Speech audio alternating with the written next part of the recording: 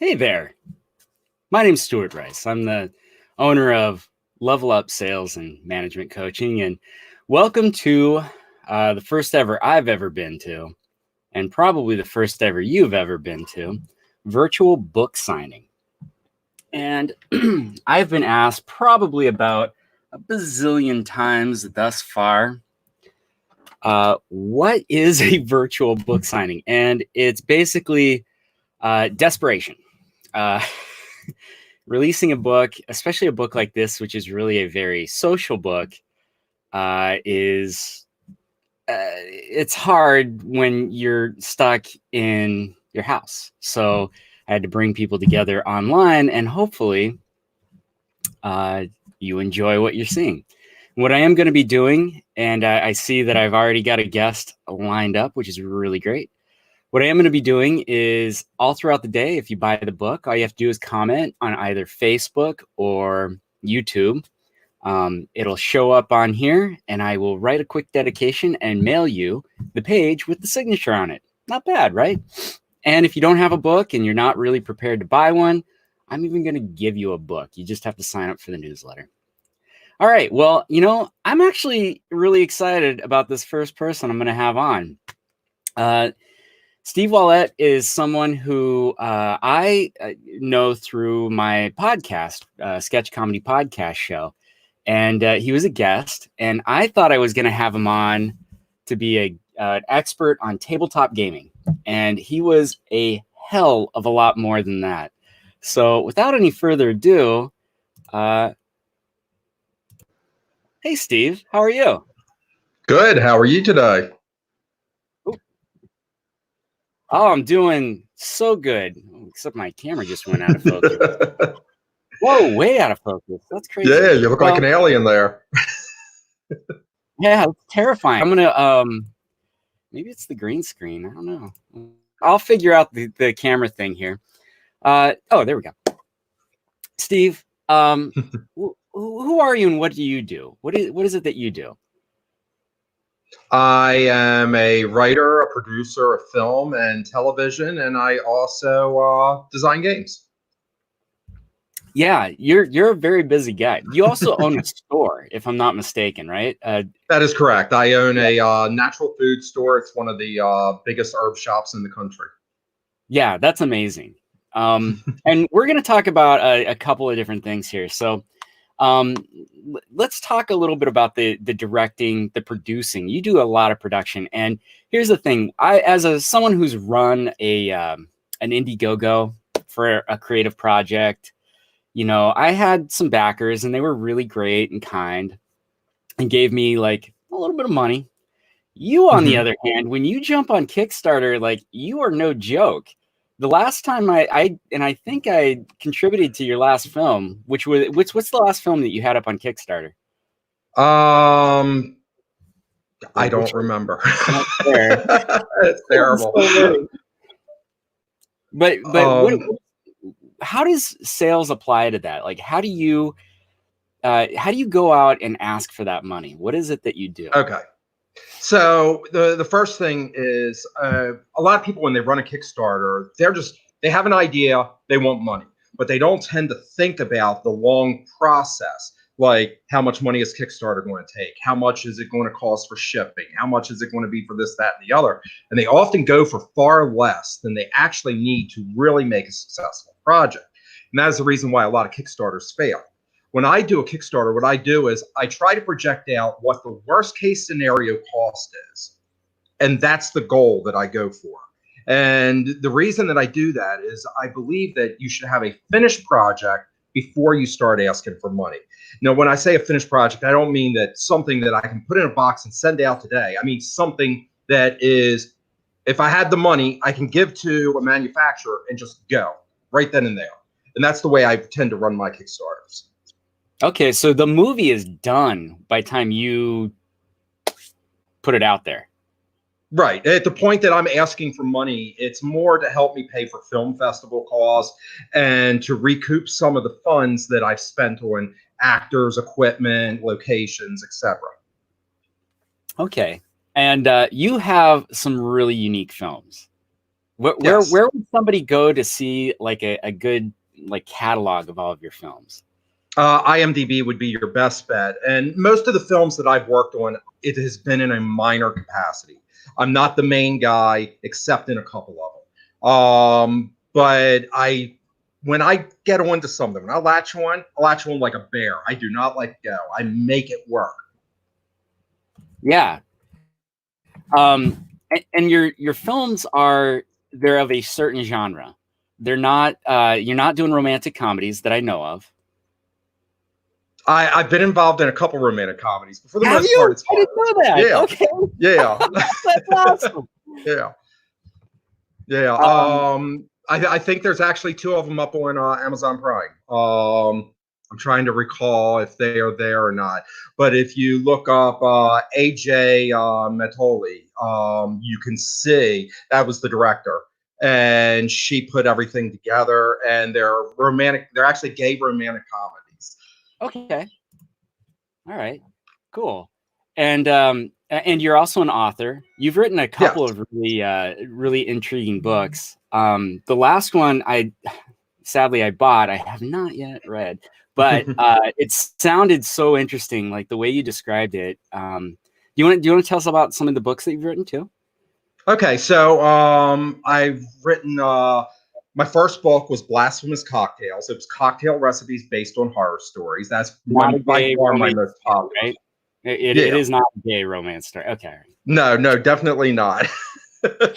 Lots of scary stuff in there, but what's nice is in the back half of the book, I also include rules for how to incorporate alcohol into a whole array of role playing games. Okay. Yeah, so I mean Yeah. that was pretty cool. Sort of like a Um, drinking game for D&D is what you're saying. Yeah, yeah, basically. Like, but also like if you're playing Dungeons and Dragons and you want your paladin to be drinking in a bar, here's some rules to determine what happens to him as he consumes alcohol. That makes total sense. And a paladin would be different. Like it would be different with a paladin versus like a warrior. And Correct. definitely different from a mage. Mages like they're crazy. Yeah, and Uh, then other books I've written are I've done a couple political lampoons. I did one making fun of Hillary Clinton. I did one making fun of Donald Trump. Later, I started writing more fiction novels, and I've done a variety of stories there.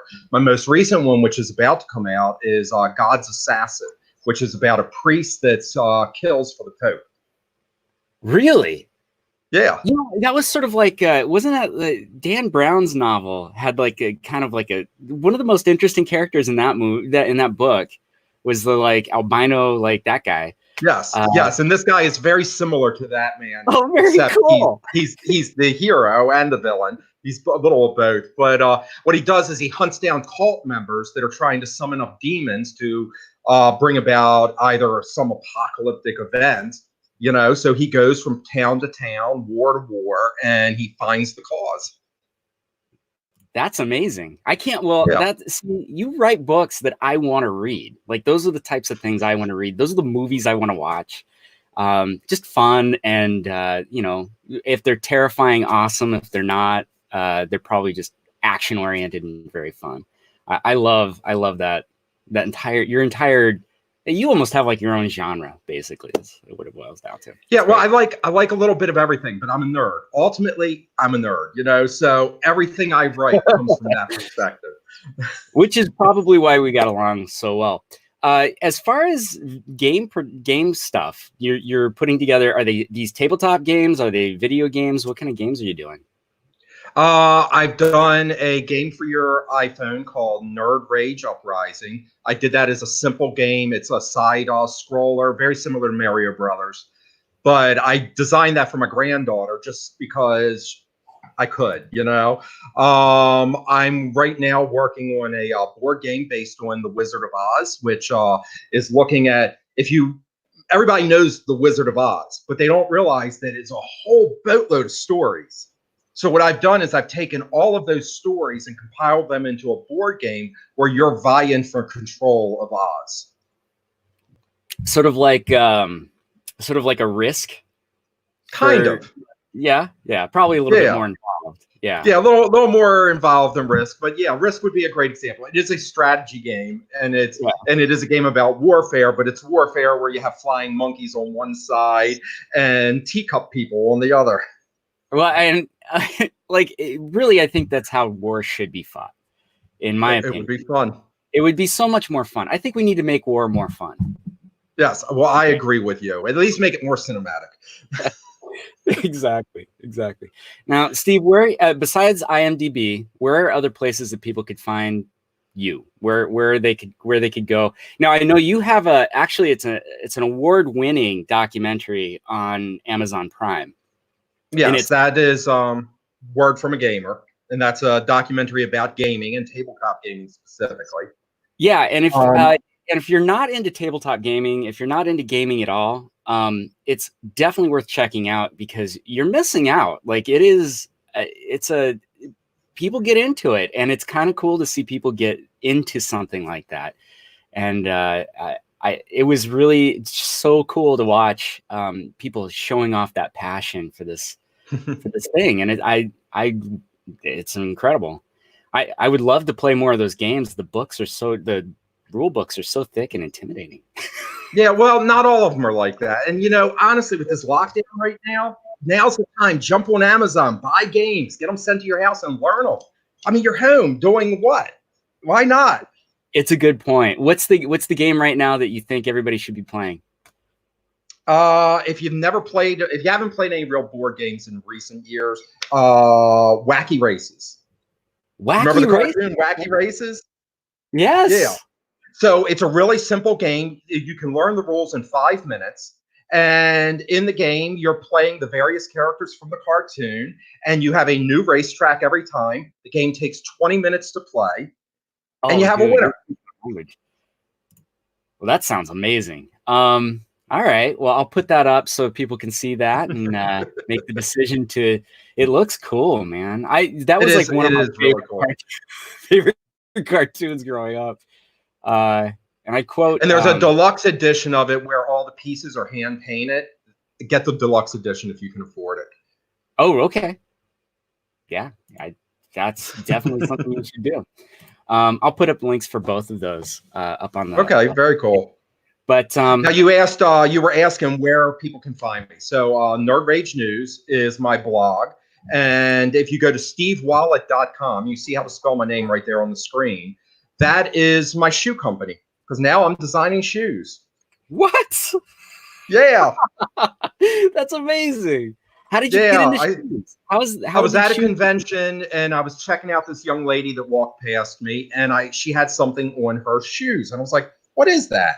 And I leaned over and looked, and it was a button, and it was a friend of mine's face pinned to her shoelaces. I was like, man, that's an awesome idea. Advertise on people's feet. Everybody's advertising on T-shirts, jackets, hats, bracelets. Nobody's doing shoes. So I started doing shoes.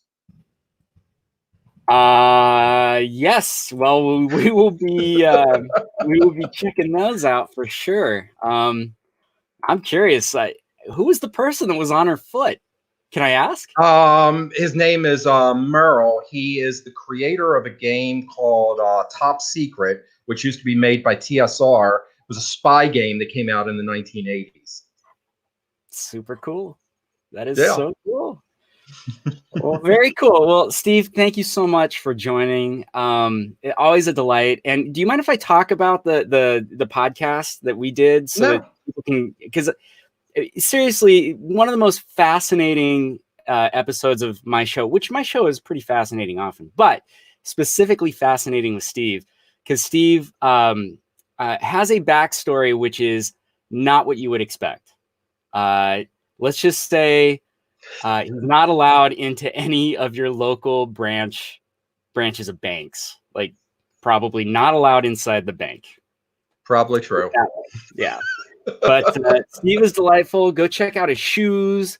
Check out his movies on IMDb. If you want links to all of that, I've got them all up on Facebook.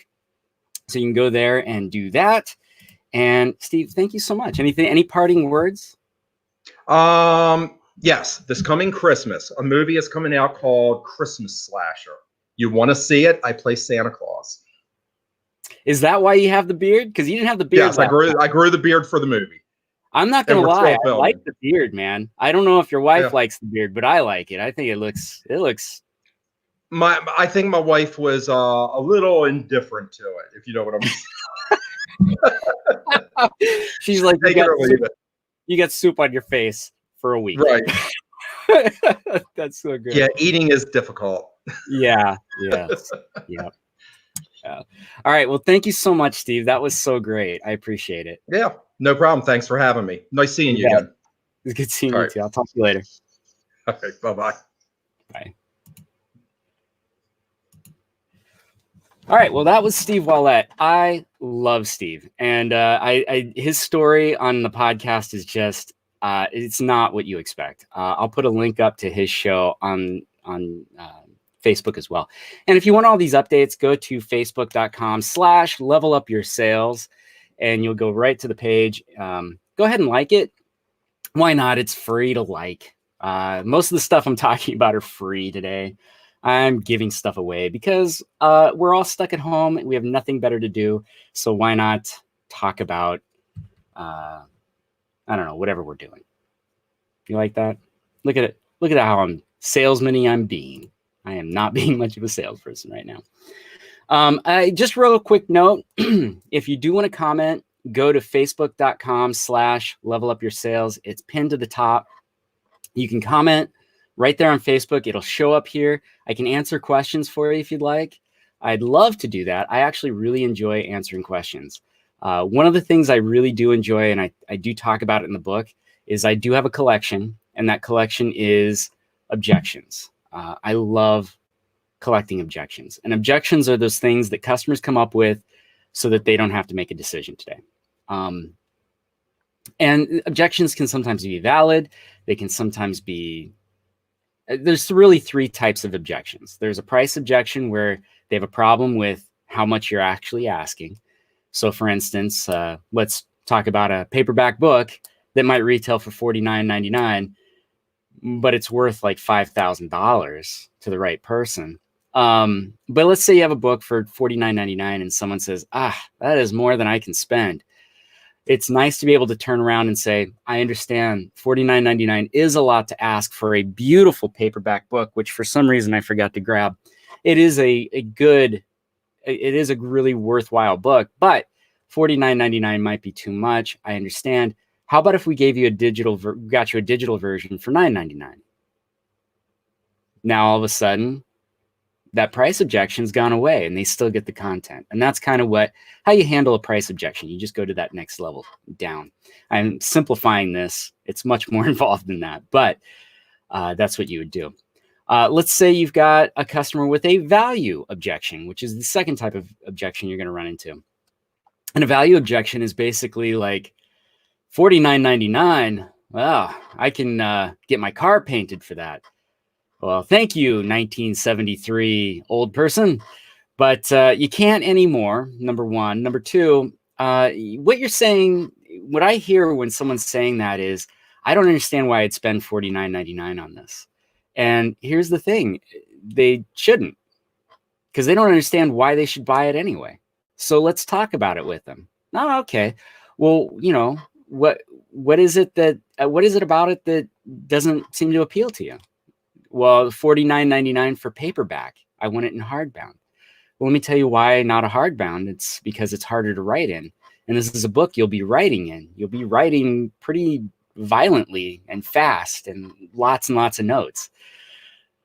And it's really designed to prompt for you to do that. It's also easy to carry, more easy to carry around. And I could get a nice high gloss, really cool pictures and colorful on the cover with a paperback. A hardbound, it would have cost me a fortune and nobody would use the book. Hardbound books are hard to write in, and it's more of a mental thing than it is an actual physical thing. You see a hardbound book, you're like, oh man, I can't screw this thing up. I spent a lot of money on it. Yeah, if I put a hardbound book, I think it would have to be $150 for it to justify the price. So no point. But we have to build up the value or find something that's but really a value objection is not someone saying, I can't afford it. They're saying, I can't I can't justify it. Justify it for me. Is this something you're just not interested in? Oh, no, I'm really not interested. Yeah, why keep running up that tree? That's silly. We need to find out, well, what is it about it that doesn't appeal to you, and move on. Last type of objection, and I know that people are going to say there are millions of objections, and you are right. People will come up with objections about everything and anything, but the last one is called a slowpoke objection, and the slowpoke objection can come in many different. I need to talk to my husband, or I need to talk to my wife, or whatever else that is. The slowpoke objection is something where that is somebody who needs more time. They are freaking out. They don't feel comfortable making the purchase, and that is totally fine. That is, we're not trying to break people's minds. That's not what we're trying to do. What we're trying to do is we're trying to make it as easy as possible for them to make a decision. And actually, why don't we just break right into the book right now, and then that way you can kind of see, oh, that's what this book is all about. Real quick, the thing I do want to kind of mention about the book is it is not a book for people who hate sales that want to commiserate about hating sales. It is not a book that is designed to make hating sales okay. It's not about it's not about anything other than, hey, this is the part of your job that you find is the hardest to perform. And because it's hard, you probably hate it. And that's understandable. Look, anybody who plays a video game, if I go play Steve's game, Nerd Rage, the Nerd Rage game that Steve designed, and I hit a level that I cannot get past, and no matter what I do, I can't get past, guess what I'm not going to do? I'm not going to continue to play the game. That is just not a thing I'm going to do. So if you're doing sales and you find yourself going, man, this is really hard and I can't figure it out. And every time, sorry, I had to eat breakfast really fast. What we don't want to do is we don't want to make it punishing, because if it's punishing, no one wants to do it. So the whole idea behind this book is, let's take the punishment out of sales. And I mean this overall. I see punishment from individuals when they're talking about it, about themselves. I suck at sales, or I'm not good at it. And it's like, well, you're not good at it now, but give yourself a break. Like, you might actually be good at sales. You just didn't realize it. The other thing is, it's really designed. I'm a coach. I'm not a trainer. Look, you're proficient at your job. Did I finish my point? This is going to be like this all day, by the way, because I don't have a script I'm working off of. I do this all unscripted. Oh, no, the book is really designed to get you to feel good about doing that aspect of your job. And this is the other point I want to make, is I'm not a trainer. I'm not training you how to do your job. Even if it's sales, I can't train you how to do your job. That is not a thing I'm going to be able to do, because your job is completely unique to you. What I do is I coach, and that's a different thing altogether. So I want you to think, my favorite, similar thing to talk about is Bill Belichick won how many Super Bowls as an NFL quarterback? Yeah, that's the right answer. You did the right answer. None. Bill Belichick did not win any Super Bowls as an NFL quarterback.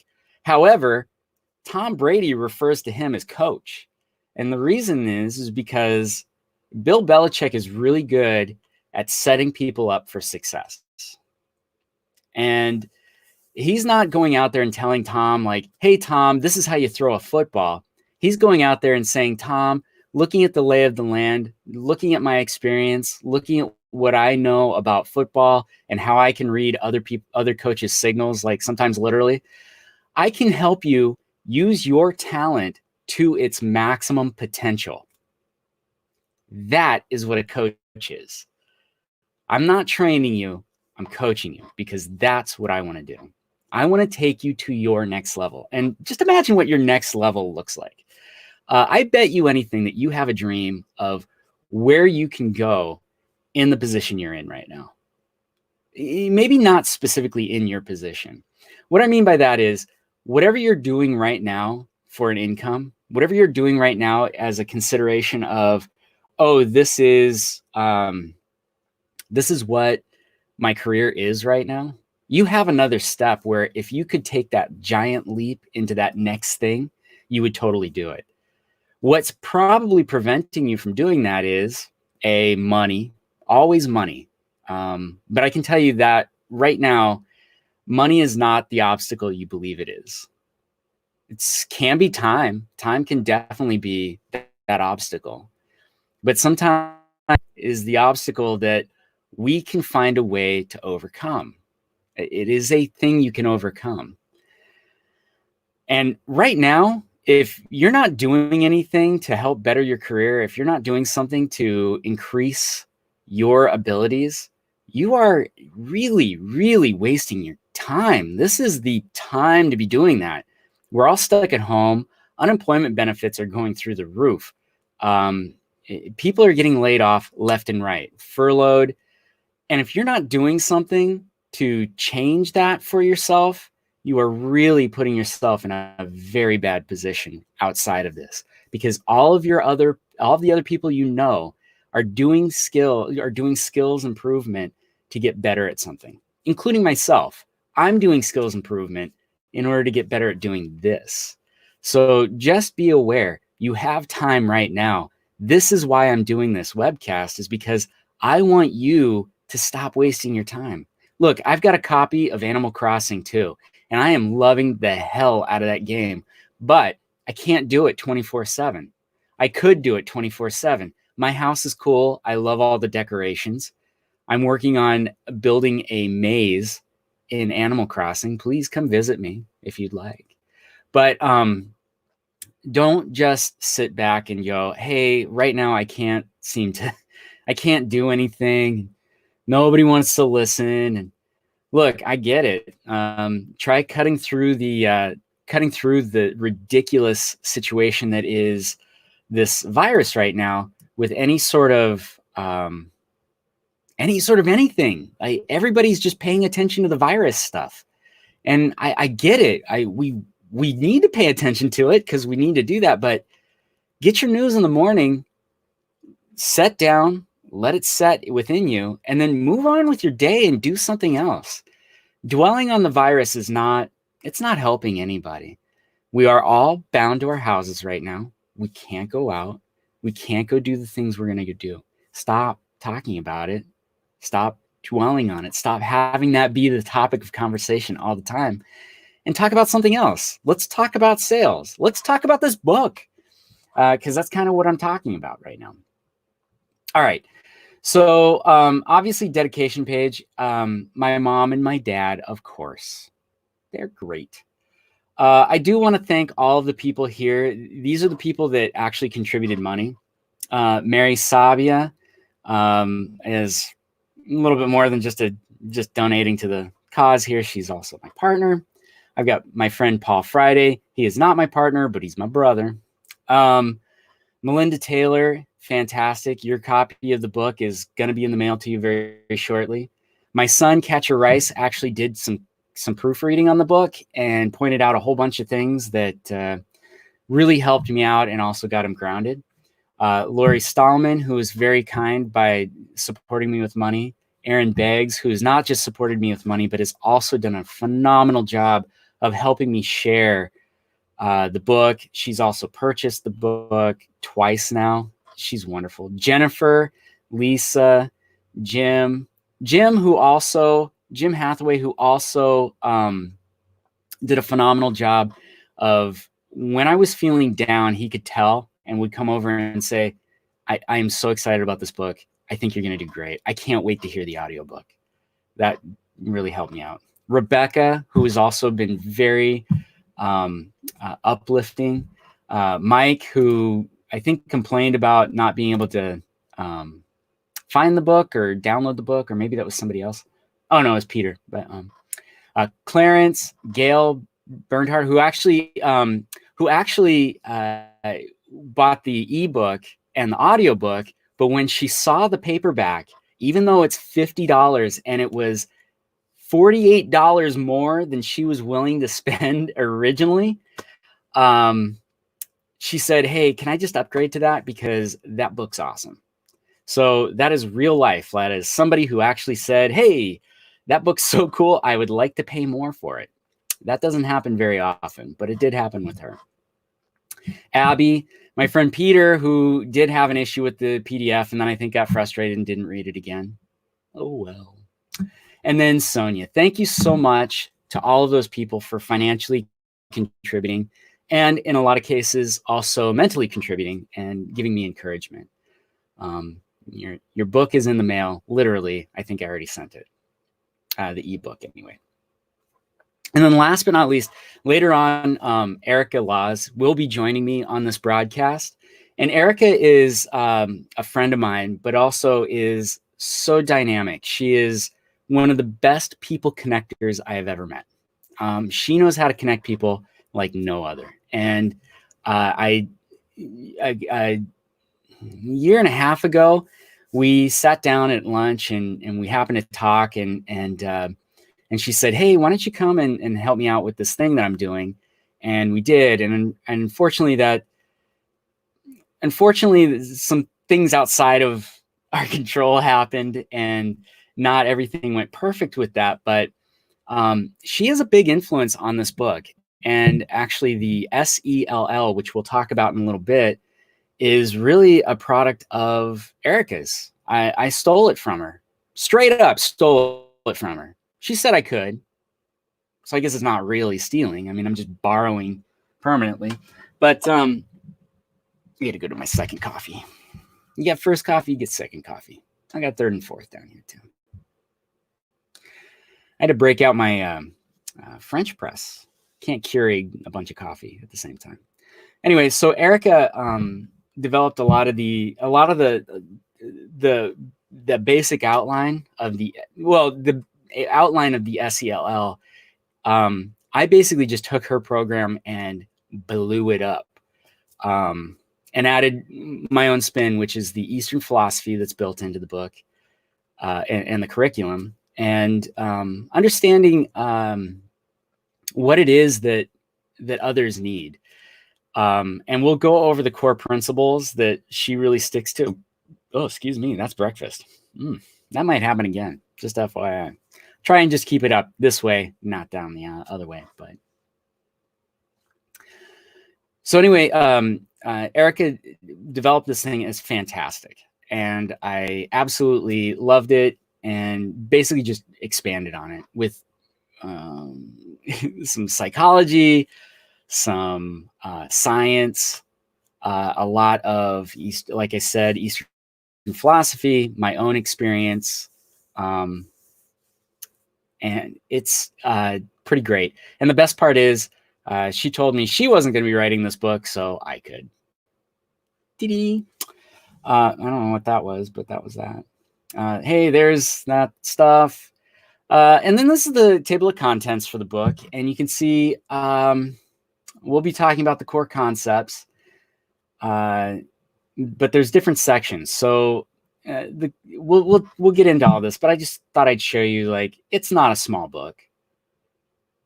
It's in the end, I think it's 309 pages with the extra forms in the back.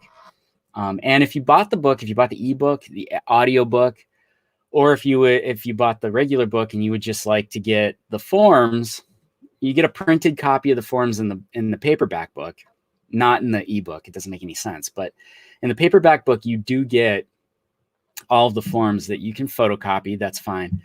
But if you would like a PDF copy of all of the forms, please go to levelupyoursales.com/book. And I will, if you sign up for the newsletter, which comes out every week, really quick read. I hate those super long ones. It's basically a little greeting from me, very short greeting from me.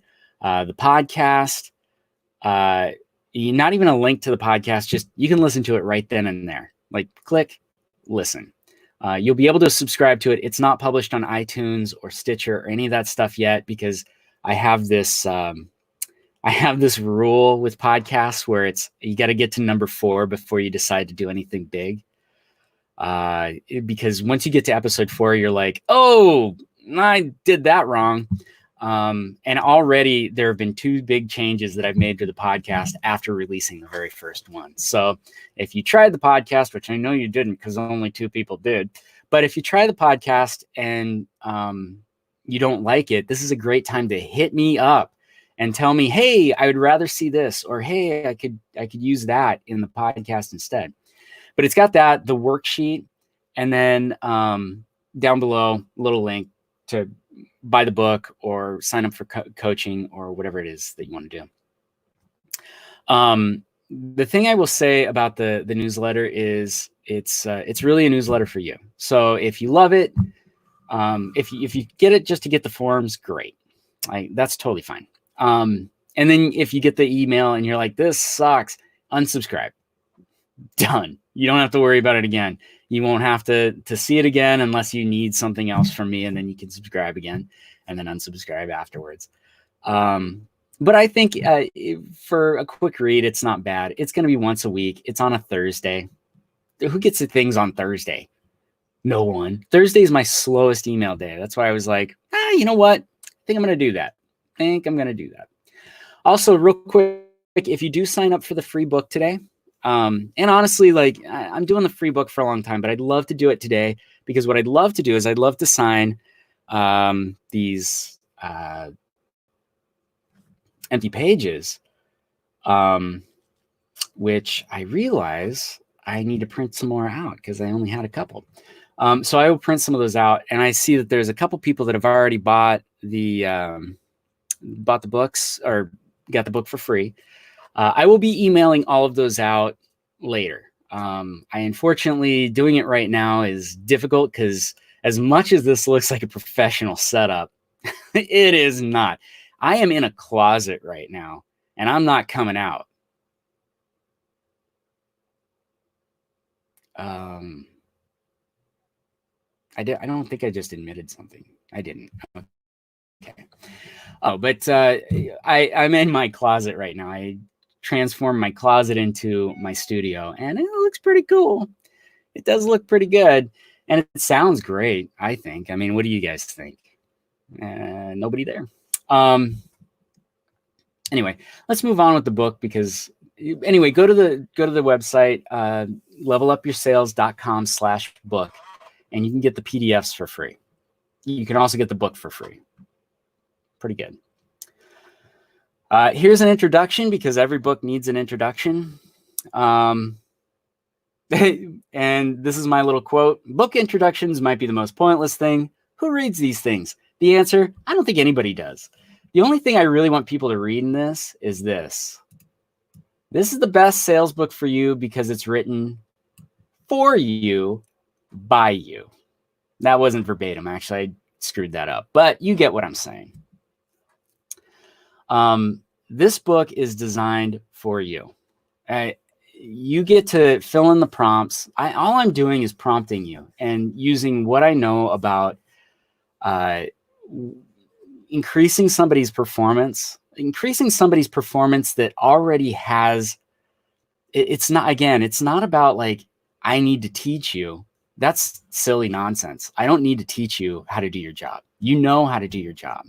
Even if you're in sales, you know how to do your job. That's why you're doing your job. What I'm saying is, why limit yourself to the way you do your job today? And I don't care how good you think you are not the best. Even Michael Jordan, even LeBron James practices. They go, and if they can learn something that takes them to another level, if Michael Jordan found out a way to be able to slam dunk from the half court line, do you think he would do it? The answer is yes, he would absolutely do it. Every one of those bongs, by the way, is a new book. So that's good. Thank you. So that's what I'm doing in this book. And basically, as you can see, it is it is mainly you are the star of this book. I'm just setting up the ability to find yourself. Does that sound fair? Also, if you go to the levelupyoursales.com/ virtual book signing, which is the landing page for the book, or for this whole entire thing, hopefully it's working. Ooh, I should probably double check that. I'm going to double check that as I'm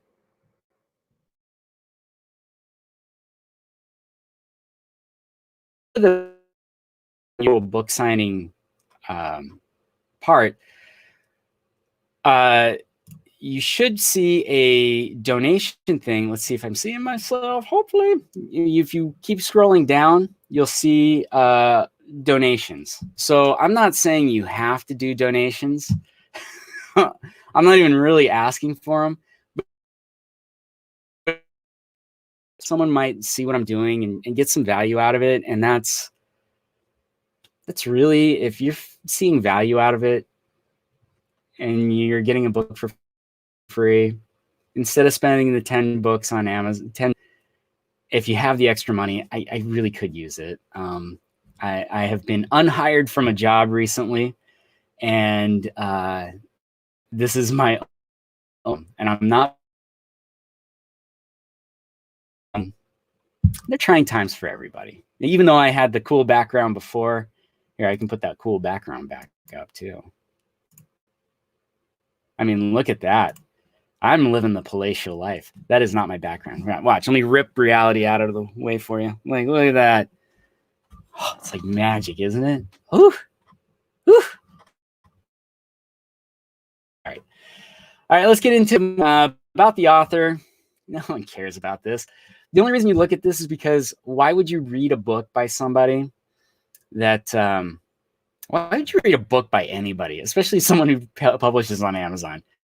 Anybody can write a book. Like, anybody can. I get it. But I've been doing sales for 25 years, both selling and buying. So I've got a good experience of what makes a good salesperson, what makes a bad salesperson. I've had good salespeople talk to me. I've had bad salespeople talk to me. I've had a lot of really bad salespeople think they're really good too, because they had an essential product that couldn't do it. Could you imagine being a sales rep for toilet paper right now? I mean, how good do you have to be? I have toilet paper. I'll take it. The end. That's what you have to do. Paper. However, like in times of aplenty, when there are plenty of ways to wipe one's tuchus, you got to be a little bit sharper. You can't just say, I have it. You have to say, I have it. And this is why I think we should partner up. And that's been the big difference. All right. And there's a lot of directions on how to use the book. We can skip that right now. My favorite part here is the pen tenders. That's a pen that's a contender. A pen tender. And you draw a smiley face to make sure you get the right pen. And we've got the podcast, which I'm going to say when it goes out and it's live, the podcast is great. If you bought the book, fantastic. You're probably going to buy the book. It's going to sit there on your desk for a week or two, and you're going to say, no, I'm going to read that thing. I'm going to read it. And then after a week, you're going to be like, well, maybe I could just put it up on the shelf, but I got a note. I'm going to read it. I'm going to read it. Where's my switch? I need to go pick weeds. I know what you're doing right now because I'm doing the same thing. And then before too long, you're like, I need to go do Goodwill donations. And you see the book and you're like, but I paid $50 for that. Don't be that person. Like, that's everybody. I do it too. I've got like 3 or 4 books that I keep, because I just need to get to it. I just need to read the book. Like, it's about action. It's not about intent in this case. We'll talk more about that later. So the podcast is great because that's what it is. I go over a lesson in the book and then I add some bonus content. This week's episode, if you download this week's episode, it has the worst sales story It was literally, I was in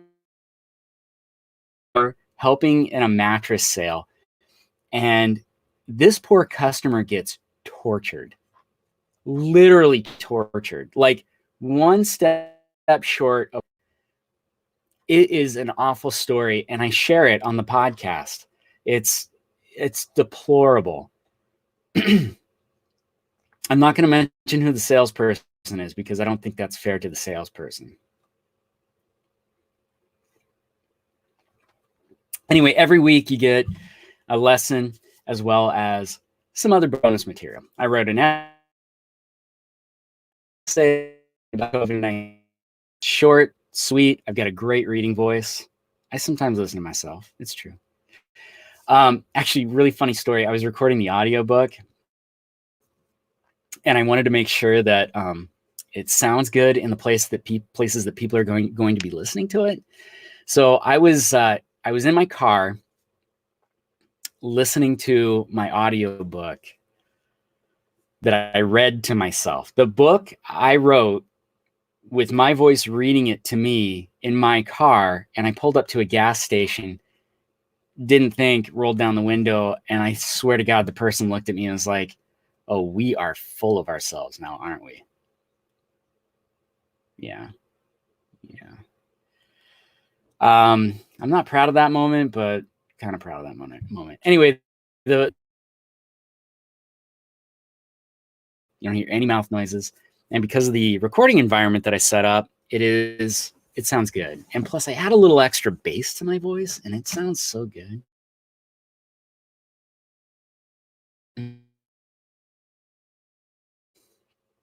Anyways, so we've got, that's the podcast. Is every week you get that.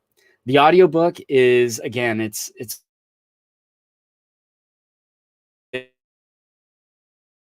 going to be less than 8 hours. I'm hoping it's less than 8 hours. It's a lot of content in the book. And I'm trying to keep it as, in fact, I wrote a chapter, and we might get to it today. We'll see. I keep yammering on. I should probably shut up and get going, right? But I talk about, I'm talking about time management.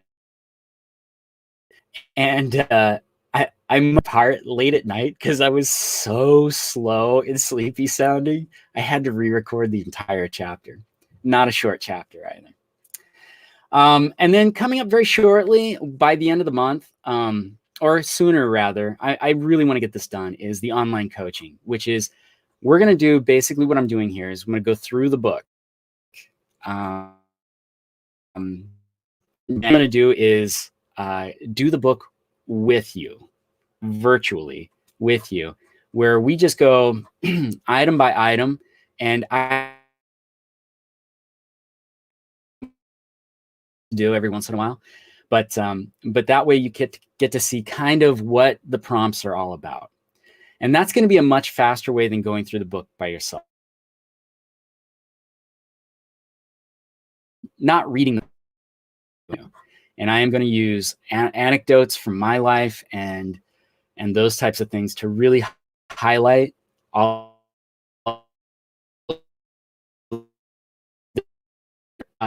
You're a busy person. You've got time is precious to you, and you need to get through this content. That is going to be the fastest way. I'm expecting that to be probably the absolute fastest way to get the content. Your level of understanding, however,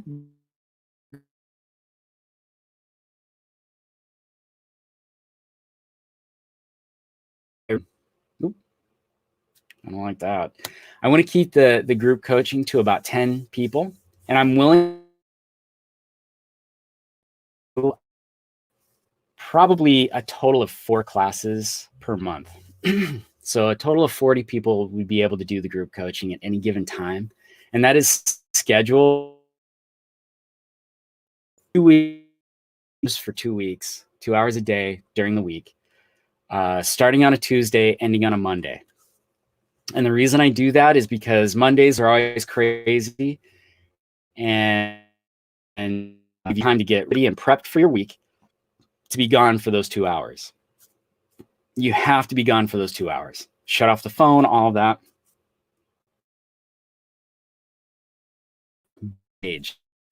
And coaching, I'm pre-recorded. This is live. So if you have a question, you can ask the question. That's a big deal. And when I do the coaching with people, primarily do individual coaching. And I like individual coaching, but I much prefer group coaching because you get that group dynamic where people are like, oh yeah, and I have, and blah, blah, blah, and really feed off of each other. And that's really important. Anyway, that's the most cost-effective, in my opinion, the most cost-effective. Plus, if you get the group coaching, I give you the online coaching. You just get to get the online coaching. And then last but not least, individual coaching. And individual coaching is not cheap. It's very expensive. And it's me and another person, 100% about you. And we're gonna figure out some serious issues with your business. And a lot of times with the individual coaching, this is an owner or a manager or someone who and we're actually putting together a curriculum for that company. And that is absolutely it's probably my favorite thing to do, is to understand a culture that someone has and then build a training program around that culture, or build a training and coaching program around changing a culture, because culture is one of the biggest things, especially a sales organization. And you'd think a sales organization is a bunch of individuals, right? Like, oh, salespeople are like wild, wild west. Like we just do it on our own. When you have that and everybody's going, and there's no cohesion, it makes it definitely disjointed. And customer interactions,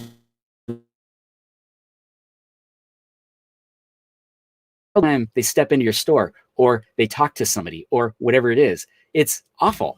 So what we want to do is we want to make sure everything's cohesive, and by working with, create something that's it's really you. And that's what we want. All right, now we're getting into actual content. Isn't that cool?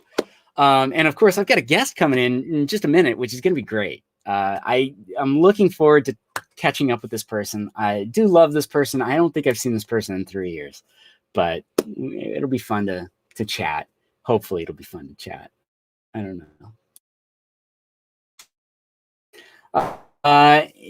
When I introduce this this training program or this coaching program to people, I even say training, and I shouldn't be saying that, right? When I introduce this coaching program to people, core concept, and then the methods that we're going to be using. Core concepts are, we have 3 things that we have to know. The first is the definition.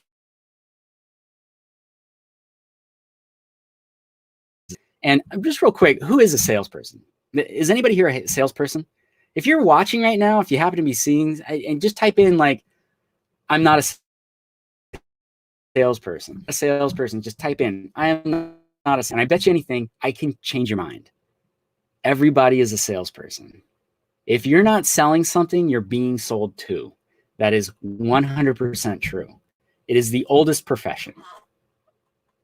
I know what you're thinking. There is a profession older, but even that profession requires sales first.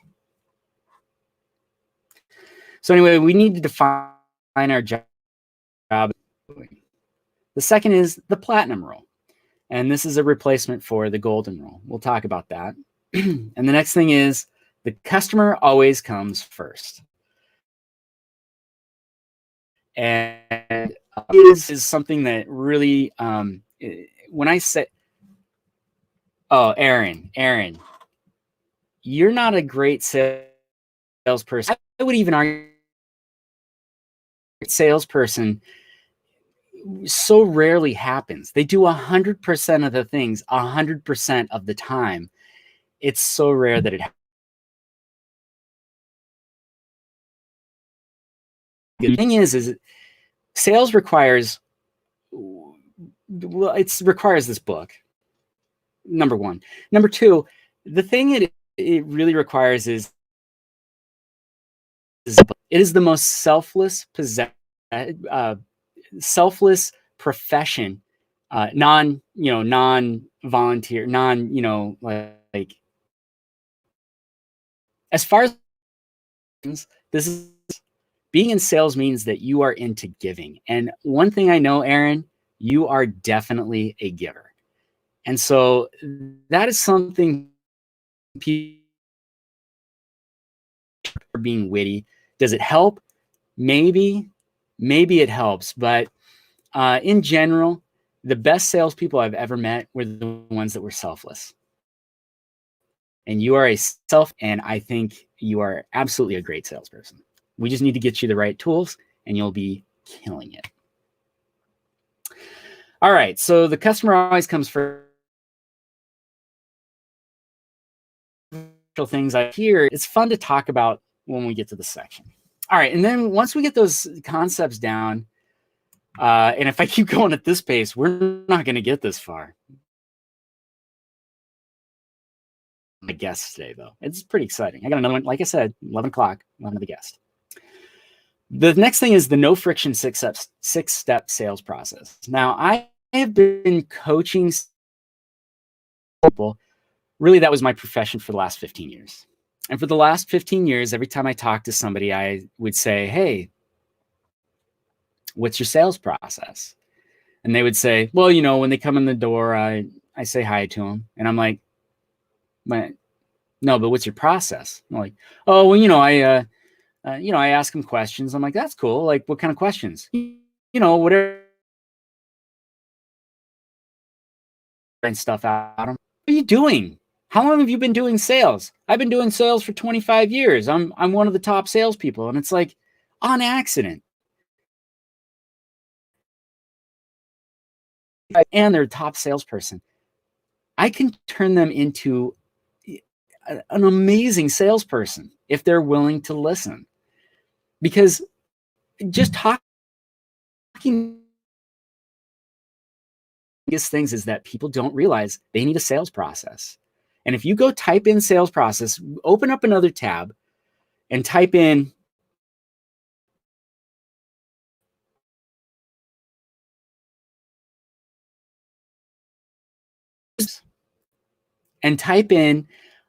sales process. There's something like 3 billion things that show up, and every one of them is different. This one's the best one because some of them are 5 steps, some of them are 7. This is 6, which is the right amount. Anyway, you need a sales process, and that's a big sales process.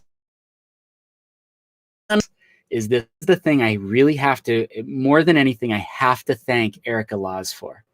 And she'll be on at 3 o'clock, and she's fantastic. She's definitely going to go over 10 minutes, guaranteed. That girl can talk, but she's a great connector. I love her to bits. We will talk about this as well. This is a thing that she came up with that it absolutely of setting you up so that when you get to that sales process, you are fully prepared. And really, that's the big thing with sales is you have to be prepared.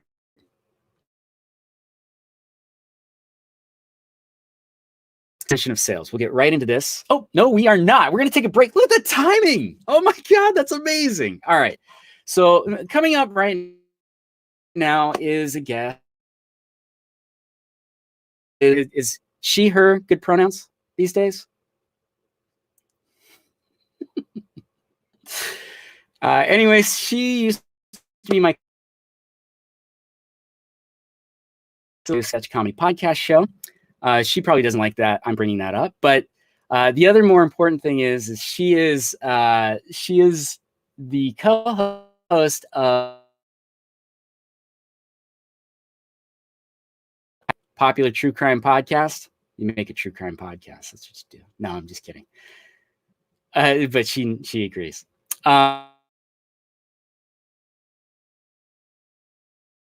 Bring her on right now. Let's just bring her right in and we'll do this side by side. There we go. Hey, Alicia, how are you?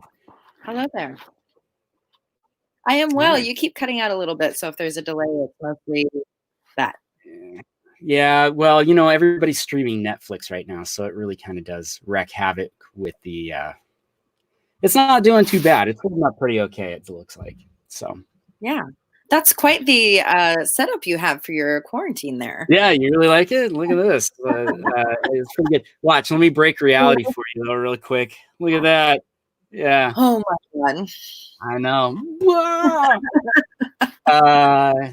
So Alicia, you have a true crime podcast, right? I Correct? do. Yeah, tell me about it. Us about it. I Um, know about it. You tell everybody else about it while I type in. Well, you type in words. Yeah. Why you pay attention? Hold on. Tell me about it. No. You're not supposed to be on the internet. I'm supposed to be on the internet. No, I'm trying to put up a link so people know where to find it. Oh my God. It is a Pacific Northwest based true crime podcast. So from Alaska to Southern Oregon. So that includes, British Columbia, Washington, all of that. And we find true crime. Some are really well known serial killers. We had a recent episode regarding Ted Bundy that we kind of did a twist on than his story that we've all heard a million times to cases that people have never heard of, hopefully. So, yeah. And we have authors and doctors and survivors and all sorts of people on as guests. So It's cool. It's a cool podcast. I hate true crime, but your show is really good. Well, thank you. We take the content seriously, and we've got bloopers at the end, which producer Josh, who because of you, I know, it was his idea to put the bloopers at the end because a lot of true crime does, kind of like, and then he had like a basket of heads in his arms, and it's like, okay, those are like victims. So, Yeah, that's always my biggest problem with true crime is that it's like it takes so much. Like, what's the? And I know I'm sharing some podcast hate right now, but it's like my favorite murder. It's like you bitches need to stop. Like I probably shouldn't say that here, but like, good God. Yeah, that's definitely that was when we were starting out. That was something a lot of people were saying of like, are you gonna kind of like just talk about it? Because I tried to listen to My Favorite Murder and they talked about their periods for half an hour, and I just wanted to like get to the story. Yeah, I don't know. Like, I mean, everybody's got their different things that they kind of focus on in their podcast. Right. Like that's ugh, yuck. How do you really feel about it? What's that? How do you really feel about it? Yeah, I mean, I talk about periods on my podcast. Obviously. As an expert, let me just mansplain. Let me just say. Yes. I'm going through menopause right now. I'm of the age. So Murder in the Rain, you guys have done a very good job of building a what's that thing called when people watch and listen to you? A brand, an audience? An audience, yeah. I could never figure that out for our show, but it's a pretty good job. That audience. What were the things that you used? Like, did you use what was the thing that you did that? How did I incorporate sales into our podcast life? Is that what you're saying? Oh, that's a really interesting way to put that. Yeah, I mean, I do kind of have a sales background. My dad was always in sales, and I would help him out with stuff. And it was the 80s and 90s. The kids helped with things. So like literally, he'd come home and we'd do. He was the head marketer for a chain of video stores. Google it. And what were the video stores? What were the video stores? It was Movie House Video is what they were called. Yeah. And, he'd bring home the flyers and mailers. And as a family, we would sit and have like a little line of, okay, stuff the envelope and send it out, so marketing has kind of always been this thing that's been around. So when it came to the show, even though there's not an actual tangible product, it's still sales. You're still finding an audience. You're still building a brand. You are still selling yourself and you're selling the show. So starting out the gate, we decided in January of last year, we were going to do the show and that it would launch in April. So from January to April, not only were we writing and recording, but then we started with the brand. We were like, okay, let's get some logos going. We did like 2 or 3, and then we really found one that fit ours. That's really big too. I'm actually in, and I think you're in the same group, the podcast, what is it? Movement or whatever. Yeah, podcast. I'm in like 12 different dozens of groups that which I know this, maybe I shouldn't even say this. We have a nickname for that group because a lot of times it just is shocking. Oh, sorry to be touching my face. That's against the law right now. But I'm home. I can touch my face in my home, right? You can touch your face all you want. Anyway, so are you building a ladder behind you, by the way? I don't know what's going on. Oh, okay. There you go. Wait, the video's backwards, so it's thrown me off. So like, yeah. It's my wall. I know people, they were like, "Are you in a sauna?" Like, no, it's my piece of would have been amazing. I'm just cleaning this off. What? Anyway, so a lot of times in those groups, you see people that say things like, "What's a good idea for a podcast?" Or "What should I call my podcast?" Or "What should my picture look like?" And it's great to get some ideas if you're feeling lost and you need a little bit of direction, but you need to be, whatever you're doing, whether you're selling something or you're creating something, you're doing it for you. Yeah. And you have to believe in what you're doing so that you can put that into it and then really sell it. Because if I didn't believe in the show, I probably wouldn't be doing that. So well, you wouldn't be doing that. And then I think it goes a step further, is that it's not just about like your passion. It's about finding your passion and then finding a way to talk to other people that have the same passion. Right. And doing that in a way that is, to your point, like there are going to be true crime people that like to hear about those two people and their feminine hygiene issues. Right. But there are going to be people that really genuinely want like actual good content and take it seriously. And, that's what you offer. And I think that when you find that, and you find that in this case, it's a product, right? Right. And then using your ability to talk to people and to let them know that benefit is there for them, that is a product that is available for them. I think that's really good. And it's about finding what makes you different. It's why you over the literal thousands of other, not just podcasts, true crime podcasts. I mean, thousands upon thousands. We broke, our highest. We were on the chart last week at 123 for the US. That's a really big deal. And, it's really finding what sets us apart. Am I passionate about what I'm doing? And then finding that same audience. That's really good. And building.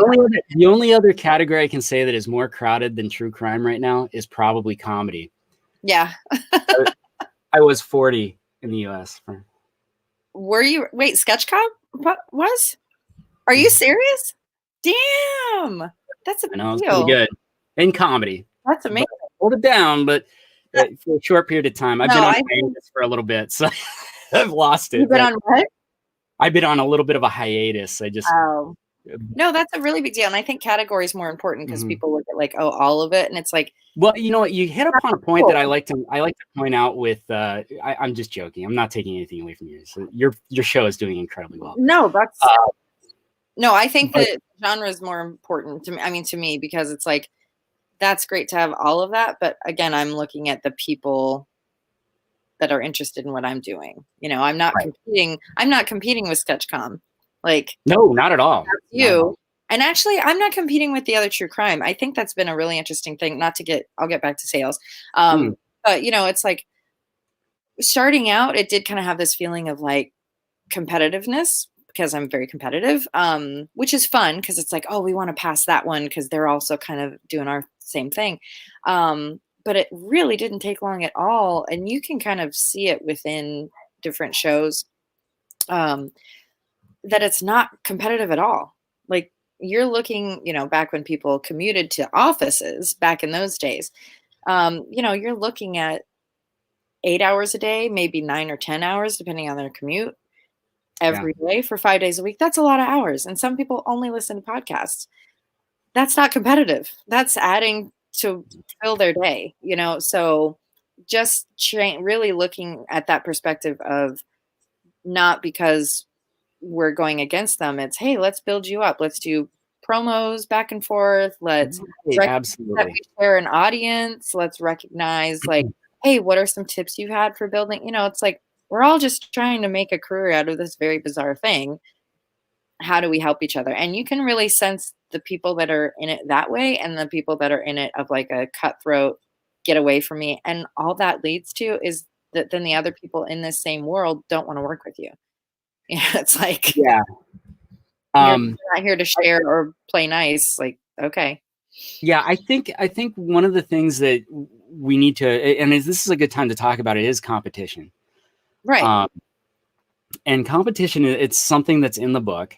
So Mhm. just FYI, there is a big section on it in the book.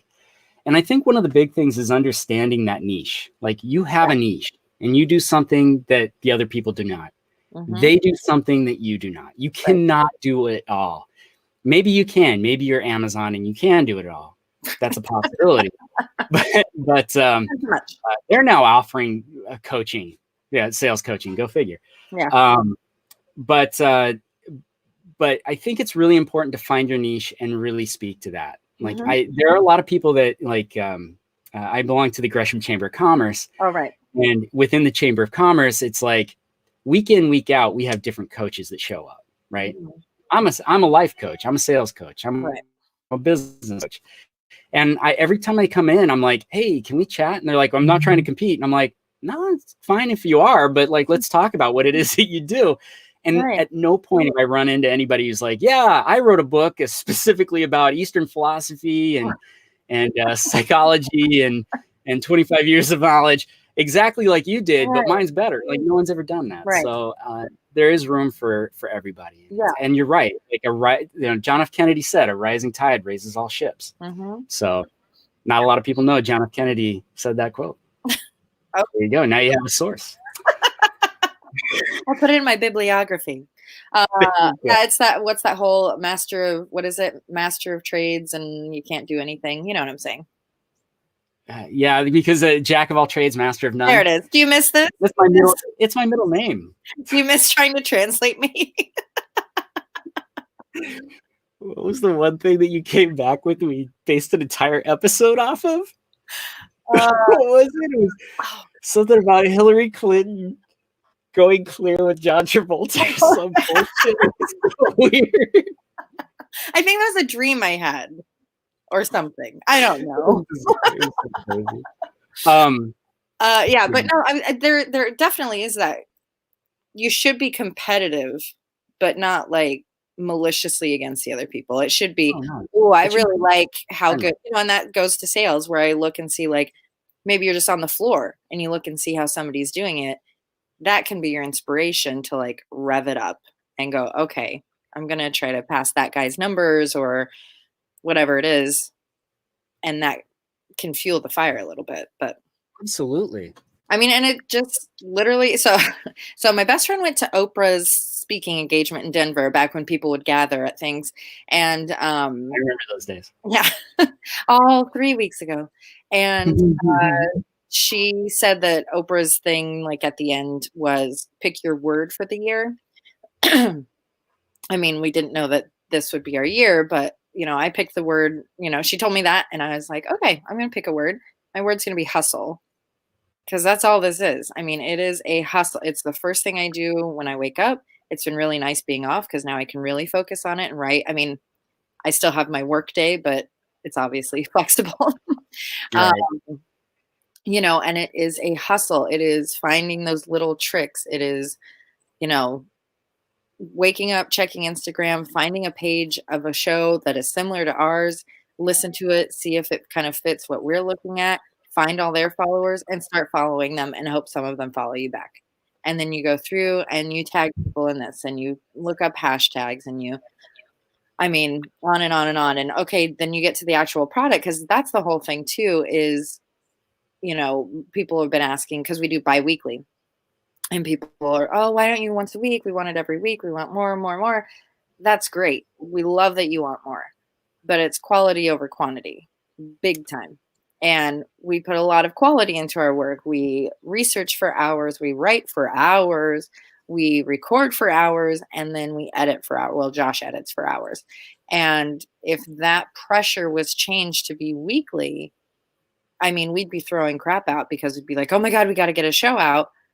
And it would not be as good. And so the quality goes down, followers go down, and it's all for nothing. So if we don't make the product that we are wanting to sell to where I can proudly say, this is my thing I've created, and this is what I'm asking. You know, we're asking for your money, especially right now. We're asking for Patreon.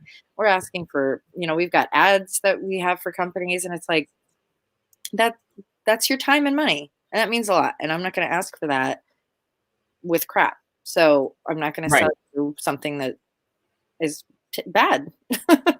Yeah, as you should never sell anything that's bad. Right. And yeah, again, to go back, you're 100% correct. That is how that should be. So real quick, you write? Yeah. Are you making like an illiterate joke or something? No, because I remember specifically on our show, you would get angry at me if I was like, hey, can we take like 5 minutes and kind of sketch this thing out on our sketch comedy podcast show? There's a difference. There's a difference in that you wanted to do a script wherein we would go back and forth, and I did not like how that sounded. This is, I sit and write like my 20 pages that I'm just reading. And then if Emily wants to respond and say something to it, then we can talk. And then I go back to what I was saying. I'm not going, geez, Stuart, it sure is a sunny day. Oh, no, that was not what we were doing. I just wanted to set up like the overall, like what it was going to look like. Yeah, I didn't want to write the lines because I thought the improv. No, I like the danger of the unknown. Yeah, well, it was dangerous and a lot of overtakes. And talk about editing. Although the one thing I will say, I do miss doing the show with you. I really genuinely do. And the reason is because as much as I love the new format, I would not change the new format. It's so good. Mm-hmm. I get things like bank robbers on, and it's great. Right. But the thing I love about it is it's so like, I have no idea because most of the people that I have on the show are like, I've never done any comedy. And it's so awesome when they come up with the funny line. Right. It's so great. It's definitely a payoff. What does that have to do with me? What's that? You said I missed the show, and I thought you were going into something. Oh no, but I missed just the sorry. It was just funny. I was like, I missed the show. Turn that into a promo for myself. That's what I just. I missed the show because these new people are great. They're great. No, but they come up with the fun thing with you was if I didn't have the punch, you had the punch. Like and some of my favorite sketches were the ones that you wrote, where you came up with the idea. I thought some of them were just absolutely brilliant. My favorite is where it's like, we're in the restaurant and the guy's a vegetarian, but the person next to him is eating meat and he's so offended by it. And it was like the ultimate social commentary on everybody being a complete tool. Yeah. It was so good. We were doing cancel culture comedy before it was cool. Totally. If the quarantine's lifted, I'd be happy to come on. Okay. Sounds Which good. I've been saying for like a year, but whatever. Yeah, whatever. You're busy. You're writing actual words for another podcast. I know. All right. That's cool. Thank you so much, Alicia. I have another guest. You want to hang out? You're welcome to hang out if you'd like. Sure. I can hang for a few minutes. All right. And then who are we hanging out with? Lynn Snodgrass. Oh, everything. Maybe we're hanging out with Lynn Snodgrass. She's doing she is not. We're going to hold off on her for just a second. But the next person on is going to be Lynn Snodgrass. Lynn is the CEO of the best darn Chamber of Commerce in the Pacific Northwest. And she's not just a CEO of a great chamber. She is also a former, I'm going to get this wrong. Okay. Well, I'm going to have her talk about it. But she used to make laws. Oh. Hey, Lynn. She is. Hi there. So I listened a little bit to you and Alyssa. Am I supposed to be funny? No, I have no, no, no, no, no, I no. have no material here. I just No, no. It could be argued I'm never funny. well, It- you But I that's very can try. true. That's you very started true. with Lynn, that. hard to be funny. You started with that politic thing, which is really funny. So anyway, that set the stage. What can I Lynn, do for you? Lynn, tell us about yourself. And I do have some very specific questions. And is it okay if Alicia's here? If not, I can totally boot her. Well, Yeah. it's only a half-an-hour program, and so and I'm older than the two of you put together, so we won't go back that far. But I haven't Alicia's like done. 52. What are you talking about? I have done a lot of very interesting things in my life. I was the Speaker of the House, which is the lawmaking part at the House of Representatives in Salem. So I did my time in Salem. It used to be funny. I am. Still is. My husband and I own a garden center and a landscape company. So we're business owners and have been for 50 years. We've been married for 45 of those. So it's And the name of the company is? Drake's 7Ds. We're part of the 7Ds. Oh, Yeah, exactly. My husband is Drake of the 7Ds. wow. In fact, when we got married, my middle name is D-E-E. And I thought for sure he was going to change the company name to 8Ds, but that didn't happen. On occasion, considering when you're married that long, at points in time, I thought maybe it was going to be 3.5 Ds, but that didn't happen either. So I have had a wide range of experiences that have brought me to where I am right now, which is my sweet spot. I love being the CEO of the chamber. I just thoroughly enjoy it. I'm here at work even because I consider myself essential. And so I am essentially at the chamber office right now, making sure that the wheels stay on the track. Nice. And you do an incredible job. So we live in a place called Gresham, which is east of Portland, Oregon. I like to go downtown and eat dinner in Gresham, in downtown. Yeah. But I like to go do that. It's a great city. To me, Gresham is on the up and up. I think it's definitely becoming a very an attractive place for people to go. Mm-hmm. And I think a lot of that has to do with Lynn and her work with the chamber. Mm-hmm. I really do. So Lynn, as a CEO of the Chamber of Commerce, what are some of the things that you would what are things that you would use sales for? Like, is there any aspect of your job that involves sales? Well, I think sales is building relationships. You have to sell yourself.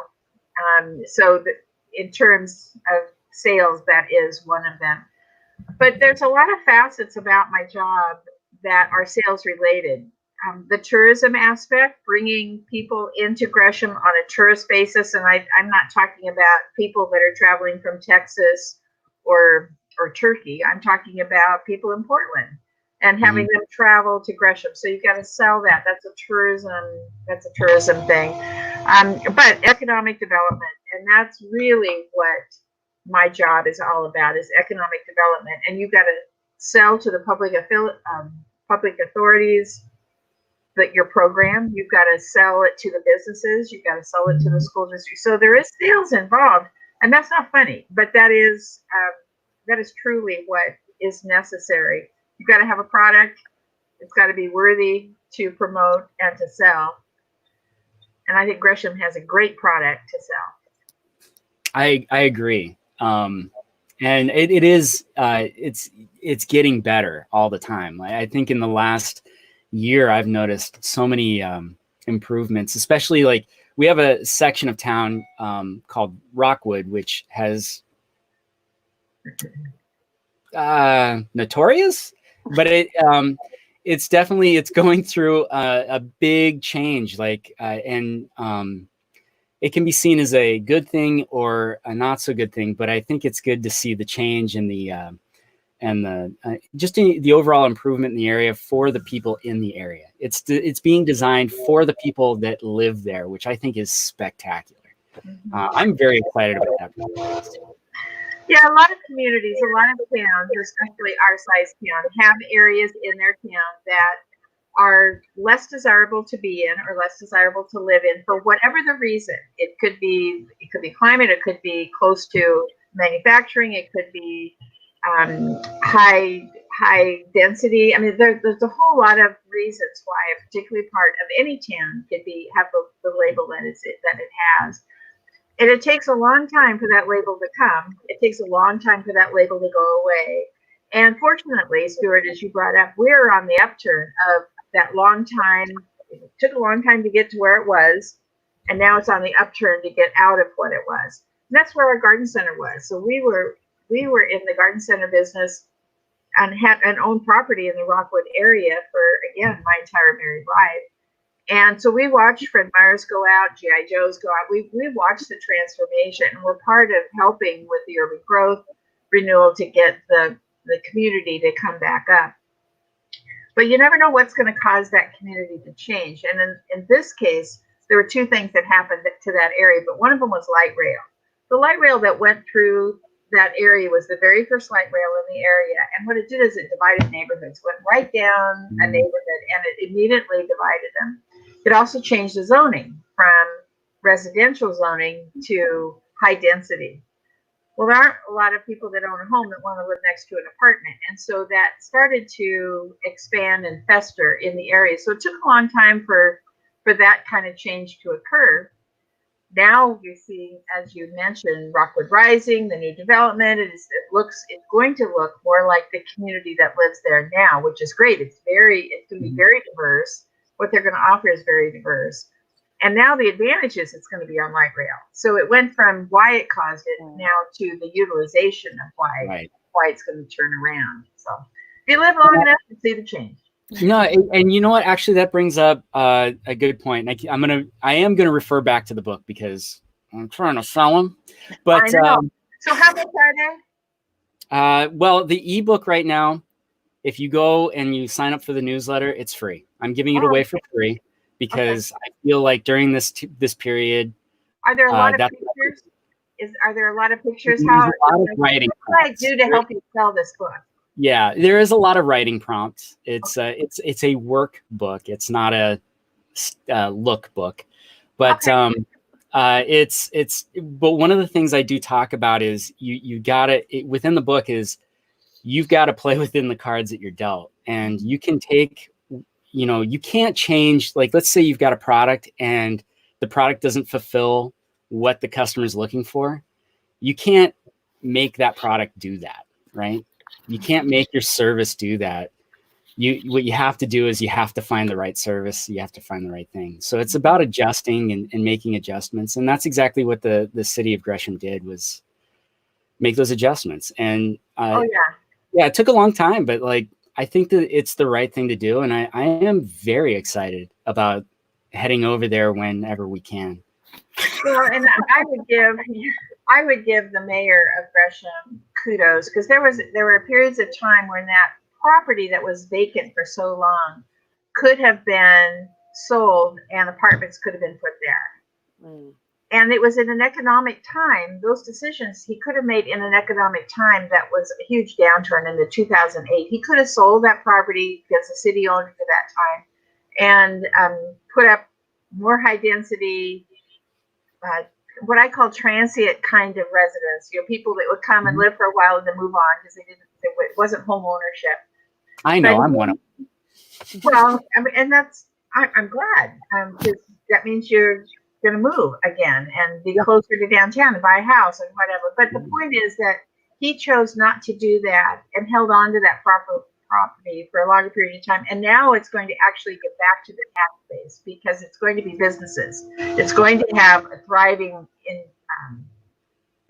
opportunity to thrive in that little quadrant called Rockwood Rising. Yeah, it is really, really exciting. Yeah. I have one other question for you. So when you were in the house, did you ever use any sales when you were in the house? And I'm leading this question because I know the answer. I used a big stick a lot of times. That's what leaders in politics do oftentimes. Yes, the sales are different. when you think about politics, because it's compromise. It's always compromise. You don't get 100% of what you want in marriage. You don't get 100% what you want in politics. So sometimes it's not only the product and sales that you want, but who is selling it. As you know, if you go into a store to get men's clothing, sometimes you need somebody that understands what you're trying to find, and sometimes that is a different person than that may be the person that comes to you. So when I was in the garden center business, I could tell right away who was going to listen to me and who was going to listen to Charlie. And Charlie was a better salesperson to that person that was listening. So it's not only a matter of the product that you have, but the right voice to get the product out the door, or in your case, the sales, the book out the door. So you want me to sell your book today, huh? Hey, please sell the book. Like, if you want to get into politics, the book I suggest is the sales book for people who hate sales. Or podcasting. Yeah. Or podcasting, whatever. Get into, if you want to get into anything, please. This is my very first podcast, Stuart. So this is going to go down in the record. Delightful. Well, maybe I'll have to get you on my other show. Yes. And that's Is that the one I have to be funny in? No, you don't. See, that's the beautiful thing about that show is you don't have to be funny. My job is to make you funny. Did you just call me Shelly? No. Oh, okay.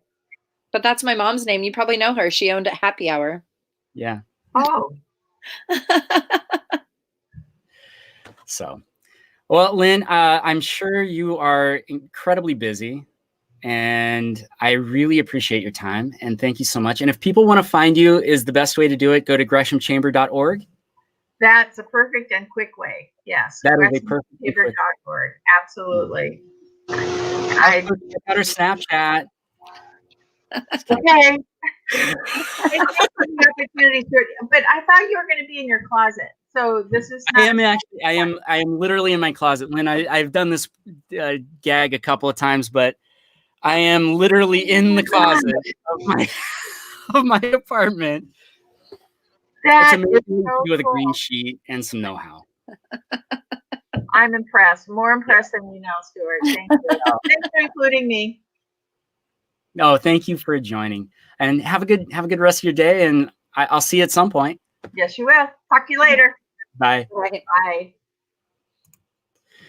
I'm still here. Yeah, you are still here. Do you need to take off? Just let me know.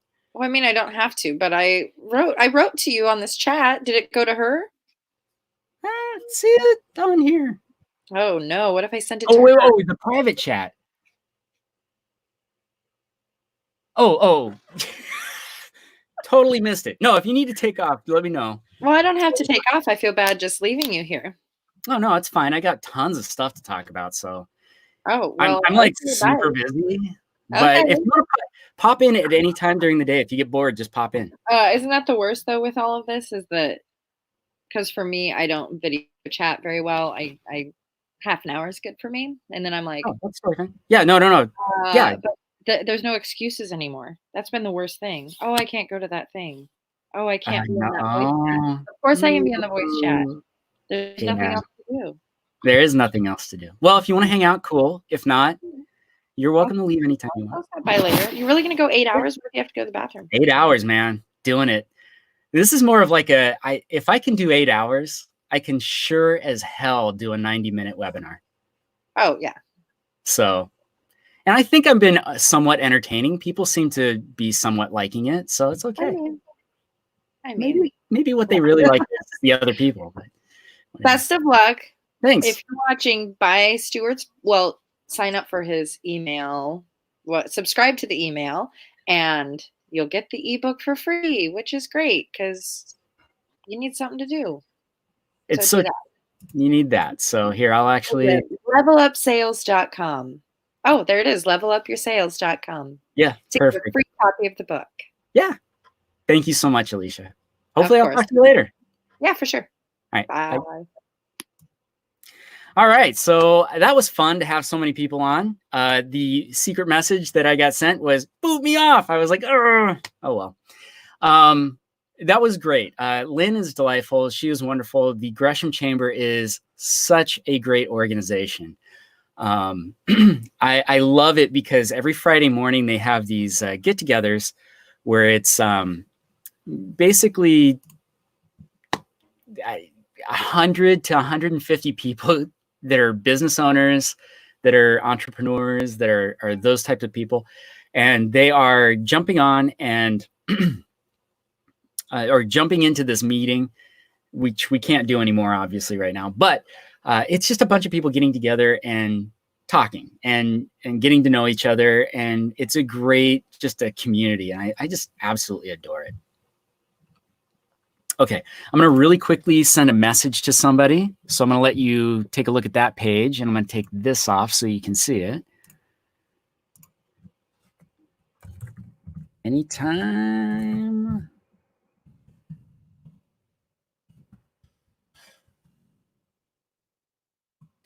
Okay, so now we're going to talk about these core concepts that I talked about earlier. And the core concepts are the definition of sales, the platinum rule, and the customer always comes first. And the reason they're core concepts are because if you can't get these three things down, you really cannot sell. And the problem is that most of the people that sell do not have these three concepts down. If you have these three concepts down and you don't do anything else in your sales career, you're going to be better than half the salespeople in existence. I got to refill my coffee. 8 hours, it is fueled by coffee. I am dripping it all over myself. Not the best method of delivery. So this first thing is actually about defining what it is that you actually do. Now, sales is one of those things that that it really is about. It is the most misunderstood profession because people believe that sales is a specific thing, that it is you've got to convince somebody to do something, that you have to manipulate. And when we think about like, if you close your eyes, don't close your mind, close your eyes, and you like picture like every salesperson you've ever seen on. Speaking of which, I have another guest. Give me just a second, Bob. I'll be right with you. But when you think of that person, like, who is it that you picture? Like, when you picture this, like, stereotypical, smarmy, just salesperson-y type person, who do you picture? Maybe it looks something like this guy.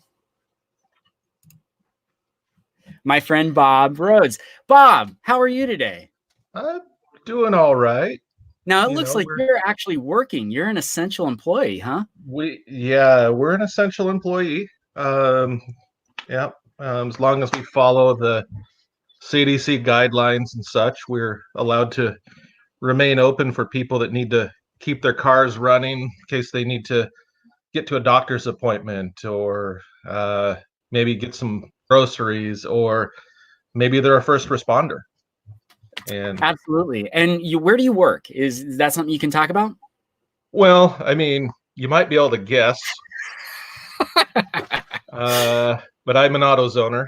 I manage the store in the Dalles. Right. And you moved there a while back, and it I think it was a good move for you. You seem to really. I think so. You had a great community. House out there. Yeah. Yeah, beautiful. We're on the Columbia River, as most people know, and it's a good, close knit small town. I actually love going there. I used to go there for work pretty often. I don't anymore, but I love going there. It's a nice, pleasant drive out there. If you have to go further east, it's not so pleasant. But I don't know, maybe. Oh my God, it is. I've never fallen asleep more than keep going east. That's right. Right. So we're talking about your book, or what are we doing? We're talking about whatever we want, because that's we're talking. I don't know who's all here. I don't know if you know how many people are here. Or right now we've got some people watching right now, which is that's good. Mainly, this is just we are going to talk about the book. I want to talk about you just really quick because you've got a history in sales that's actually pretty similar to my history. Is that you've been in sales for how long? How long will you say you've been in sales? Oh my gosh! Not to like. My first real sales job was 1988. I was a manager in training for Radio Shack. Yeah. Fresh out of electronics school at the time. Okay. So yeah, 88, 89, somewhere in there. I mean, who's counting? It's a while ago, right? Right. That is a little while. That's decades ago. That's crazy to think about. It is decades ago. It's been a few decades of doing this. And one really interesting thing that I had realized that I've kind of come full circle. So when I went to electronics school, I went to Phoenix Institute of Technology in Phoenix, and like most broke college students, I had a crappy car. And who was there for me at the time but AutoZone? So I moved from small town Klamath Falls, Oregon to Phoenix, Arizona. So now I'm all of a sudden in an area with 2 million people. And the only time I could really work on my car, because I went to school during the day and I went to Wendy's during the day and went to school at night. And so I found there was, and they were still calling it Auto Shack at some locations at the time. There was a 24-hour ginormous Auto Shack in downtown Phoenix. And that was my first experience with a real auto parts store that was clean and it was well lit and it was huge. And there wasn't a guy with his feet up behind the counter smoking a cigarette going, "What do you want?" So it's just interesting that all these years later, that's where I ended up, was at an AutoZone. That's pretty spectacular. And now you haven't always been in auto parts. Obviously, you did Radio Shack, right? You did. What were some of the other experiences that you had? Auto sales, because I found out that I could make more money doing that than working in the electronics sector. Unfortunately, which was my first love. I've installed car stereos. I've done a little bit of DJ work here and there. Sold mattresses for a little while. A little bit. Little over a dozen years. Yeah. I just got to say, because Stuart is a really humble guy, everyone. And what the part you don't know is that Stuart was a huge mentor in my career. I learned a lot, and I think the best salespeople really kind of steal from everybody, right? And I have stolen a lot from this man right here. So thank you, Stuart. Thank you. Actually, thank you. That actually that is really kind of you, Bob. Thank you. Yeah. But you're no slouch yourself. I think if I've taught you, you've equally taught me, which is good. And I stole a bunch of stuff for the book. I'm not paying you. You already have. Yeah, there you go.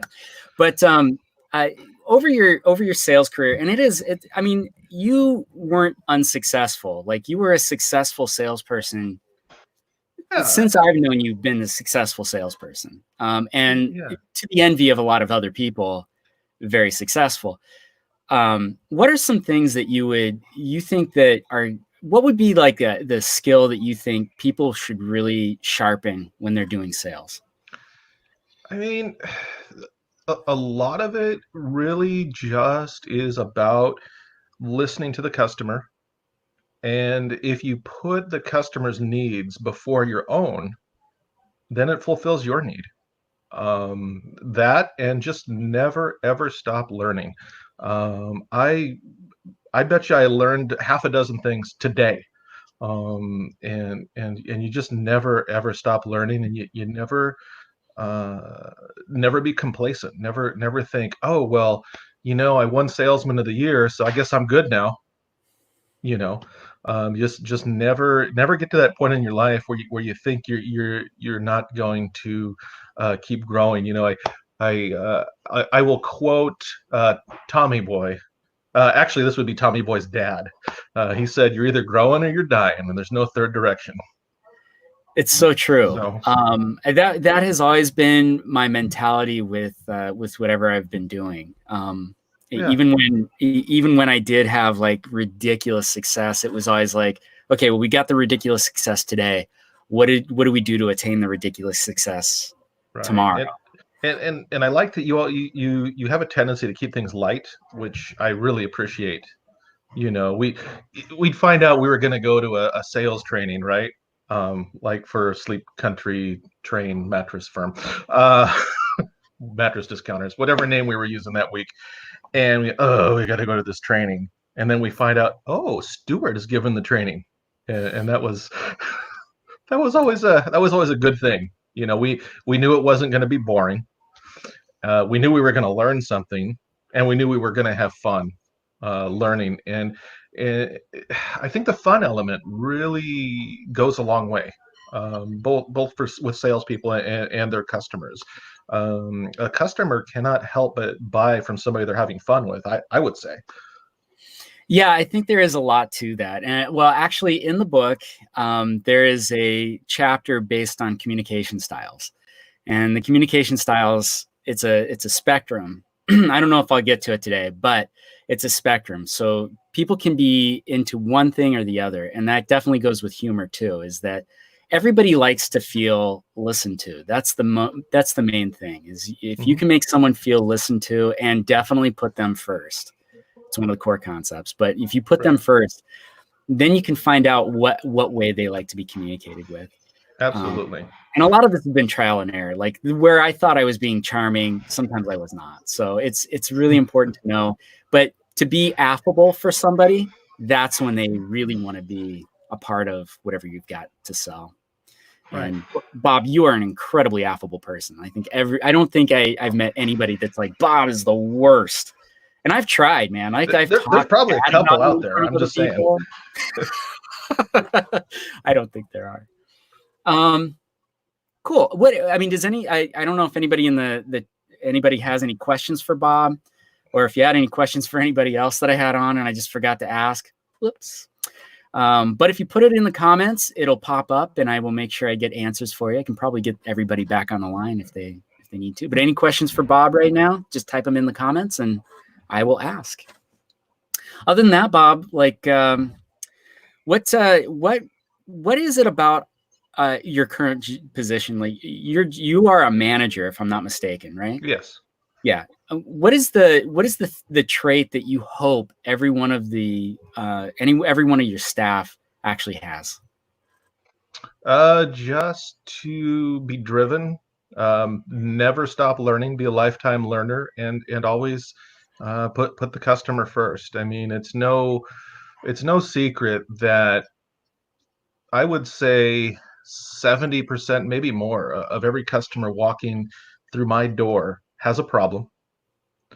They need a solution, and most of the time they're not really happy about it. I mean, who wants to buy an alternator? Correct. Who wants to replace their clutch? Who wants to replace their brakes? Well, nobody, really. Maybe there's just one weird guy that really enjoys buying clutches and brakes, but I haven't met him yet. That's yeah. So there's a lot of empathy that goes on there. Yeah.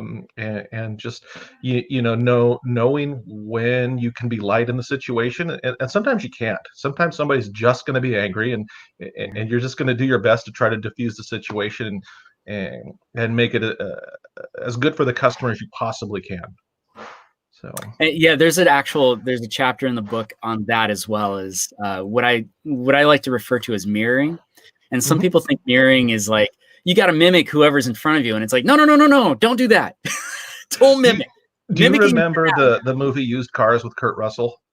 Oh, it's been such a long time. I know, I need to revisit I love that movie because in the beginning of it, Kurt Russell's a used car salesman, and he goes from couple to couple, and he's totally mirroring each couple in a different way, different ethnicities and stuff. No spoilers here, but the movie's been around longer than you've been in sales. Yeah, but it actually made a really good point. You do have to mirror your customer. You do, and my definition is you want to mirror the energy level. So if someone comes in and they're dour and they're sad and they're like, Yeah. my clutch went out. Then it's like, I understand. Let's go find you a new clutch, right? Yeah. If someone comes in and they're like, I am so excited, I get to put a new clutch in my car. You don't want to be like, I understand. Let's find a clutch for it. You want to be like, yeah, let's go find the best clutch you can find, you know, and like go crazy. You want to mirror that energy level. And I think that one of the big things for me was I did have a mattress customer that came in, and I know that you're going to cringe when I say this, but fibromyalgia. Mm-hmm. Mm-hmm. Yep. Every mattress salesperson in the history of mattress sales cringes when they hear fibromyalgia. And that's not to say anything about people with fibromyalgia. It is a difficult thing to deal with because with mattresses, you're looking for a solution, but doctors don't even know the solution for fibromyalgia. So like Oh my gosh, yeah. So it was like one of those weekend sale days where it's like, I've been blowing up the entire day, and a customer comes in and is talking really quietly. And I'm like, yeah, let's find you a mattress. I found exactly what they needed, and they walked, and I was like, why did they walk? Oh, duh. Right. So, And I think that's a really good skill too, is the fact that because I know you do this. Whenever you didn't sell, it wasn't good enough to go, oh well. You would sit down and you would analyze the situation and think about, okay, I did this, maybe I could have done this. Yeah. I think that's super. It's the water cooler talk afterwards. Like, what are you Yes. saying about that customer after they leave? Yeah, for sure. Good stuff. Well, Bob, anything else you want to pitch besides AutoZone? Keep your social distancing, people. Social distancing. Yeah, man. If you don't have 100%. To go there, don't go there. Yeah. But we're out here on the front lines, and we're here for you. You know, if you gotta get something to keep your car on the road, come down and see us, and we're here to help you at any AutoZone, you know, across the nation. I mean, that's what we're doing. So. Well, bless you, man. I appreciate everything that you're doing, and thank you so much. Yeah, good seeing you. We'll have to do this in person in June. Oh yeah, we got to do it. I'll make it out. Whenever we can. But I got to make it out and see your new house. I haven't even seen it yet. Yeah, right on. That's how good of a friend I am. I'll let you see my bidet, although you've already kind of seen it. Hey, man, you and I share a bidet. We not the same one, but we same model. It's good model, good quality. Well, you were very influential in yeah. So. Maybe I should go into bidet sales. All right. Thanks, Bob. Talk to you later. Be happy, safe, and healthy, everyone. Bye. Bye. All right, that's my friend Bob Rhodes. Go to AutoZone if you need anything for your car. Anything. You know, if you need an air freshener, take your time. You're not going anywhere anyway, unless you got a real stinky car. Then I guess go to AutoZone to get an air freshener. But if you need to get something, it's wonderful that AutoZone recognizes that they're still an essential service. They still need to be in there doing that. Hey, real quick, if you are on this stream and you want to help out a little bit, it would be really wonderful if you told people to show up. I would, oh man, God, come on, man. Autofocus. There we go. Not autofocus, AutoZone, but autofocus. Get in the focus. Invite people into this thing. If you think there's anybody that can benefit from this, the guests are just going to keep going. It's not going to be just me talking. In fact, there's at least another 10 guests that are going to pop on. And as much as I like to say I'm going to keep it to 5 to 10 minutes, I'm real bad about that. I'm sorry if I mimicked anybody there. Anyway, let's get back to the book because I'm excited about the book and you should be too. And I will start signing some stuff here pretty soon. I've got a couple of people that have bought it recently and I will sign pages for them. And if you would like to buy the print book, the best way to do it, and I will should probably write that too. Buy a book.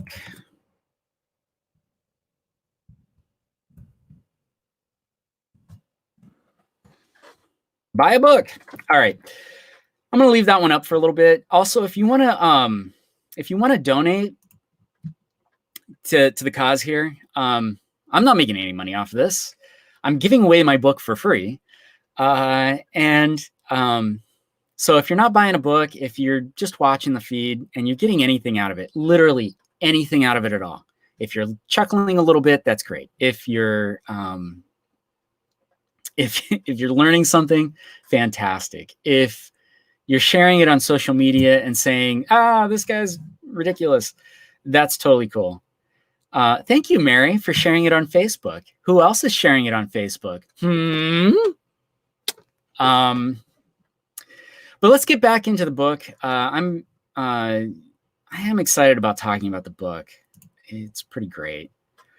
Let's get right into it. Oh, all right. So next up is the definition of sales. Okay, so how do you describe your job as a salesperson? That's really the question I have to ask right now. And the reason I want to ask that question is because if you are if you describe your job as a salesperson as I sell people things, or you describe your job as an accountant as, I play with numbers, you're not helping anybody. And I know that a lot of times people feel very shy talking about themselves and they feel like it's bragging, and we'll talk about this later on, it's not bragging if someone's asked. If someone asks you like, hey, how can you help me? Or what is it that you do? You want to be able to answer them in a way that really genuinely hits home. Leave nothing to question. Let them know exactly why they should be working with you. Excuse me. So the thing here is there are some quotes here that when I've asked people what they do for a living, these are things that people genuinely say. My job is to sell people things. Okay, good. And you know what? You're not wrong. Your job is to sell people things. You know what else sells people things? Vending machines. Amazon.com sells people things. Salespeople are not just people that sell people things. Your job is so much more than that. And we'll talk more about that because it's super important to understand that selling people things that's not a job anymore. That is automated. We have machines for that. I found out what the customer needs and I get that for them, which is great. But customers don't always know what they need. Do you know how many times in my career someone has come in and asked for something that I knew if I sold that to them, that they were going to have not just a bad experience, they were going to have a horrific experience. Not even slightly bad. They were going to buy that thing, regret it immediately, and hate me afterwards because I just sold it to them. And you've probably been in that situation where someone sold you something because that's what you said you wanted. And then you found out later there was something way better that would have worked way better for you. And they didn't even mention it to you. Podcasting microphones is a perfect example. So when people research podcasting microphones, they get told all the time, it's another book. People get told all the time, you just need to record it. It doesn't even matter. Just, use your microphone on your computer. And if you do that, what'll happen is you will listen to it and hate it. You will listen to your voice and all of that work you put into that podcast is going to sound like garbage and you're going to hate it. So it's really important that when you talk to somebody about podcasting microphones, you actually talk to somebody who knows something about podcasting microphones, because there might be a way to describe, when you're describing your setup, it might be, hey, I'm going to have 5 or 6 people around a table. You need a certain type of microphone for that. If you're doing face-to-face interviews, you need a certain type of microphone for that. If you are speaking directly into a mic, certain things apply there. So you need to know what it is. And unfortunately, when a customer comes in and says, I need a microphone for $30, and you sell them a $30 microphone and they have a bad experience, they don't say afterwards, yeah, this guy saved me like $50 off my mic. I don't like the sound of my podcast, but he's a great guy. They don't say that. They talk about how completely useless you were. To find the best value for people's money. Noble cause, right? Except it's not really your job. You don't know what the value of another person's dollar is. $1 for one person is way different from $1 from another person. Here's an example. My suggestion is grab $2 bills. Okay. Go give your child who's less than 10 years old a dollar bill, and then go give your husband or wife a dollar bill and see what their reaction is. Dollars are different for different people. So putting value on someone's money is completely arbitrary, because you might think like the best value for this person is I sell them the $30 microphone that gets the job done. What you don't know, though, is that they're trying to create a podcast, to sell a book, to sell a service, and they need to sound awesome in that with their voice. And then all of a sudden you sell them this microphone that makes them sound kind of tinny, doesn't have all the options, and all of a sudden they basically just wasted $30, and now they got to go someplace else because they're not coming back to you except to return that microphone. And now they got to go someplace else to go buy a nicer microphone from somebody else because they'll take the time to learn something about them. Don't put value on other people's money. That's not what your job is. That's their job. Their job is to put value on their own money. And the last one is make people happy, which honestly, I don't know anybody that doesn't want to make everybody happy. The one thing I know that makes everybody happy, free things. By the way, if you want to get a free copy of the book, levelupursales.com. Right there on the front page, you just fill it out, get the newsletter. Seriously, the newsletter comes on Thursdays, and it is innocuous. If you get it and you hate it, unsubscribe. I don't care. Get the free book, though. Take a look at it. It's the ebook. It's the digital book. I send it directly to you so that you don't have to futz with signing up any place or doing anything. I just need your email so I can send it to you. That's basically what I'm doing. But please, just if you want to get a copy of the book, get that. If you want to cancel the newsletter afterwards, it does not hurt my heart. I understand. We all get lots of emails. So instead of using all the other things, let's all get on the same page here. Because if you think about your job as a salesperson, whatever kind of sales you're in, this is the one that best represents what our job is. You ready? The best description of the job of sales is to build the customer's confidence to a point where they can make a decision. Now, in the comments, please, somebody tell me and argue with me what's wrong with that. What is it? What's wrong? Go ahead. And thank you, Joe. Please go get your copy ASAP. Kayla, awesome. That's so good. And I'm glad that you recognize everybody's a salesperson one way or another. And thank you. I appreciate your compliment. But think about this statement: to build a customer's confidence to a point where they can make a decision. What would you say is the negative thing with that statement? Is there anything that you would say is a negative with that? I'm not trying to manipulate anybody in this case. Well, all I'm doing is I'm informing the customer.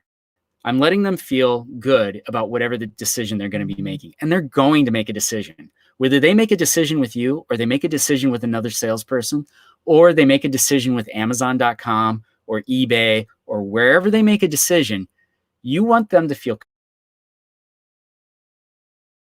from your meeting, and they're like, look, I know exactly what I want now. And at this point, I can make a decision. I'm just not going to make a decision for you. It's like, but I understand, and I'm glad that you feel good about whatever you're doing. Now, what this does to me is it takes all of the pressure off of me.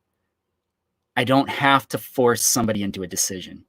And that's where a lot of salespeople get into that panic mode of when someone's talking and they're like, I just don't, I just don't feel like they're gonna work with me. The next thing they knew, is they kick their quote unquote sales pitch into overdrive and they start pressuring the customer.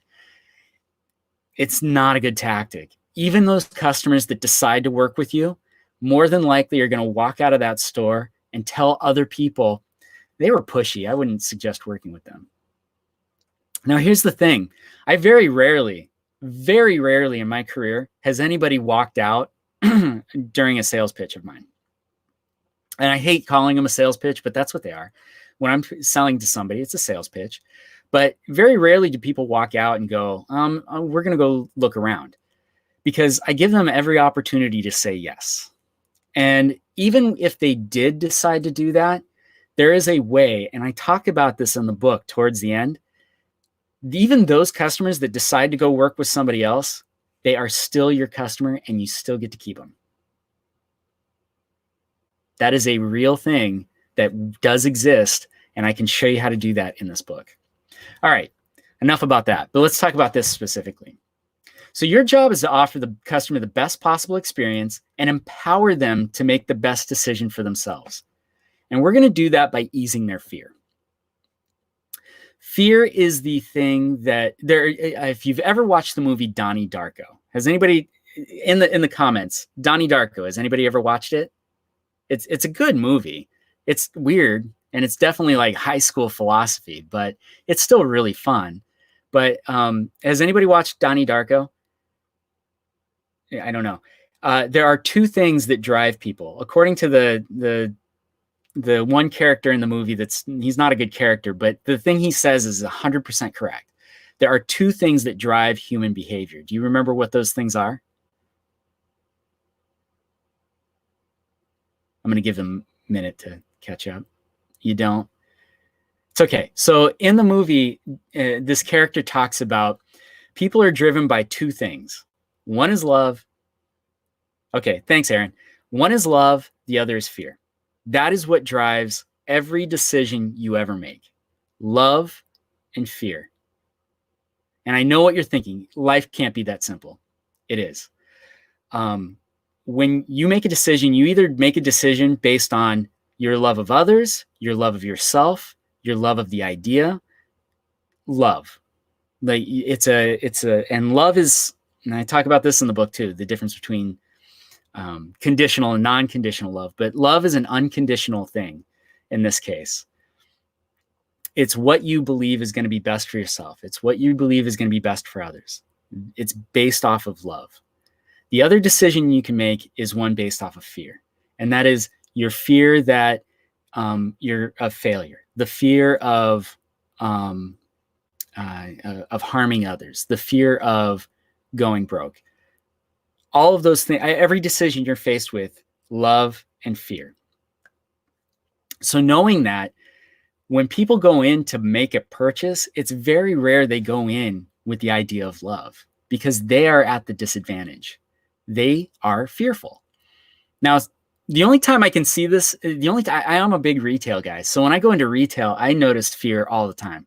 I will give an example. So those stores, Hollister or Abercrombie and Fitch, or is it Fitch or Finch? I don't remember. I don't shop there because I don't feel like they want me there. I feel uncomfortable shopping without my shirt on. It's just a thing. But the thing I'll say is those stores are all driven by fear. And the way I can talk about that is you go in and they are creating a motif in there. And that motif is, if you're not one of us, you're not one of us. It is repellent.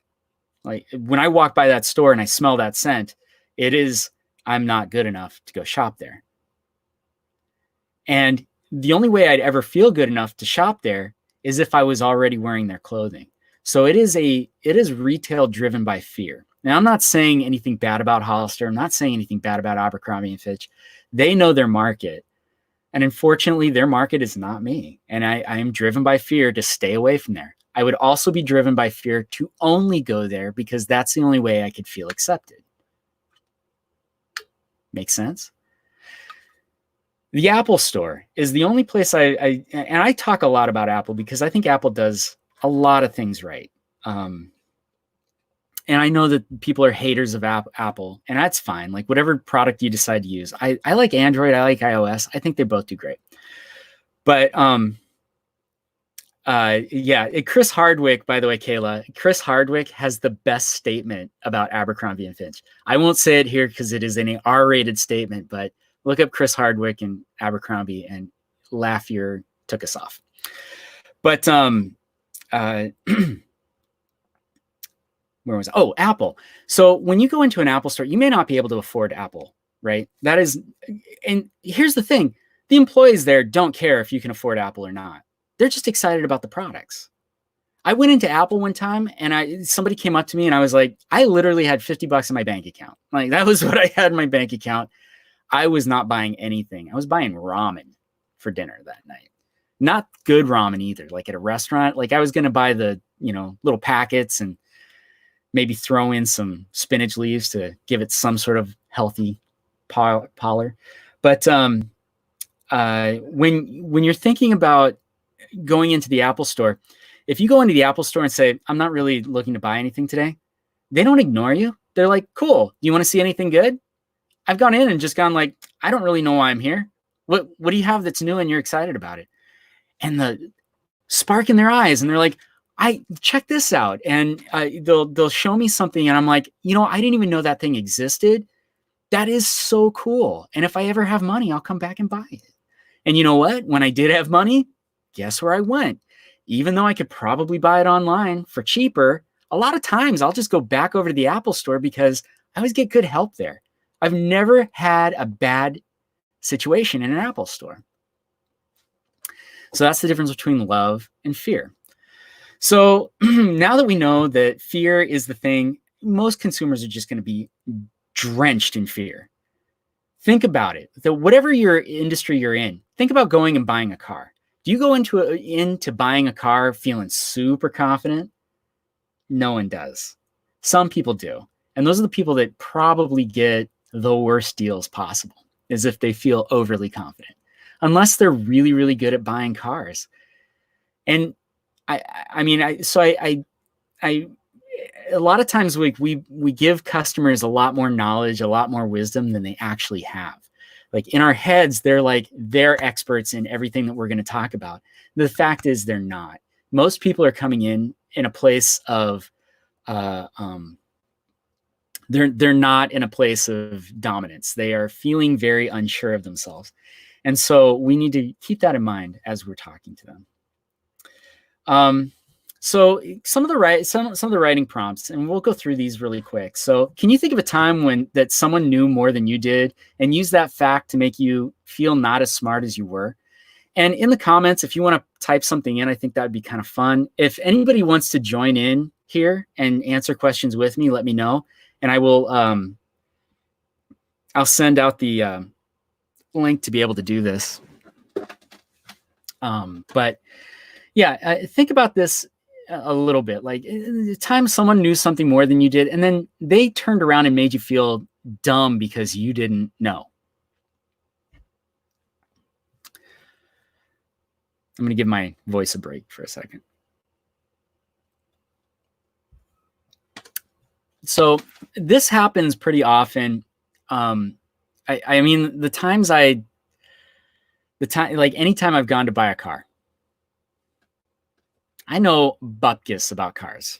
I don't know if you know anything about cars. If you do, cool. Bob knows about cars. I don't. I've never had that interest in working on cars. I've changed my oil. Yeah, Aaron, absolutely. Do you want to pop in and talk about it? I'm getting a phone call. I don't know who that is. Here, Aaron, what I'll do is I want to invite you on. Let's see if you're willing to do it. Oh, yeah. Let's see here. Live broadcasting. It's so good to be broadcasting live. All right, give me just a second. And again, anybody else who wants to join in, I would be happy to have you.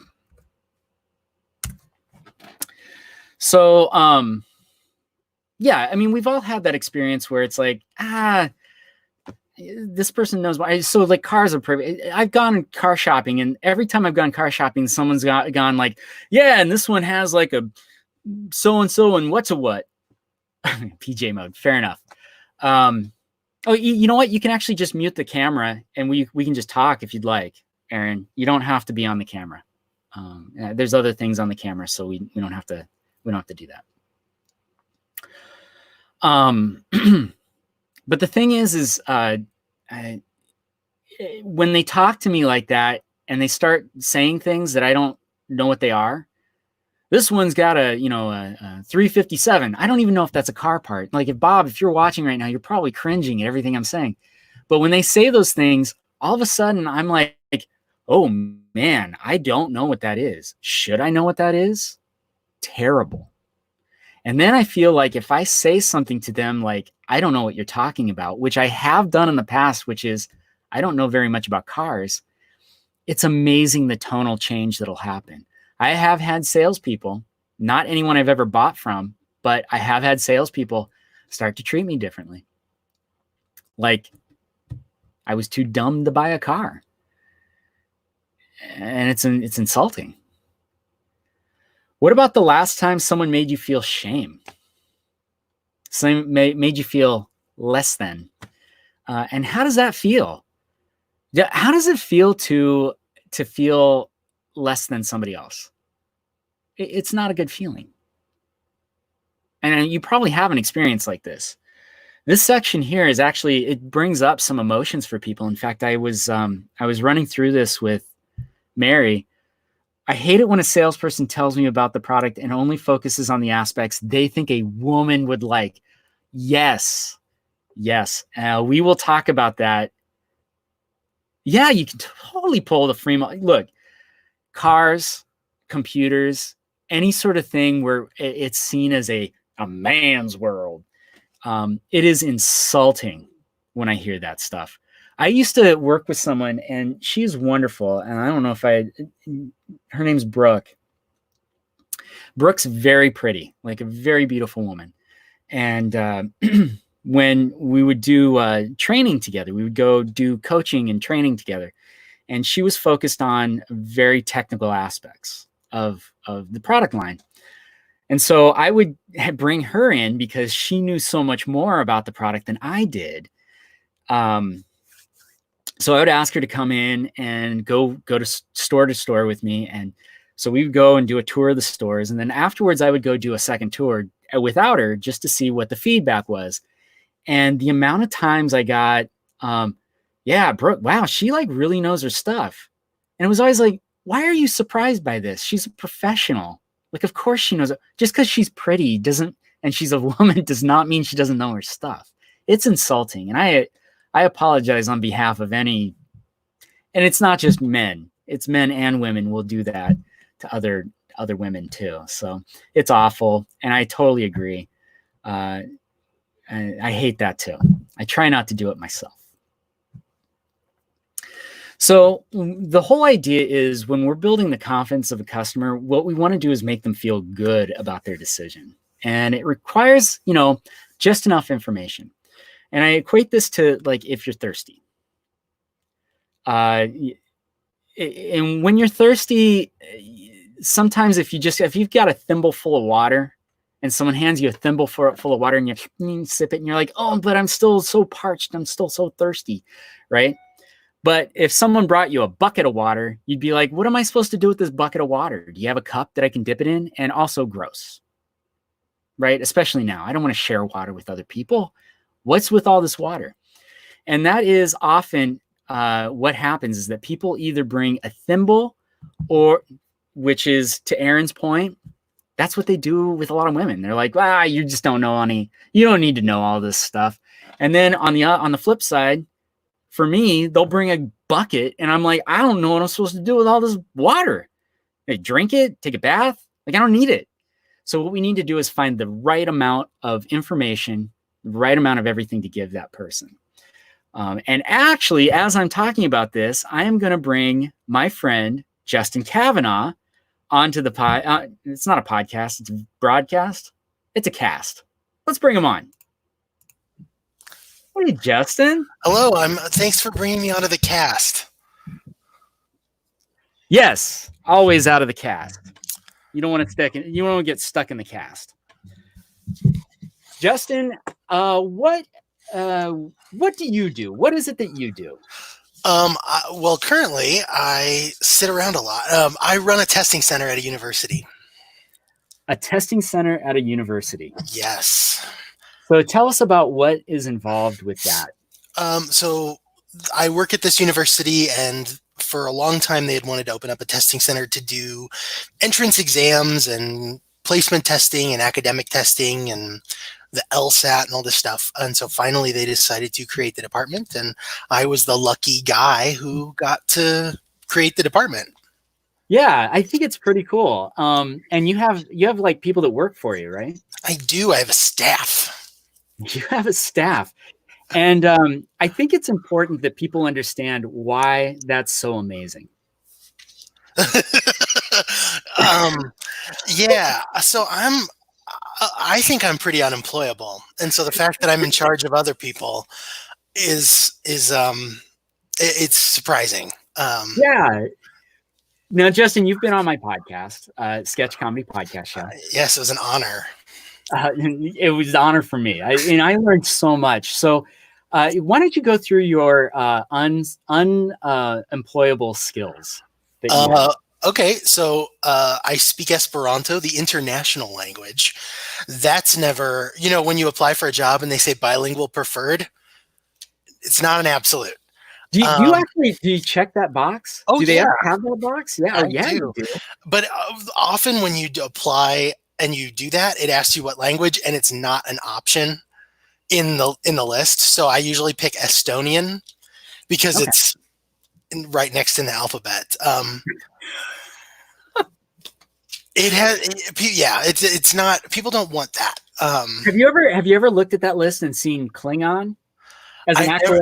No, but wouldn't that be great? Or the language I've never seen this, but isn't there some kind of language in Game of Thrones that people can speak now? Oh yeah, probably. Yeah, no. So yours is not a made up language. Well, it's a made up language, but I mean, it was like made up with intent. Why don't you really quickly? Can you explain why it was created though? Because I think it's amazing. So it was invented by an eye doctor in the Russian Empire in the late 1800s, and he came from a city where there were Russians and Poles and Jews and Germans, and they all spoke a different language, and there was all this kind of inter-ethnic misunderstanding and conflict. And he thought if everybody had a second language in addition to their own language that they could use as an interlocutory, it would kind of ease those problems a little bit. Really been to a place where isn't that no wait you no I may have this story messed up. I thought you had a place that you went to that was the official language. Is that true? There's no actual place on earth where people actually speak it. It didn't catch on the way that the guy had hoped.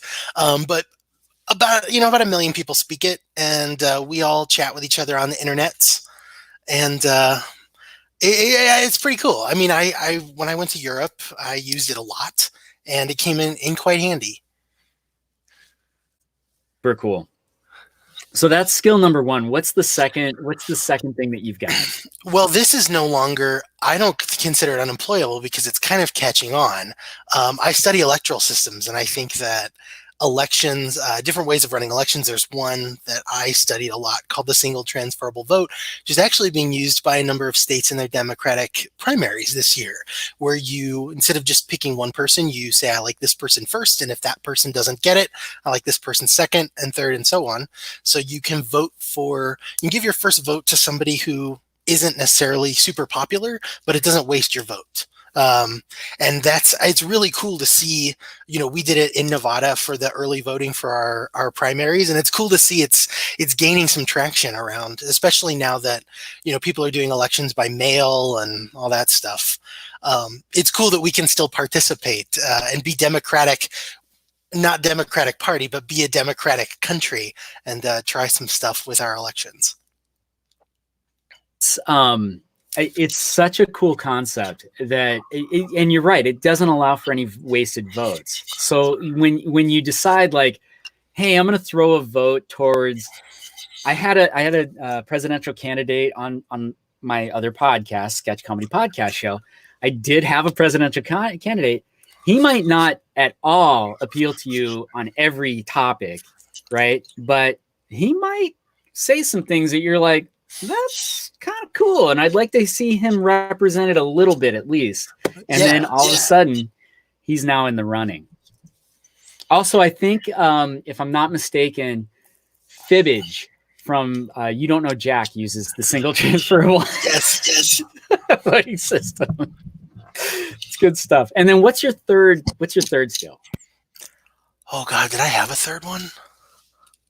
But maybe it was alphabetizing, but yeah, of course. I think we talked about my chronic attitude problem. We did. We did. It was great. Yeah. Which I've had to get over because now I'm in charge. I'm a boss now. I wore a tie. Yeah, how do you handle when you have one of those in your group?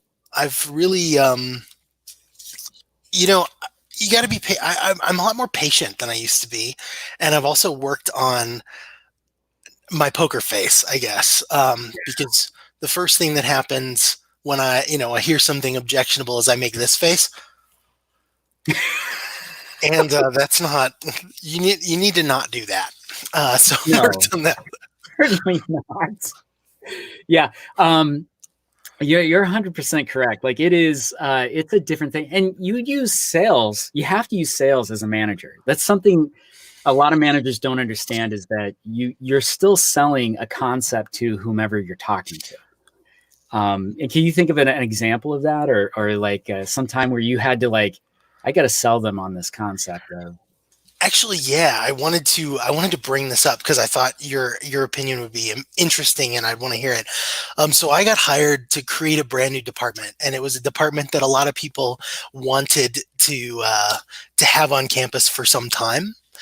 And the one of the things that I got hired for was because I could think entrepreneurially, whatever that means.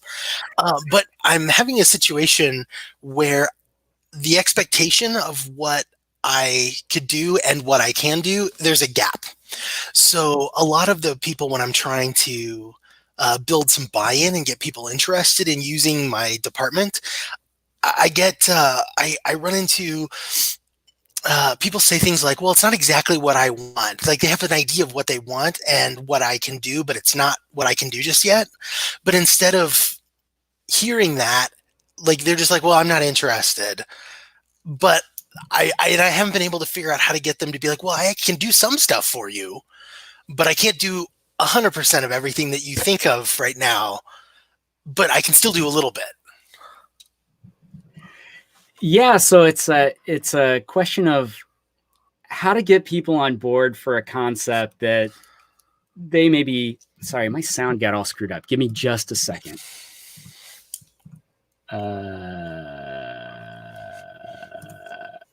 Okay, there we go. All right.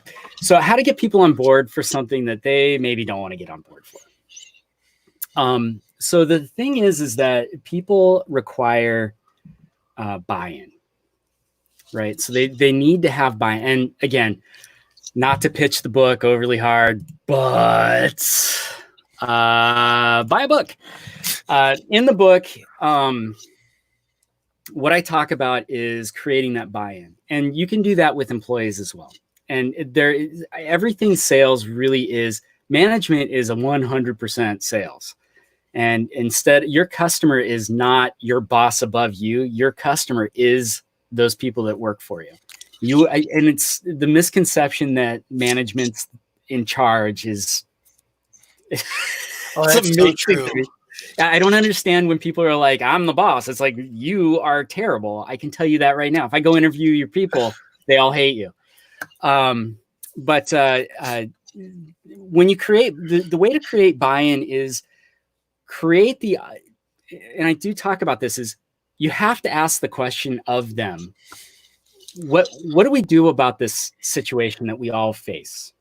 We're all facing this situation. You have to put it in a framework that's going to be personal to them. I'm going to use an example because I don't know exactly your specific example. Or did you just tell me because my audio cut out? No, go with your example. Okay, so my example is going to be showing up on time. So in retail, like getting people to show up on time is damn near impossible, or show up for the shifts or do whatever. Okay, so and I worked in an environment where I was dealing with a bunch of 18 to 23-year-olds primarily, which if you want to talk about a group of people that are never going to show up for work on time, because I was part of this group as well, I never showed up to work on time.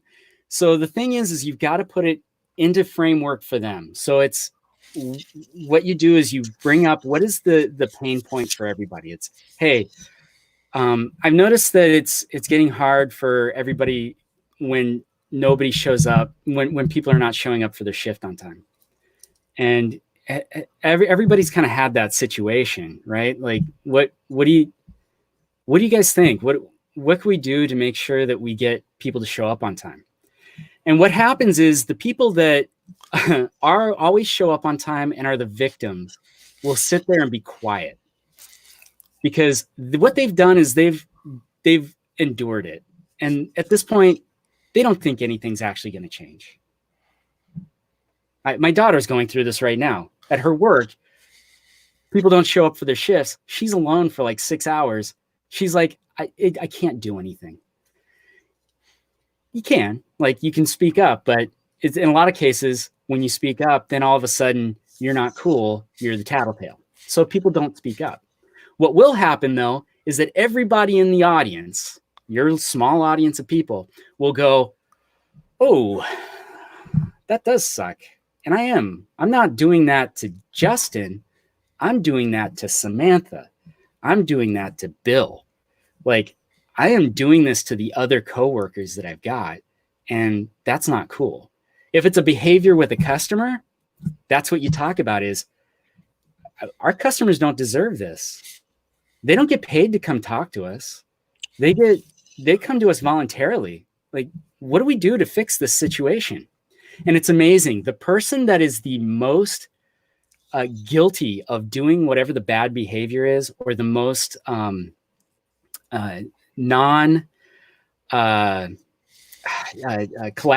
or the person that stands up, the ill-tempered person, Justin, that person is not going to speak up during that meeting. Everybody in between will have a statement like, yeah, we should all show up on time. And it's like, yeah, great, thanks, you're real helpful. But we, thank them for their input and all of that. After the meeting, that person will come up to you and go, I am so sorry. I realized that I've been doing something wrong.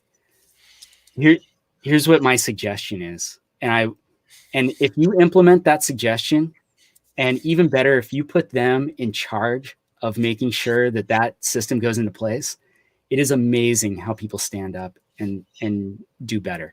And even if they screw up, I'm a huge fan of redemption, especially with employees. If they screw up, it's like, all right, you screwed up.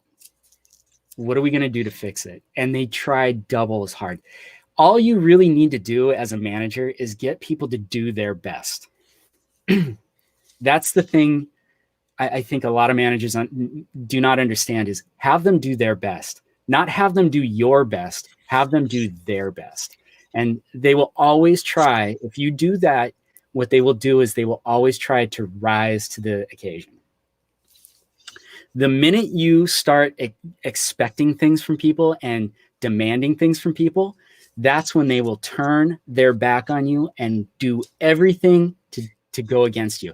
And I have some research that I did in the book, and it's like 20% of people that work for you are genuinely trying to do a good job.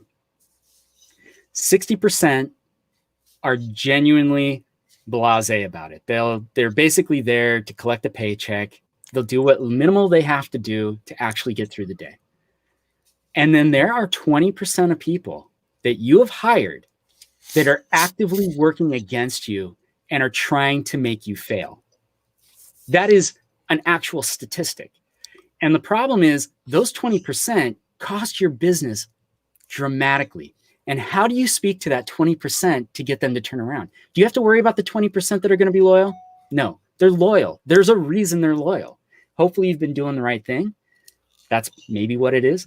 But more than likely what it is they're just, that's bred into them. You don't have to worry about that 20%. The 60% that are kind of blasé, whatever. They're going to be blasé regardless. They're working on a movie script. They're writing a book. They're going to get out of you're laughing because we've all been that person. Yeah, for sure. Right? And then the 20% that are ill-tempered and are trying to break you, the problem is they will break you. And that's the detriment. That's why we have to bring them into the fray. We want them at least as part of that.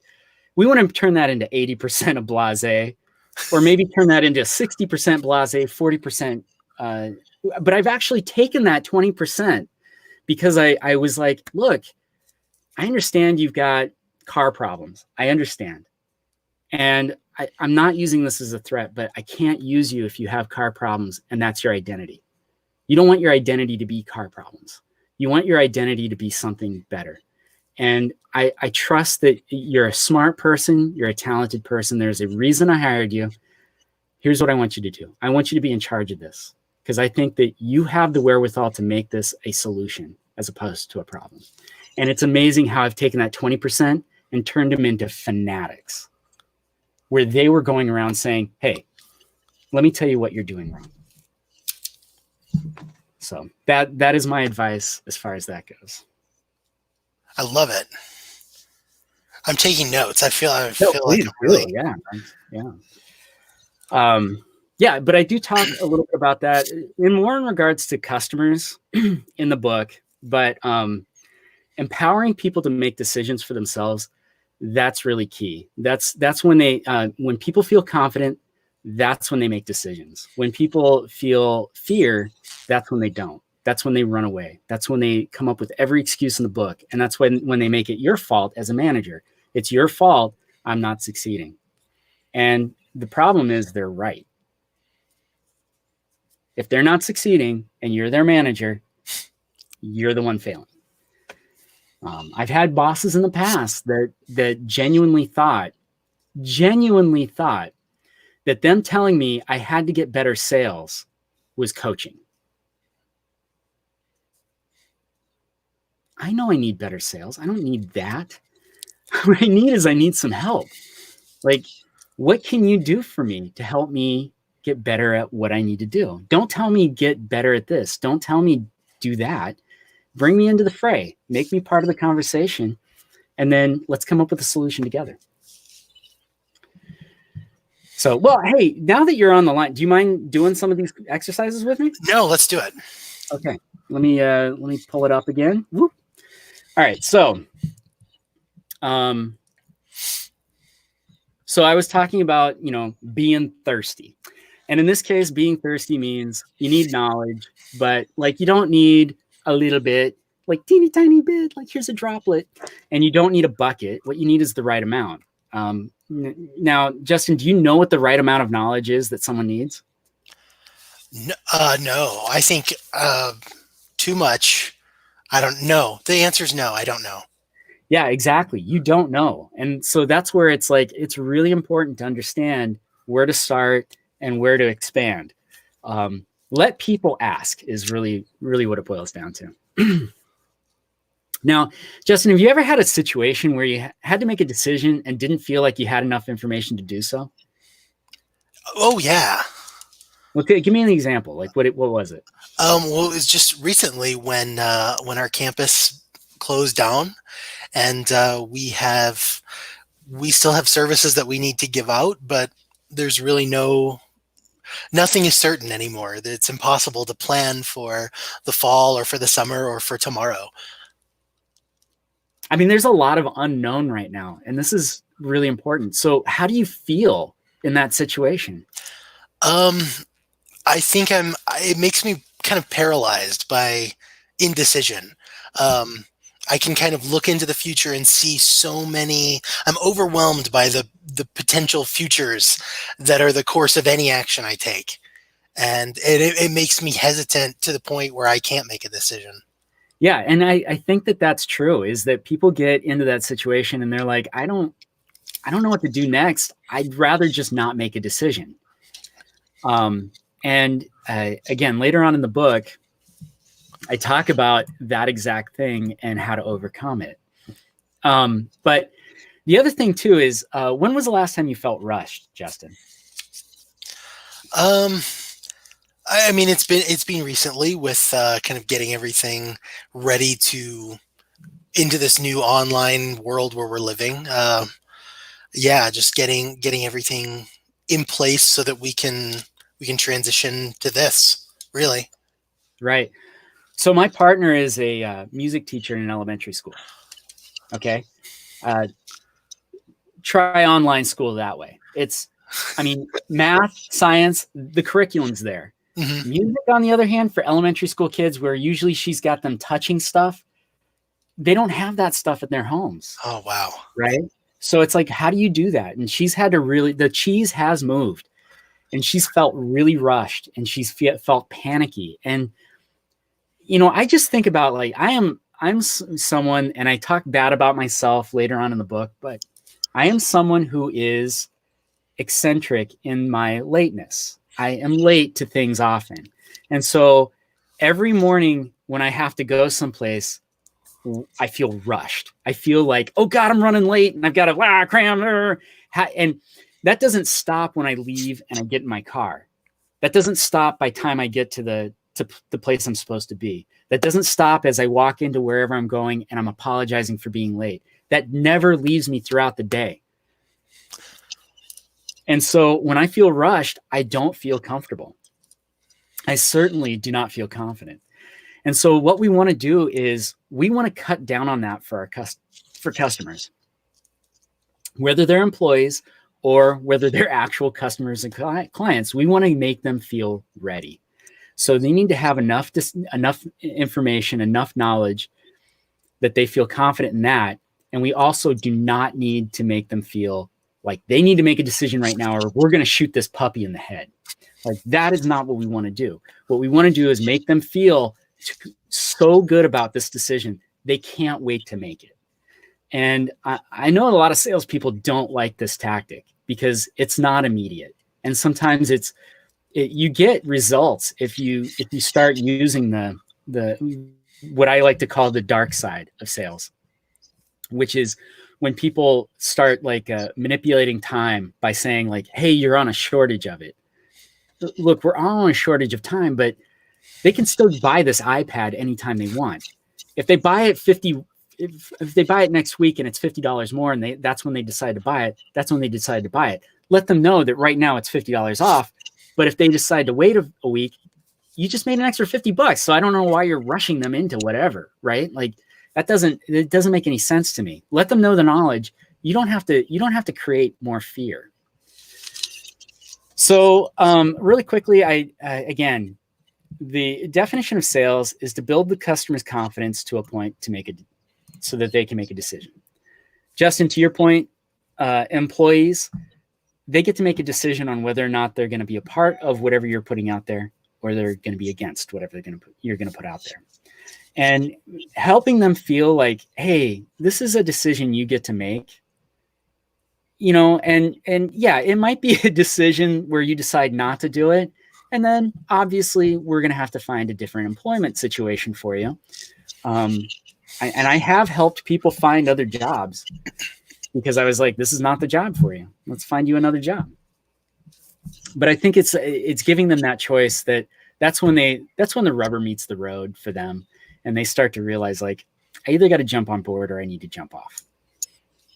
So, Justin, thanks so much for joining in. You got anything you're trying to pitch right now? Well, no. I mean, you wrote a great book. I wrote a terrible book, and You've written two really good books. I've written a second terrible book. Yes. Wait. Yeah, please. Where is the place that they can go check out? What is it? The Autumn of Summer? It's what it's called? The Spice of the Autumn Night. I'm like, where can they find it? You can find it anywhere you get your podcasts. It's on Apple, it's on Google, Spotify. It's a book I wrote in 30 days, and you can tell it sounds like it was written by somebody who didn't know what they were doing, and so I decided to follow it up with a second one. I released it as a podcast, and I'm releasing the second one as an even weirder podcast. Yeah, because you're having other people read it, right? I'm working on it. Okay, just to let you know, I just want to let you know, I did. I'm starting to get hired for audiobooks, so maybe if you need a reader, let me know. Oh man, I've got a character in mind for you. Perfect. You might a chapter. I mean, there's a chapter in the book that it's got your name on it. Perfect. I can't wait. All right, I will find links for the books. With at least the one book. Yeah. They're not available on like Amazon for? No, I haven't published them on Amazon. I've just recorded them as a podcast and put them out. Oh, we should do that. If you need help with that, let me know. But we should definitely do that for you. Absolutely. Yeah, because I think that's so much fun. All right. Hey, Justin, thank you so much. If you want to pop on later on, please do. Absolutely. Thank you it's been a pleasure. And my friend that I brought along says hi as well. Yes. And if you please, I will also put a link up to all the podcasts all of the wonderful people I've had on my podcast. I'll put their podcasts up. Justin's is absolutely delightful. It's one of my favorite episodes. All right. Thanks so much, Justin. Thanks, Stuart. All right. And that was Justin Kavanaugh. Again, I will, I'll put links up to the podcast. I've got a number of people that have agreed to be on the show on this broadcast, which is delightful. And people can, and if you have been on and you would like to be on again, I have no problem having I think I can have up to 5 people on here. 4 or 5 people on here. So yeah, let's crowd it, man. Let's do it. All right, I'm going to get back to talking about the book. If anybody has it, let's see. Oh, Aaron, you had something. Let's see.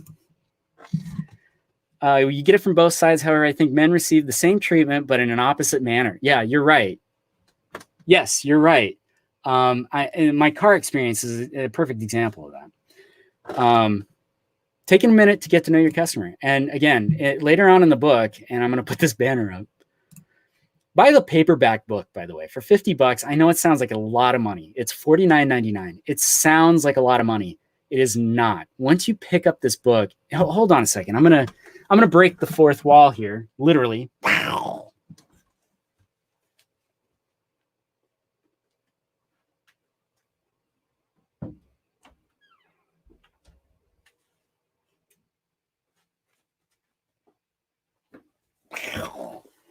Feel like the Hulk doing that.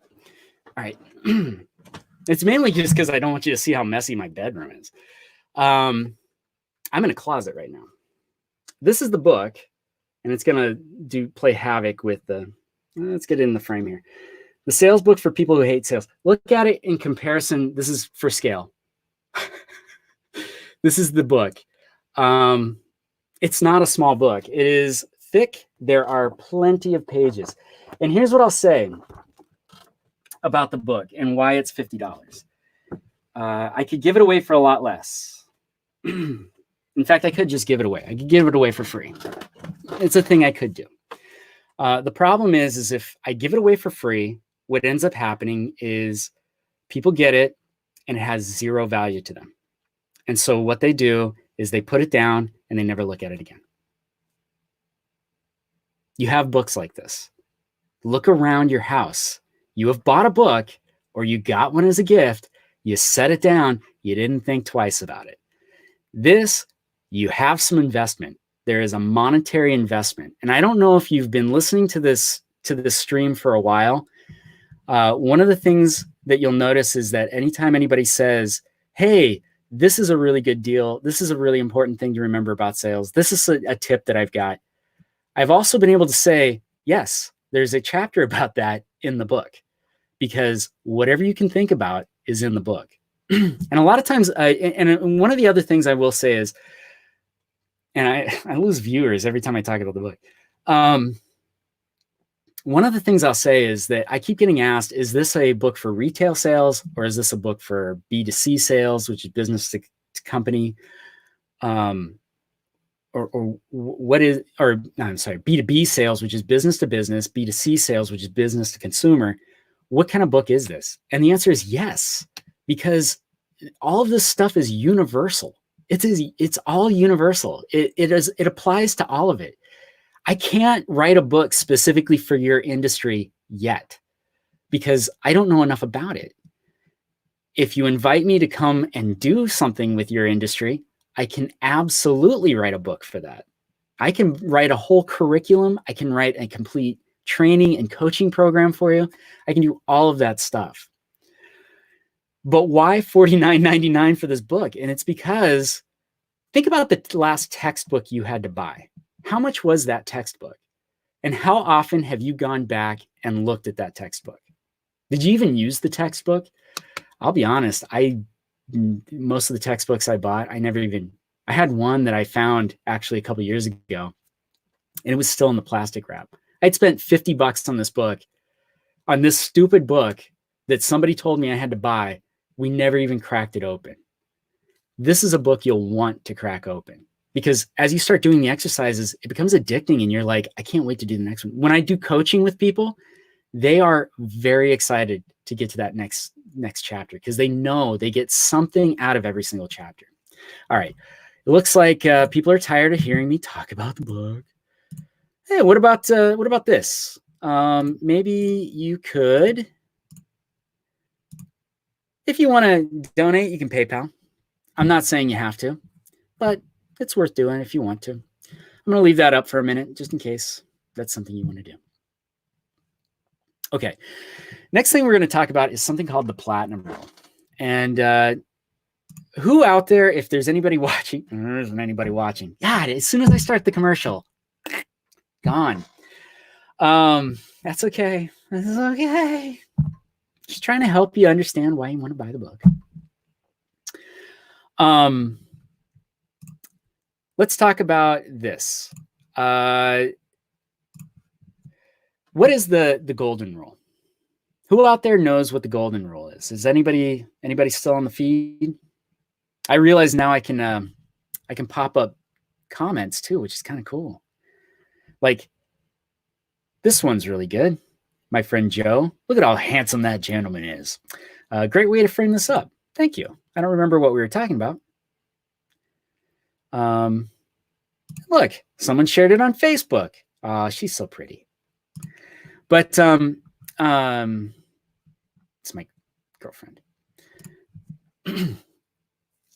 Let's talk about this. So the golden rule. What is the golden rule? Do you know? No? Let me tell you. The golden rule is treat others the way you want to be treated. And the question I have for that is that a good rule? I don't know. Is it a good rule? I'm going to say most of you probably think it is a good rule. That when you hear it, you're like, yeah, that makes total sense to me. And that's a universal, is that treating other people the way I want to be treated is the right way to do it. Because I know that this is the best way to be treated to me. And that if I treat other people the way I want to be treated, that means that they're going to get taken care of. So the golden rule is not a bad rule. I'm not going to say it's a bad rule. I'm not going to say it's a good rule. I'm going to say it's a rule. And it's one that has existed for long enough that we fortunately has become part of our thing. Part of our overall viewpoint of the world.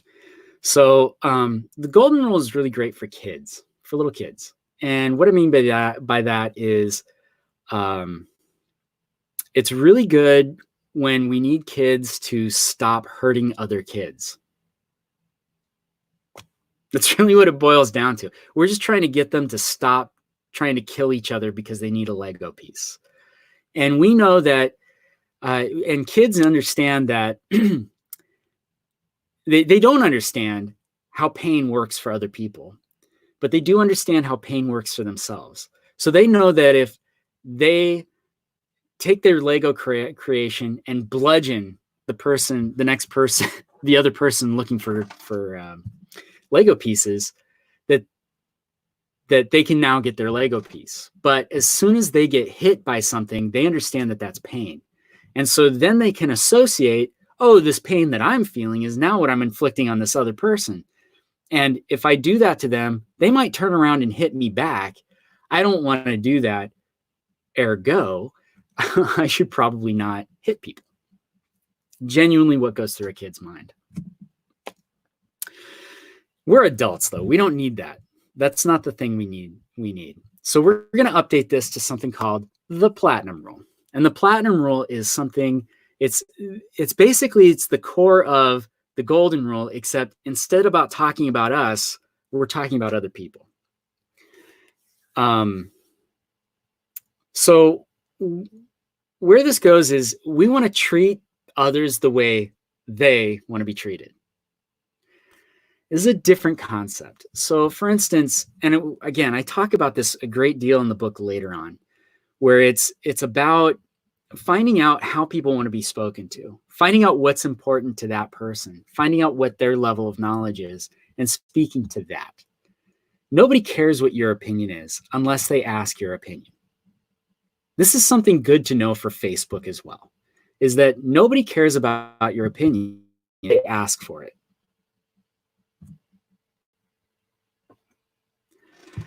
So in this case, we're going to treat people the way they want to be treated.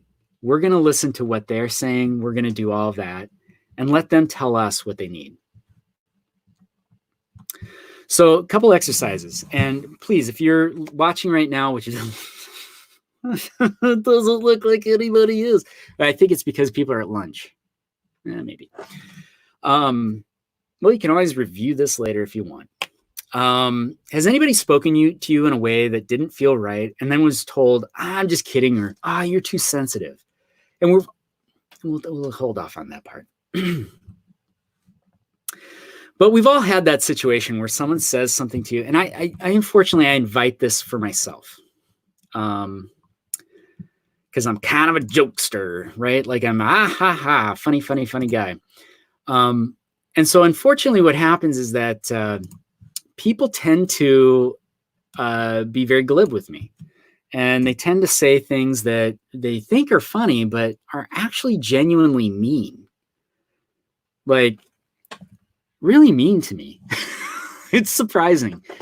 But they do it because they think like, oh, this is what I would want to be told. If I was this guy, this is what I would want. This is the kind of interaction I would like. But that doesn't mean that I actually genuinely like it.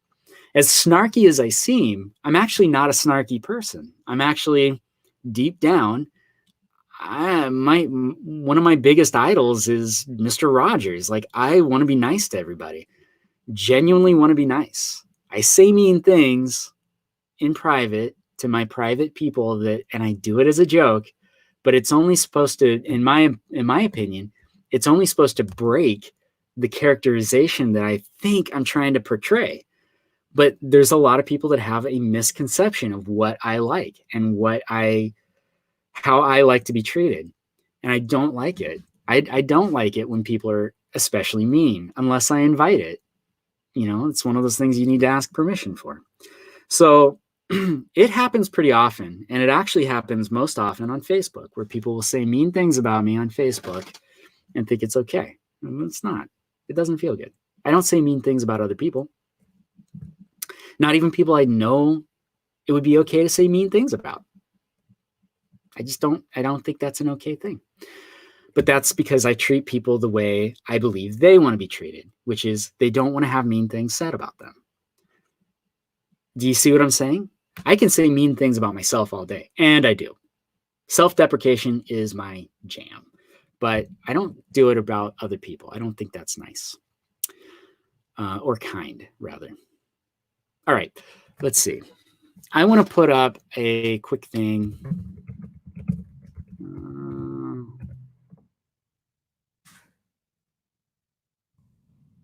your copy of the book. How to keep doing this social media stuff.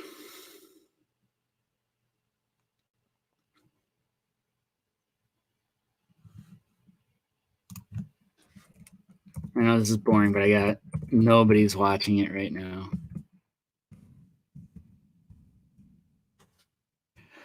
All right.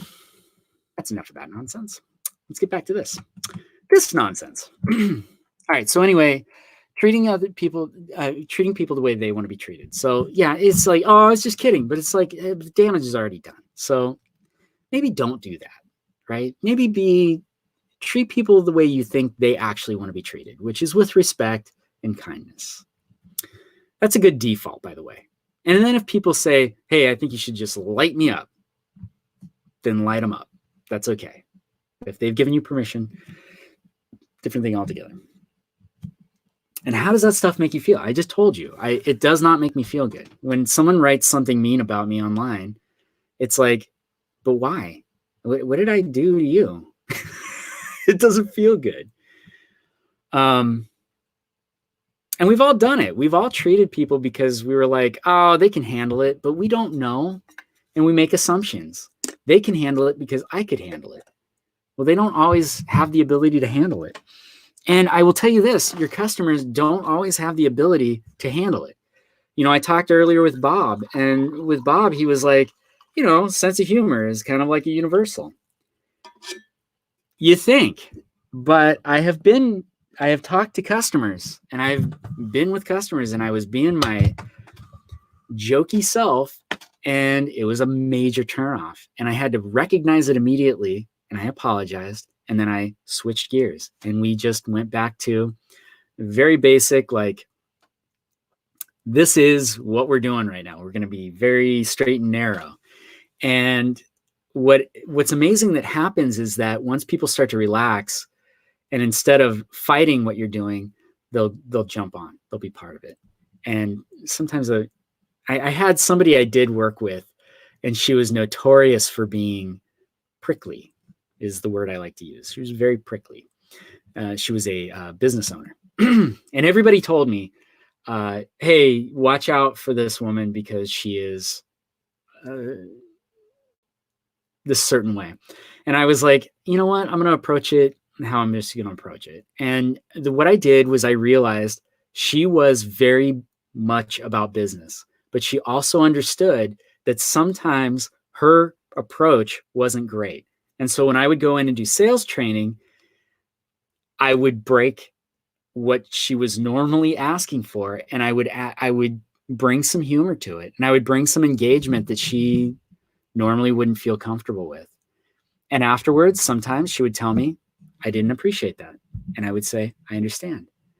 And then she would also say, I didn't appreciate that, but you really reached them, and I thank you for that. It's a give and take, and you just always have to remember, like, they are them, and that we have to treat them the way they want to be treated, whoever that is. Go talk to your kids. When your kids ask you, okay, let me set this up for you. So remember when you were a teenager, and unless you're a teenager now, you might remember it right now. But remember when you were a teenager and you would go to your parents and you would say, hey, I have this problem. What was the thing that your parents did? I still do this, and I try my best not to, but I still do it. You try to solve the problem. You start to become vanilla ice. Like, you're like, hey, if there's a problem, I'll solve it. Listen to my advice. Now, as a kid, did you like hearing that? Nope. In fact, you hated hearing it. You were so frustrated when someone was like, well, you know what you should do? What you wanted someone to just shut up and listen. I'm still guilty of this. Like, I struggle with it all the time. I go and apologize to my kids every time I have a conversation with them that results like that. I'm always like, oh gosh, I'm so sorry. I should have just listened. And they're always like, no, I mean, it was good advice and yada, yada, yada. But I should have just listened. Like, I understand that. Anyway. So the platinum rule is treat others the way they want to be treated. Good. All right, I won't belabor that. Whew, man, boy, when I get the online coaching done, it's going to go way faster than this. It'll be lickety split, because the whole thing with that is speed. That's why you want to go. That's why you want to do it that way. If you're trying to do it here, like I'm just blabbing on, rah, rah, rah, rah. No, this is definitely the slow route to get there. And hey, go get a free copy of the book. It's a free copy of the book. I'm talking to nobody right now, but just in case, go get your free copy of the book. All right, the third core concept. So we already had the definition of sales. So now we know it's to build the confidence of the customer to the point where they can make a decision. That's what your job is. The second thing is the platinum rule. And the third thing is the customer always comes first. And let's see if you can complete this sentence. The customer is always right. Are they? I mean, that's what people say, right? Like, customer's always right. There's so many idioms. Like, we have all these idioms, and they're all based on like logic from almost a century ago. And this one's no different. But the customer is always right. And if you've ever had a conversation with a 3-year-old, have you ever had an argument with a 3-year-old? Do you know what that's like? It is the most futile and pointless thing you can do with your time. Seriously, don't do it. Do not have an argument with a 3-year-old. You're never, ever, ever going to win. It's just never going to happen. And the reason is because 3-year-olds are fragile and they don't have knowledge. So they're operating from a place of fear because they don't know, and they're fragile. Who does that sound like? Yeah, your customers. I'm not saying your customers are all 3-year-olds, but there's enough in that Venn diagram, enough overlap to make that assumption. Here, I'm going to really quickly.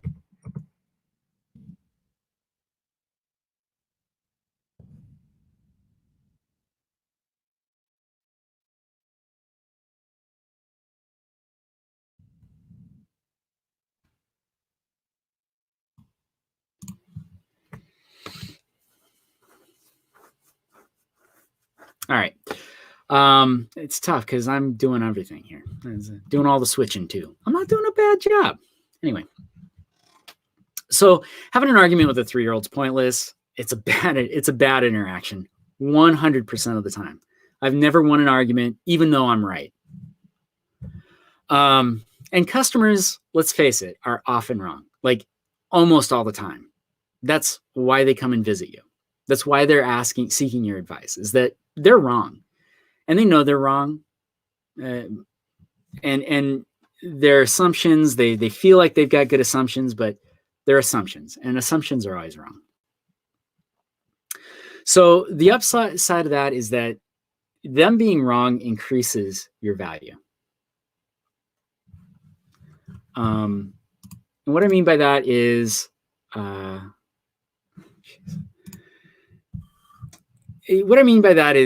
because you have the knowledge and they need the knowledge, they're looking at you as the expert. They're looking at you to help solve their problem.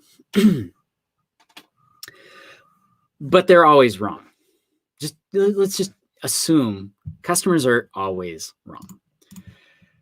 And then have them prove otherwise.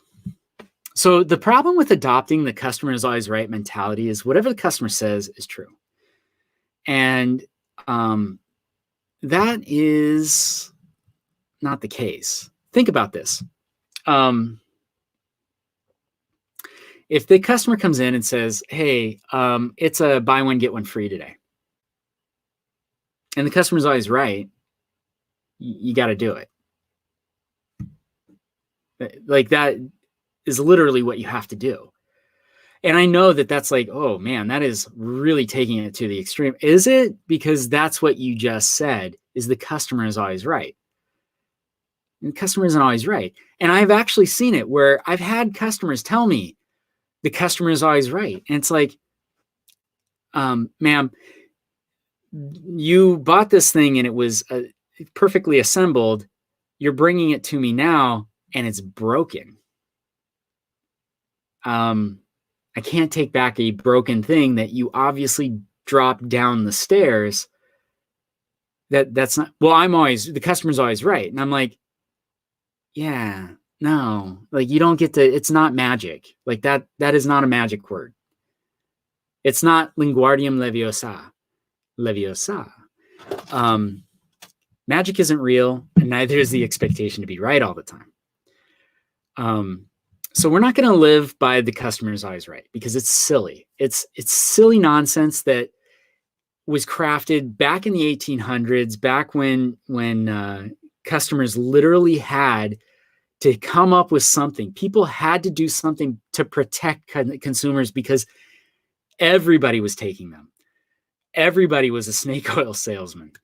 There was no content to anything. There was no context to anything. People could literally roll into town on a fabric covered thing, buggy, and out of the back of the thing they could sell magic potions that were basically water with like dirt in them, and then drive off, and that was it.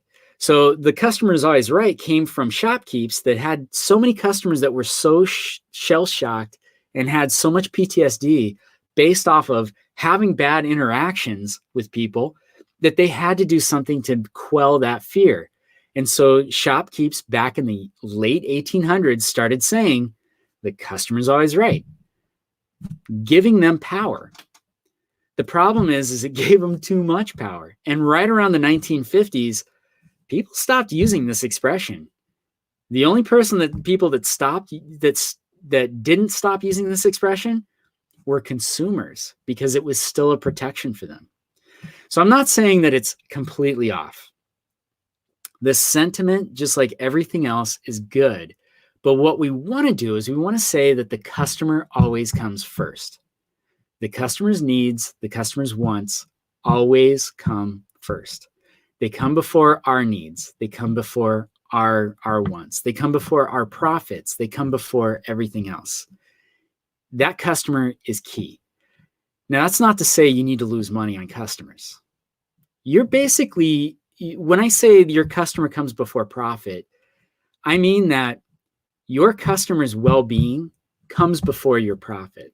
So if you're dealing with a customer and they're being unreasonable, and within your current framework, you cannot assist them in the way that they need to be assisted, and they are unwilling to pay extra, and it's cutting into your profits, it's your job to put their needs first and find them a solution, even if it's outside of your organization, that will supply them with what they're looking for, or a closer proximity, or give them an opportunity to see what else is out there. It might be nothing. And this goes back to the customer is not always right. The customer doesn't always know. In this case, putting them forward, though, man, you want to talk about building rapport? And rapport is something we'll talk about in a little bit. But rapport is like, it is more precious than Bitcoin. It is more precious than gold. When you can build rapport with someone, it allows you so much levity and so much leeway with a consumer, with a customer, with a client, with whomever. If you can create that rapport, and there are companies that have great rapport. I keep talking about Apple because Apple has great rapport with their customers. A perfect example is, and I've got an example of it right here on my desk, is I bought 2 laptops that have a keyboard on it that universally, I actually like the keyboard, but universally the keyboard is hated. And people talked about like, this keyboard is awful. I hate this keyboard. I would never use a laptop with this keyboard. I need Apple to change this keyboard. But I also want to buy a new computer. They'll buy the keyboard and they hate it, but they know that And oh, that's right. But they know that, hey, that's my loyalty. Maybe I don't buy that computer right now, but I will buy another one from Apple eventually. And that's how that works. So put the customer first. Have you ever asked for something either at a restaurant? Oh, and the other thing about the Apple thing is they changed the keyboard. They went back and redesigned the keyboard because enough people complained. They probably spent millions of dollars designing this new keyboard. They changed it back because customers told them that's what they wanted. And so they put their customers first, which is the right thing to do. All right. Have you ever asked for something either at a restaurant, a store, or from someone personally and was told no without any alternatives? I think a good example of this is if you're asking for salad dressing on your salad and you're like, hey, I really like blue cheese. And they're like, we don't have blue cheese.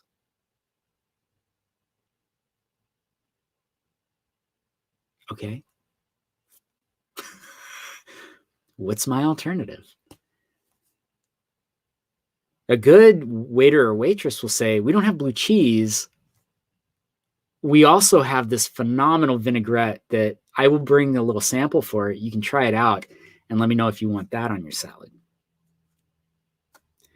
But when you're not given an option, that's when it starts to become an issue. So for instance,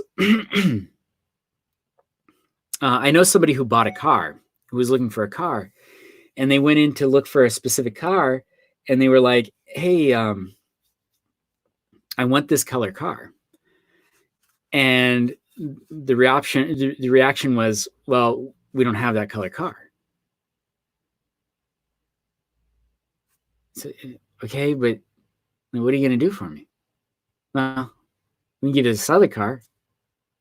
Okay. Like, tell me more about this other car. Well, it's got this other thing. We'll give it to you. This other thing that's a big upgrade, but we'll give it to you for the same price if you're willing to take that one. Thank you. Why didn't you do that without me asking? If that was something you were willing to do, like, don't make me ask. So when you're in that situation, it's not about how angry you are. It's about what level of anger you're at. Because if I want something, it's far more important than a need. If I want to go buy something, I want it right now. Buy it now. That is what people want to do. So your level of rage is going to be incredibly high. So we don't want our customers to feel rage. We don't want them to be upset with us. We don't want them to be, anything other than pleased with us and see us as a resource. So I know this sounds weird, but if you're listening or watching right now and you want to put in the comments like what this is, instead of writing the customer is always right, let's replace that with the customer always comes first. And actually, I'm going to write it in the comments. The customer always comes first. And that is because that's really what it's all about. Build their confidence, help them find their solution, even if they're not going to work with you. So the takeaway is sales is about building confidence with the customer to the point where they can make a decision. Follow the platinum rule, treat others the way they want to be treated. And customers are not always right, but they are the most important and should always come first. All right. Why is the platinum rule better than the golden rule? Is it because platinum is worth more than gold? The golden rule is very old. It's, hey, golden rule. Hey, boomer. Oh, I'm just kidding. Hashtag hey, boomer. The platinum rule makes people feel heard, and cared for, or there has been a book written about the platinum rule. And there has been a book written about the platinum rule. It's 3. The platinum rule makes you feel heard, and cared for.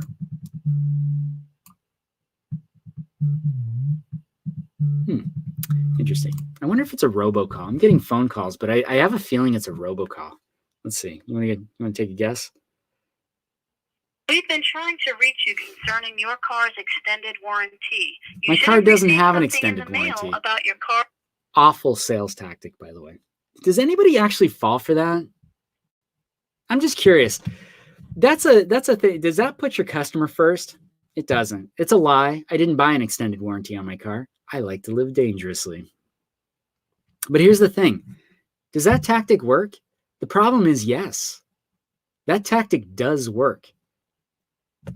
It's working right now because they've called probably 10,000 people in the last hour. There were 5 people that clicked the button. They don't even have extended warranties on their cars. Customers are always right, and it is our responsibility to accommodate this idea. The answer is false. They're not always right, and it is not our job to fulfill that accommodation. Look, 3-year-olds think they're right. They also don't know anything. That's not to say we need to be mean to 3-year-olds. It means that we need to be the more responsible party in this case. Sales is finding people's needs and selling them something. Nope. Answering questions and giving information so customers can think about it. Nope. Tricking customers into spending more than they thought they were going to. No. Building the confidence of the customer so they can make a clear decision. True. All right. Next, we're going to talk about the no friction 6-step selling process. And this is, I'm going to actually post on social media.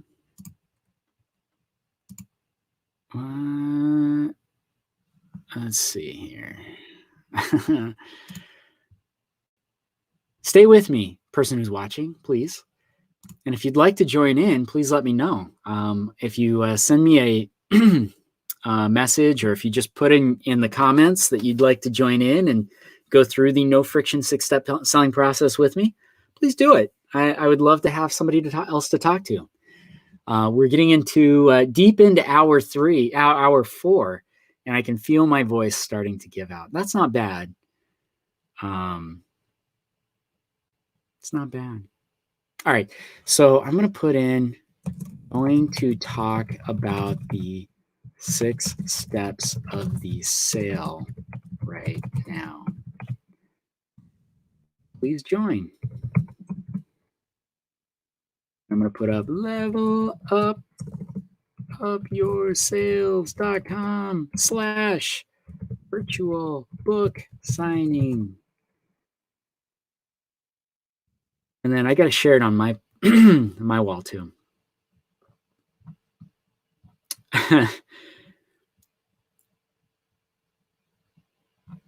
Where is it? Facebook. Facebook, you're such a Facebook. I feel like I should be doing this on Twitter too, but man, I got to tell you, I just don't feel like anybody cares about anything on Twitter other than what they care about. I know that obviously that's what they care about. That's what they do. Let's see here. Oh, it doesn't look like it worked. I feel like someone was supposed to be on with me. Justin was great. But let's see. Someone else was supposed to be on with me. Pages, numbers.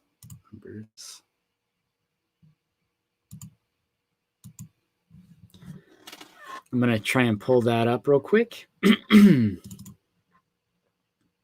Maybe I don't have anybody till 4. Oh, Erica. Well, 1:30. Oh, 1. Oh, we already had that person on. So yeah, Justin. Oh, at 2:00, I've got Kayla Viramontes. Hopefully I'm saying that right. I'm pretty sure I am. I'm pretty sure, I'm pretty sure I'm saying that right. But Kayla's going to come on, and she's into marketing. And let me tell you, there is a huge difference between sales and marketing. And a lot of people get those two things completely mixed up. And I get it. there's some similarities, but not really. Sales and marketing are two completely different things. And I can, because I attest to the fact that I'm not saying I'm great at sales, but I'm pretty great at sales. I am terrible at marketing.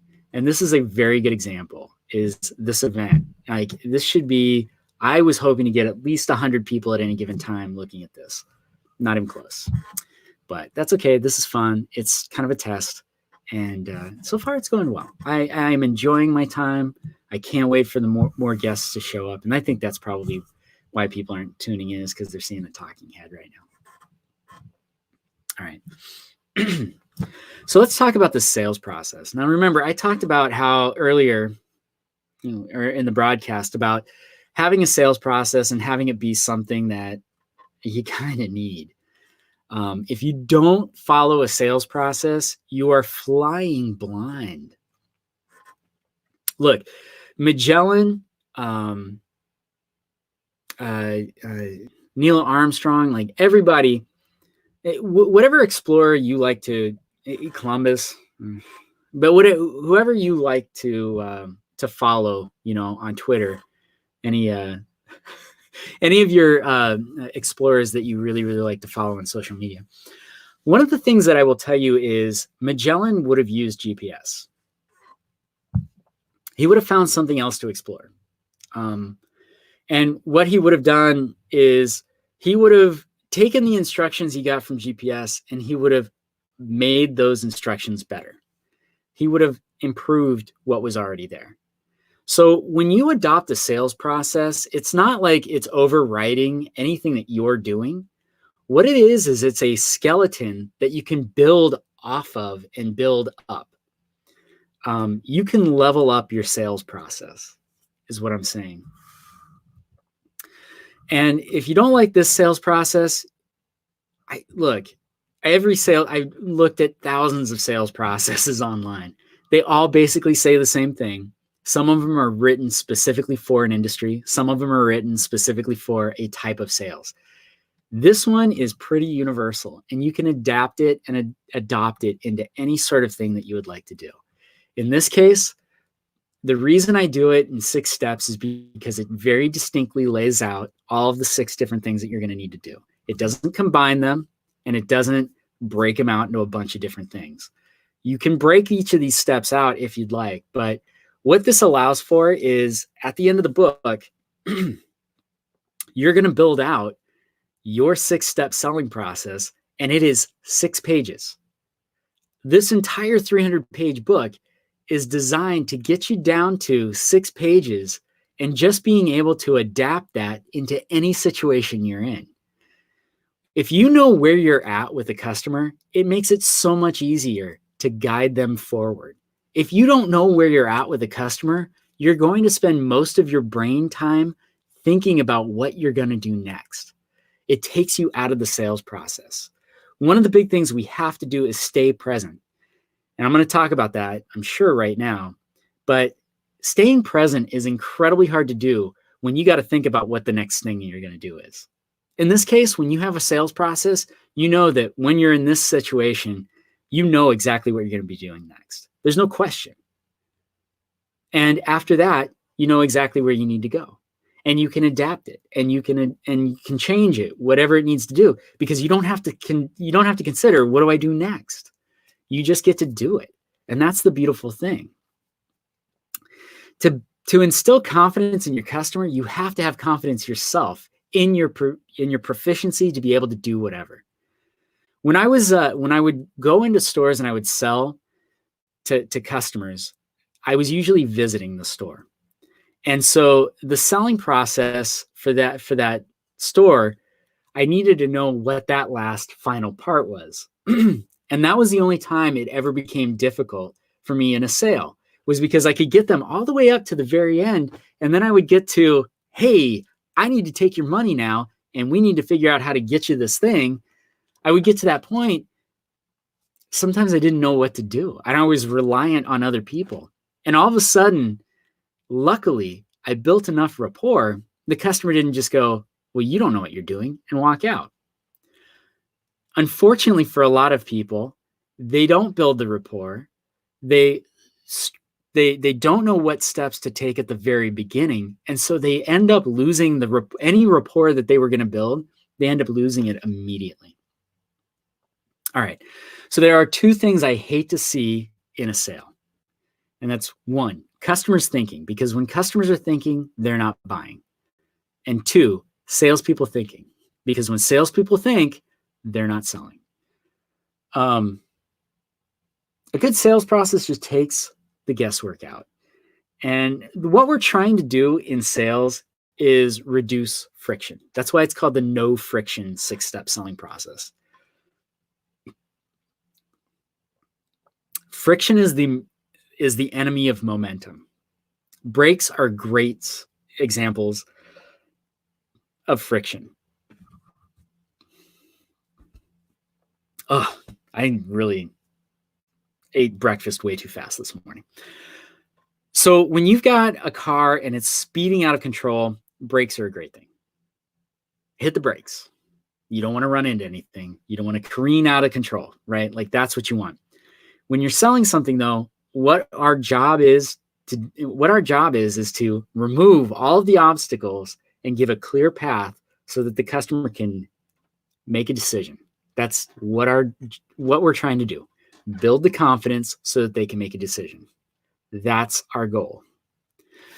If we start throwing in some roadblocks, such as I don't know what the next step is, or I don't know where to get that information, or I don't know what questions to ask, or I don't know how to demonstrate this, whatever your next step is, if you don't know what it is, it puts up a roadblock and the customer has to slow down, and you as a salesperson have to slow down, readjust, and then figure it out and hopefully gain some more momentum.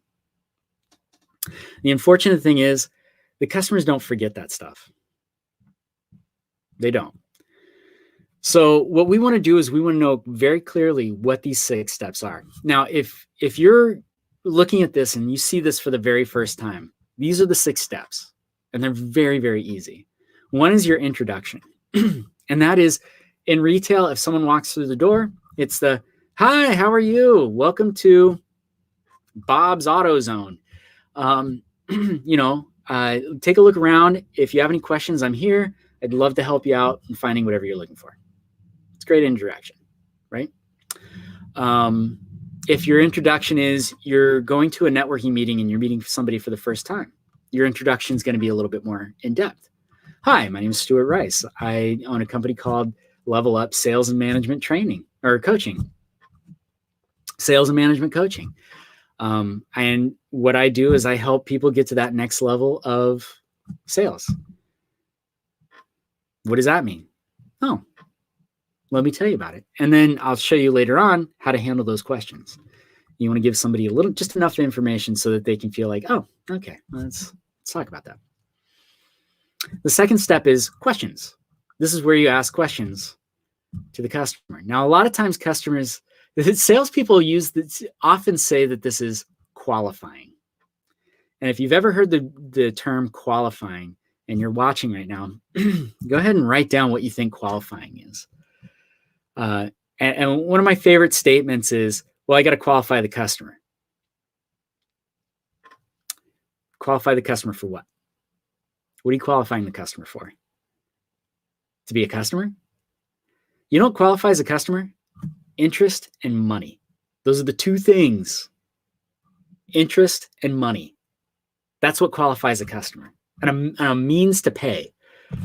That's what qualifies a customer to be a customer. You're not asking questions to qualify a customer. They're there. The questions you would be asked are you interested? Do you have the means to pay for it? Are these 2 questions you really want to ask? No. If they're there, they're interested. If they're talking to you, they have a means to pay. And if they don't have a means to pay, you probably have a means for them to pay. So questions, it's not about qualifying. Questions can be qualifying questions. And I go through all of the different types of questions later on in the book. The next thing is the demonstration. And this is where you're going to show either through an actual physical demonstration or through through a conceptual demonstration. Like you can do it through like for instance, here, I'd be doing it through a presentation. Let me tell you how your interactions are going to change. Let me show you what it is that you're actually buying when you buy the book. And then the next step is testing. And testing is really just about finding out the customer's level of interest. This is where you find out level of interest. You're not going to ask them at the very beginning. You're going to ask them at this point, hey, this is what I'm offering. Are you interested in this? And customers will sometimes tell you yes, sometimes tell you no. If they are interested, they might tell you, I'm interested, but, and then you have to figure that out. And that takes us to the next step, which is objections. Objections are exactly what they sound like. I would like to buy it, except, or I'm not really interested. This is why.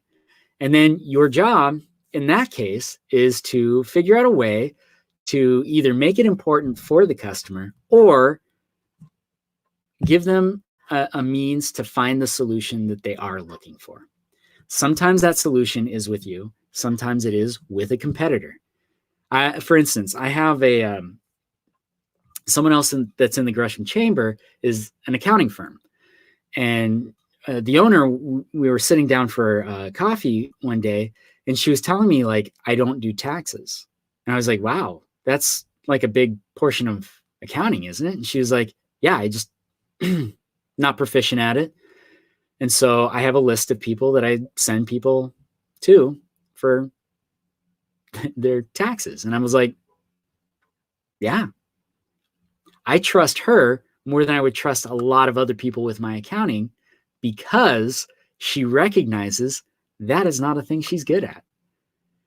Recognize the things that you're not good at. If you've got somebody that you get, like, for instance, one of the things that drives me nuts is when people complain about, customers came into my store and they were looking for something that's really cheap. And I can't believe that they thought they could buy something super duper cheap from me. Well, okay. Maybe they couldn't buy something super duper cheap from you, but they got the idea from somewhere. And is there some place out there that they can buy that thing that's super duper cheap? Because you obviously didn't sell that customer because you're talking bad about them on Facebook. Just go look at any sort of sales thing on Facebook and it's all toxic. It is 100% toxic. But any of the groups, go look at them. They're all terrible. Salespeople are just as bad as comedians, by the way. Don't get me started on comedians. Anyway, the objection pops up. Hey, I don't have a product that's cheap enough for you. Find somebody that does have that cheap product. Let them know about it. You know what's amazing is every time I've ever done that, I either A, get a customer that thanks me profusely and will try to come back or reference more business towards me, or what they do is they go, you know what? I went over and looked at it. It was a piece of garbage. I'll buy it from you because you have something of quality. That's what happens, is that it builds, you're just building more and more rapport. There's no such thing as a missed opportunity if you get to have communication with that person afterwards. Anyway, last thing is completion. And completion can be, hey, we got a sale. Now we need to finish up the sale. Or completion can be, hey, you decided to work with someone else. Like, let's go figure out what that other person's going to look like. Whatever that is, that's what completion is. So you can see this is the progression of a sale. Now, sometimes you're going to go, okay, so we did the introduction, got through the questions, I did my demonstration, I tested, I didn't seem that interested. Go back to questions, start finding out a little bit more, find another product and demonstrate, do some more testing. Closer, maybe not there, but they tell you some objections. You go back to questions, you find something that works for them, check it out. Objections are Maybe it's price, maybe it's value, but you can overcome those, and then you get to completion. Wherever you're at, you know what the next step is. You know exactly where to go back to if you need to. So that's the reason that you want a sales process. And it sounds counterintuitive to sales, but thinking is a roadblock to sales. My best sales days were the ones I can't even remember. I don't remember them. The only time I remember sales days were the ones that were punishingly slow, that I didn't actually make sales. I'm going to adjust the camera just a little bit. It's a little bugging me just a little bit. Bring it down. I want enough headroom, but not too. I don't need max headroom. There we go.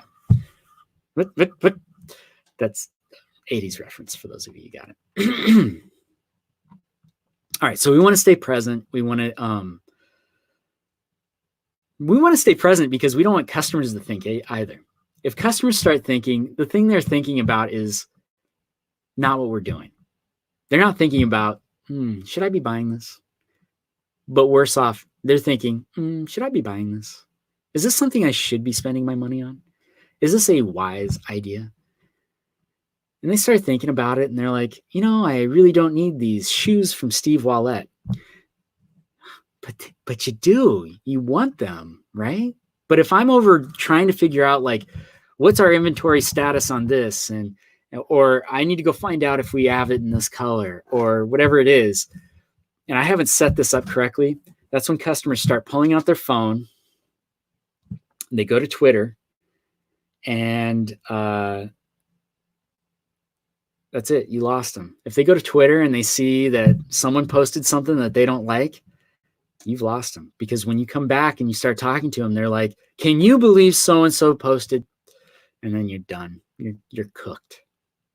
That's it. That's all there is. All right. So let's talk about step one. It's the introduction. And establishing rapport requires a great first impression. And, I'm going to talk a little bit about attire and presenting yourself in a way that really works for you. And I understand, like, even right now, like, one of the things I will talk about is people are making a wise decision. Hey, I'm in my pajamas right now. I don't want to be on camera. Yes, probably a wise decision. The reason it's a wise decision is because if you're on camera and you're not presenting yourself in a great way, it's going to make it real difficult to break that first impression. If your first impression is that you look homeless, you look unemployed, and that's what people get as their first vision of you, that is going to carry on forever. So when I make a first impression, the first thing I want to do is it's very, very surface level. I'm trying to present myself physically, in my posture, in all of my things, trying to present myself in a approachable, affable, and with some air of authority. I do something so silly that I found works incredibly well. And I'm going to show you an example. So my attire is, I wear blue jeans. I wear this black shirt. I have 10 or 12 of these black shirts. I wear them all the time. They're incredibly comfortable. They're from Express. They're great. So I do that. And then I wear a sport coat. I'm not wearing one right now because who cares? And then I add one of these. You know what this is? A pocket square. I just add a pocket square. And I do what's called a presidential fold, which is I fold it in thirds. And then I basically fold it in half. And it just peeks out the top. Just a little bit peeks out the top. Oh, here, I can even do it, mimic on the camera. It just looks like that. That's it. it's amazing the things people have said. It's like, you always dress so sharp. I'm wearing blue jeans and tennis shoes. Oh, you look so fancy. What? Oh, look at you, always wearing a suit. Nope, this is a sports coat, which is a coat. And the only thing I've added is this little piece of fabric in my breast pocket. That's it. But when people see me now, they associate all of those things with me. And so even when I show up like this, they're like, he's still a sharp dresser. I'm wearing blue jeans and a t-shirt. Nothing fancy. But I set that first impression, and that's what people assume. So anyway, not to belabor that fact, but how you present yourself is really how people are going to know you. So how do you present yourself right now? That's an important question to ask, is what do you currently say to people when you're introducing yourself? Do you say, I sell stuff? Well, okay. For a while there, I was doing a terrible job with this because I had not really truly defined what it was that I was doing. And so there was a while that I was like, well, I teach people how to sell things. If I could go back and change every one of those, it was because I was feeling intimidated. I had a lot of fear, and I did not want to say something that would necessarily offend somebody. But if someone's asking you what it is you do, what do you say? How do you present yourself when you first meet somebody? And I think a lot of times what we tend to do is we tend to tell people what it is we do. Oh, I sell stuff. Oh, I lead a what was Justin doing? Whatever it is, maybe whoever's in the comments right now can throw out a position that's what they do. Like, I'm the vice president of pencil sharpening at my company. And the thing is when you say that, that's it. That's what you are. Is that what you want to be? I don't think so. I don't think that that's what you necessarily want to be. I don't want to be some dude that just talks about sales coaching. No interest in that. How many people do you talk to that are life coaches? It's like, what do you do? I'm a life coach. Okay. What does that mean? I have no idea what a life coach does. I've talked to life coaches. I've even dated a life coach. I still have no idea what a life coach does. That's not to knock life coaches, but some of them actually define themselves when I ask them what they do. When people say I'm a life coach, I'm like, okay, neat.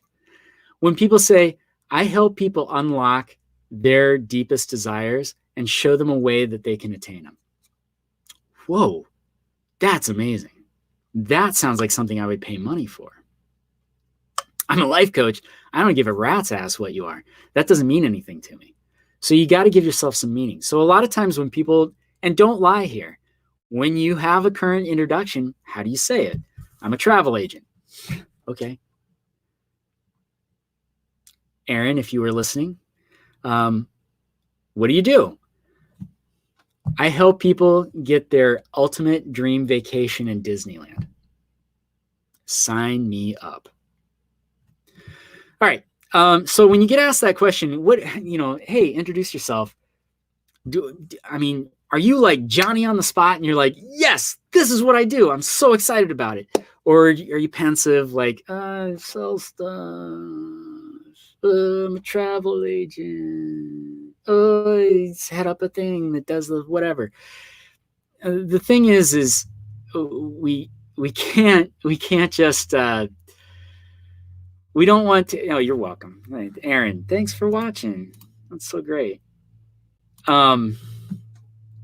We can't just say the thing that we do. We have to give it some context.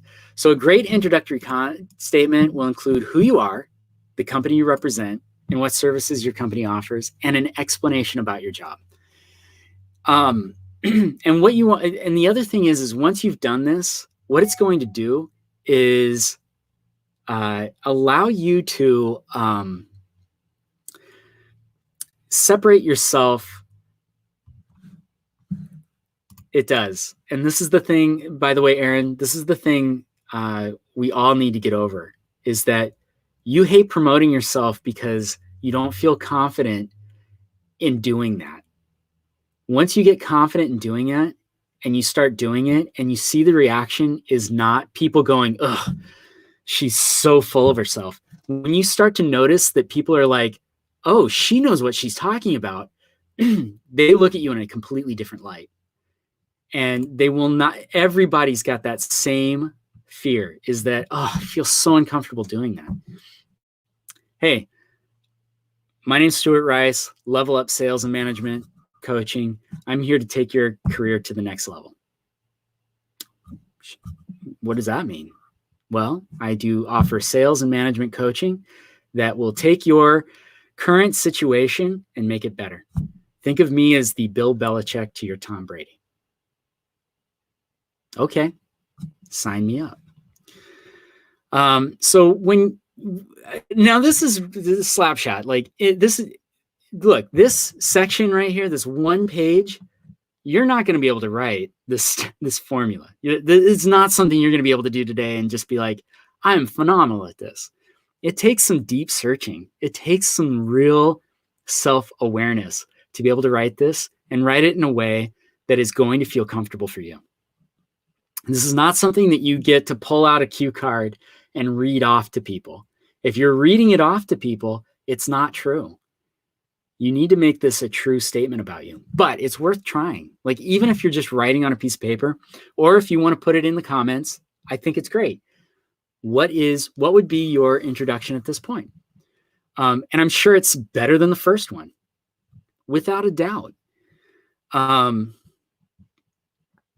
But your first time you talk to somebody, it's really going to be like, that's going to be their constant reminder. That's they're going to remember. Later on, when you come back and you're like, I'm a complete expert. There is a great, this might surprise a lot of people. I read the Bible. It was a couple years, 10 years back. I really genuinely read the Bible. Which is kind of funny. This might turn some people off, and I'm an atheist, but I read the Bible because I was like, I should know this book, right? But the saying is, Jesus can never go back to Damascus. Not Damascus, Oregon. He can still buy gas there, but Jesus couldn't go back to Damascus because in Damascus, they only knew him as the little snot-nosed brat. So even though he was, the Son of God, and he was the prophet, he go back to Damascus and people were like, yeah, there goes little Jesus of Nazareth. That kid, what a, whatever he is. You can't go back. You can't go back and redo that first impression. You got to work really hard to get over that first impression. So that's why having a great introductory statement, having a great introduction is so important. Okay, second thing is questions. This is the second step. And we have to ask questions to determine what a customer's needs are. Now, in the book, I'm going to talk about the 3 types of questions you can ask and the 2 ways you can ask them, and then how to combine all of those things together. Your question asking is, I am going to be really mean here. It is probably subpar. It just is. Because what you're doing is you're probably asking a certain type of question that does not beget an answer that you think that you actually want. A lot of times when I hear people talk and I hear people ask questions, they're asking questions that actually turn customers off. That is a huge concern with questions, is when you start asking questions because you think you need to ask them, most of the time you do not need to ask them. I will give you an example right now. So in the mattress industry, we used to hand out these lists of questions for salespeople to ask. And the list was like 3 pages long. And you go down the list of questions, and the questions were always like, what kind of mattresses are you into? What? Who's into any kind of mattress? Nobody knows anything about mattresses. I don't care. I used to sell these things. I don't know. I don't care. Like, I don't know anything about them. You're asking me what I prefer? I have no idea. What starts going through my head? Oh God, I don't know anything about it. I should do more research. Thank you, internet, because that's what happens. They go and do more research. Guess what pops up? Purple. Tuft and needle. That's what happens. So we can hurt ourselves with questions left and right. And, in the mattress industry, the one I used to drive me the most nuts is, what kind of bed do you sleep on now? Well, that doesn't help anybody. What are you even asking that question for? Number one, they don't know. They don't care. They just know it sucks. And the second thing is, now that you've asked the question and they don't know the answer, forget it. You're not selling them anything that day. So real quick, what is a question that you commonly ask a customer or potential client? What is a question that you ask just to see what they're up to? Like, how do you find out about your customer? What is the thing that you ask? Is it a question about what their needs are? Is it a question about whatever? So the reason I ask this question is, think about what the intent of the question is. Now, we're not trying to just create, hey, Shannon, I'm going to bring in Shannon Milliman, and Shannon's great. I'm going to have her come in and we'll actually talk for a minute, and then we will actually go through and we'll ask some questions. How about that? Shannon, how are you doing today? I'm good. I think what you're doing is so neat and improvisational and exciting, and you're changing the world one moment at a time. Oh, I'd like to think that, but we'll see what happens. Thank you for being so kind. Now, Shannon Millman, everybody. Shannon, what do you do? What is it that you do in your life? I am a learning and development professional by day and get to manage learning programs and create learning programs that help people grow and develop.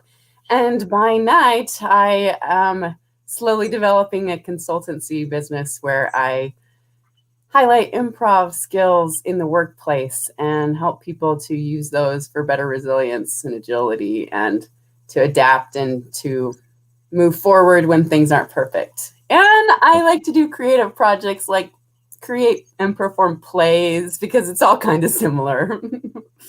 The improv in the workplace was that was awesome. I'm glad we didn't overlap there, because that was actually something I was thinking about too. And then I think it's super important. I think people need to understand that improvising either in your personal life or in a professional life, it's an important skill, because the only thing you can expect is what? Change. Mm-hmm. And that's going to happen on a person-to-person basis. It's going to happen in your career, and you need to be able to accommodate. The cheese constantly moves. And I think that that's a book like everybody should be reading right now is the Who Moved My Cheese. So, but you manage training stuff. Mm-hmm. You do this consulting business, and then you also do a lot of creative stuff. Do you use sales in any of that stuff?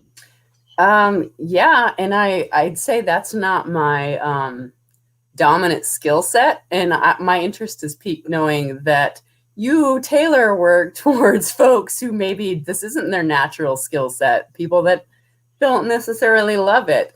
As I've learned to share my stuff, like performance-wise, I've had to grow my skills about logistics and marketing and advertising.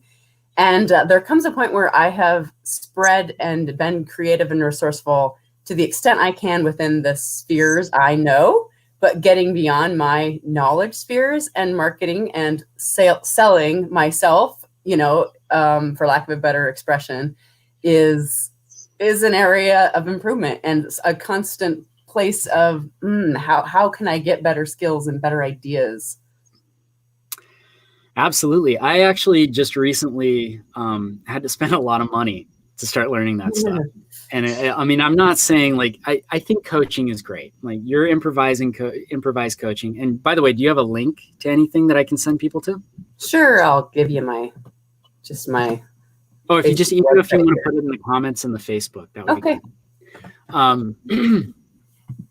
But I think, especially right now with the downtime, this is a great time to get the coaching. And if you feel like you're super confident with sales, you're probably not super confident with improvisation.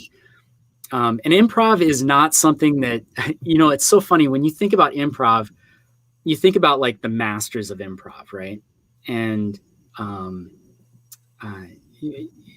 actually going to have like a not a semi-professional improv guy later on.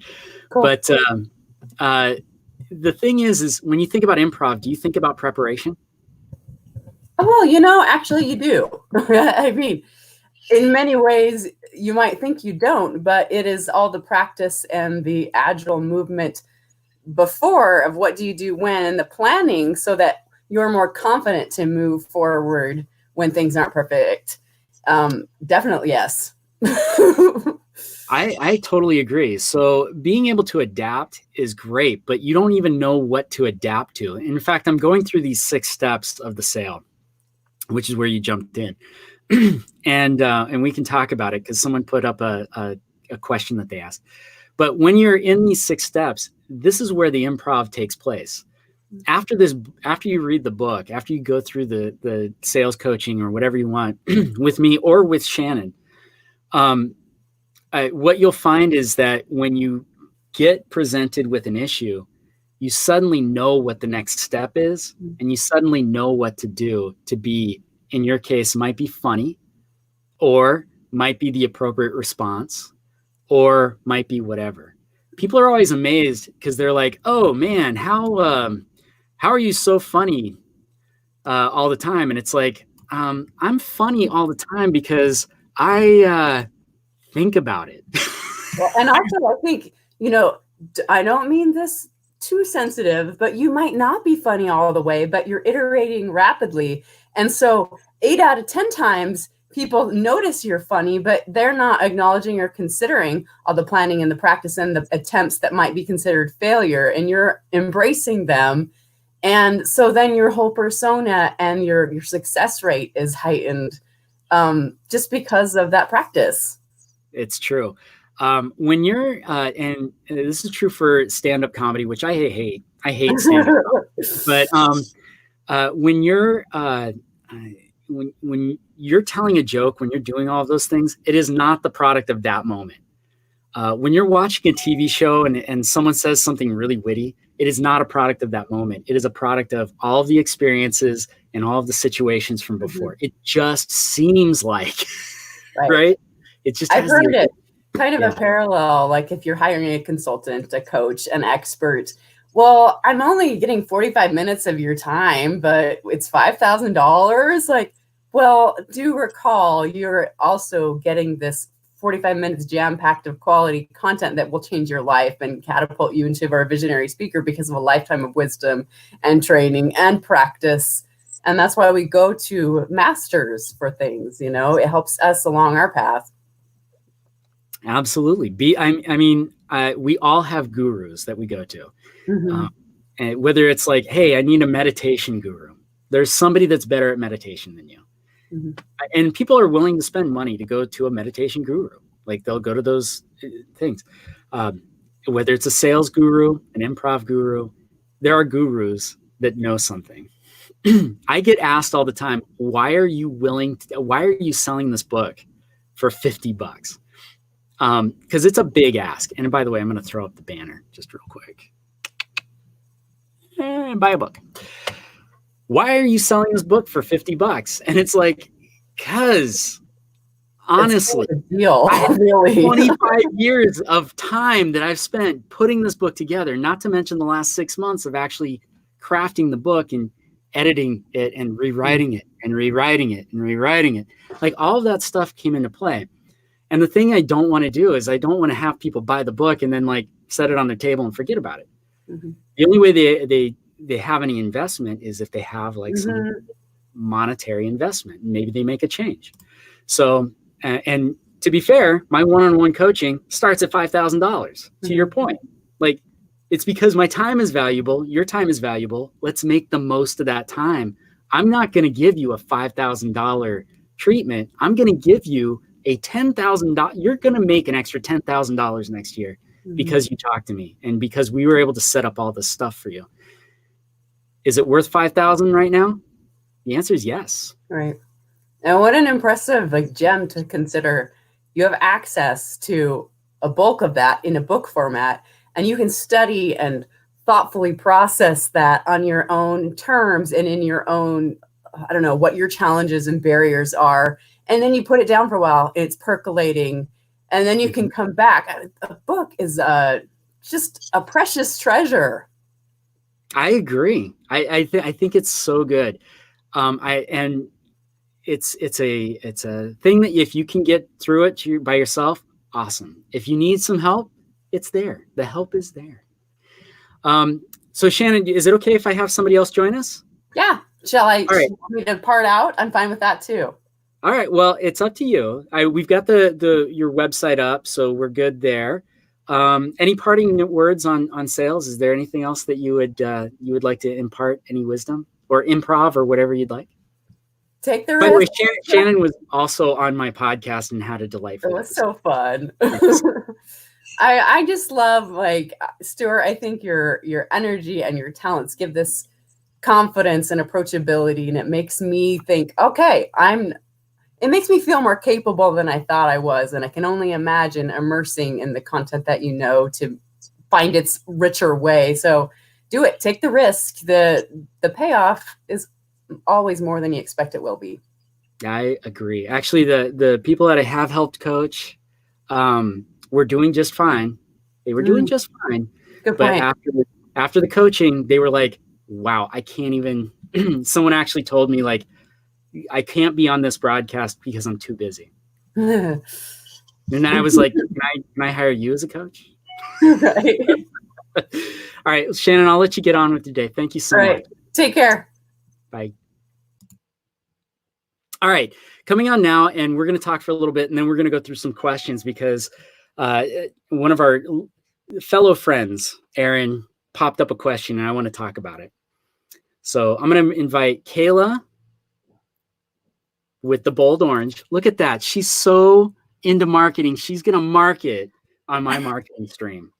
No, it's good. Hey, Kayla, how are you doing? Hey, Stuart. How's it going? I'm doing good. Fantastic. Good. Tell us what you do. So I own the Bold Orange, which is a full service marketing agency in downtown Gresham. So we work with businesses to help them perfect their messaging and get them business. It is, I'm going to take out the background because it's distracting to me now. I kind of hit on this a little bit because I've been talking for 4 hours, but what is the difference between sales and marketing? Because people do not know. No, they don't. I love that you asked this question. I wonder if you would. So I talk about this a lot too in marketing because a lot of people ask me if I do sales. And first of all, I did comment before, and I know that you agree that everybody in some way, shape, or form is a salesperson. I know there is that stigma around the word, but it's not that. But what I always say is that marketing and sales are BFFs. They have to have a good relationship, but they're not the same thing. You do need to have a marketing tactic and you need to have your sales tactic as well. And so with sales, in my mind, that is how you are promoting yourself in a way that makes sense to the person you're talking to. And marketing is like the parentship of that. That makes sense. So it's more of like marketing is the way that your branding comes across, all of that stuff. And sales is like the driving force of that. Does that make sense? So it's like marketing's the bus and sales are the wheels, kind of, I guess you could say. You hit it on the head. Marketing is about bringing people in. Sales is about accommodating them once they're there. Right. And that is absolutely true. And marketing is a little bit different from advertising too.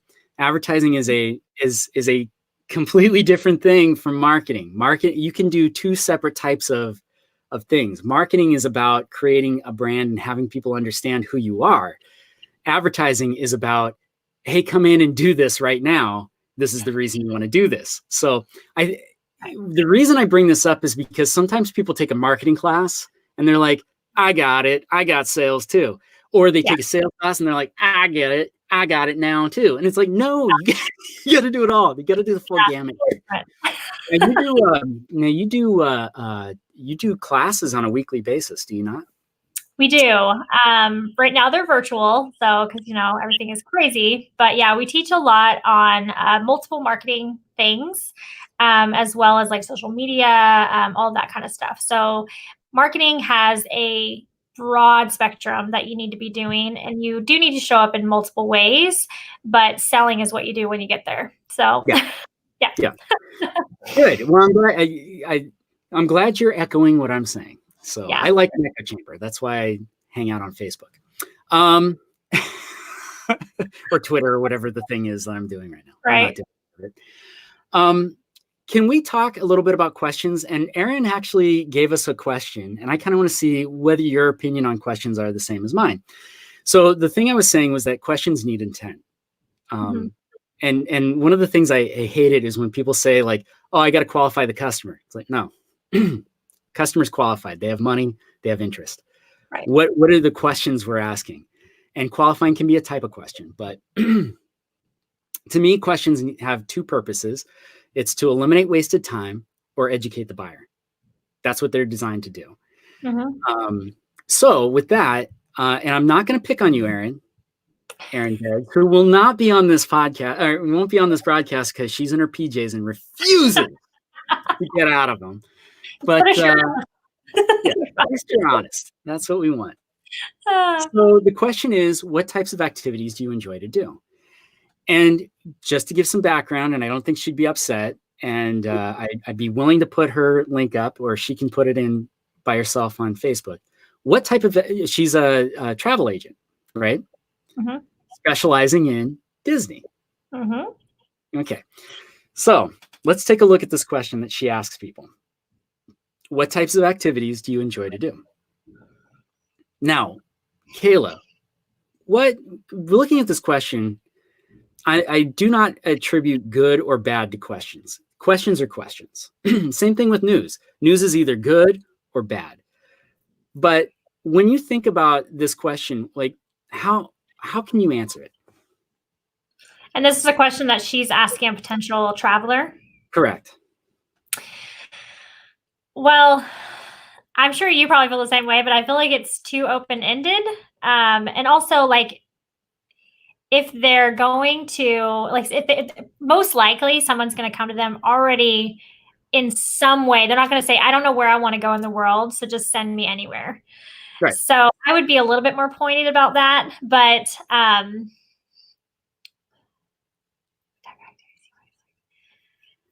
yeah. So let me tell you the peril of this question. And it's the number one peril with most questions. If someone asks me what types of activities, go ahead and ask me the question. Go ahead. What type of activities do you enjoy to do? I don't know. What do you do with that? I like do nothing with it. As a salesperson, I'm like, you don't know? Yeah. What are you doing here? Well, obviously, you like Disney because that's why I'm here, right? Like that. But that's the problem is like you get an open-ended question like that, and you're like, look, I'm a scared little kitten, and you're asking me this very pointed question, and all of a sudden, like I'm freaking out on the inside. Yeah. So I'm not saying it's a bad question. I'm just saying like this is a question that leaves it up too open for these poor customers that are just freaking out. So instead of this question, Kayla, what would be, you brought up a good point. Like, what would you do in this case? What kind of a question would you ask? I like the question, but I think this is like the fourth question that you ask. Like after you've already determined where they want to go. I would see somebody walking in, me contacting Gary and Deanda. I would be like, okay, I kind of think I want to go to like an amusement park, but Disney sounds too expensive, right? That's more what she'll hear. First of all, I wouldn't go right into money, which I think you kind of agree with. Like I wouldn't talk specifically budget right away. Like, okay, well, how much do you have? No.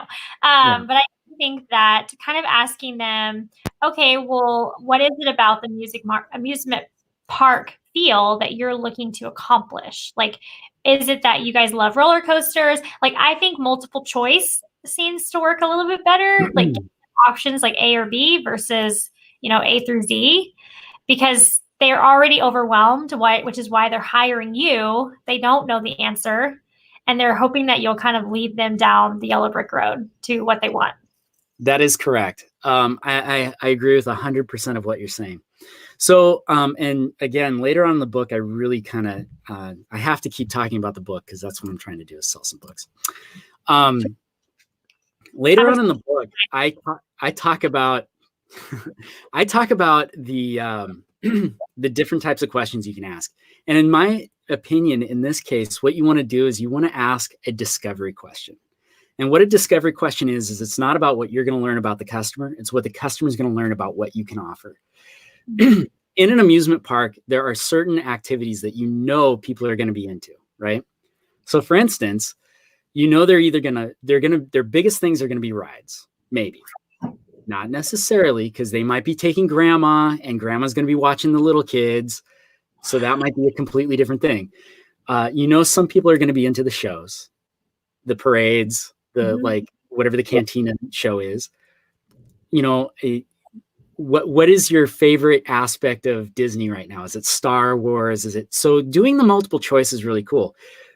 When you ask those types of questions, it's like, would you be interested in if rides are your big thing, would you be interested in getting the fast pass? Well, what's a fast pass? Well, a fast pass allows you to cut line so that you can get into more of the big rides faster. It's like, what? That's a thing that exists?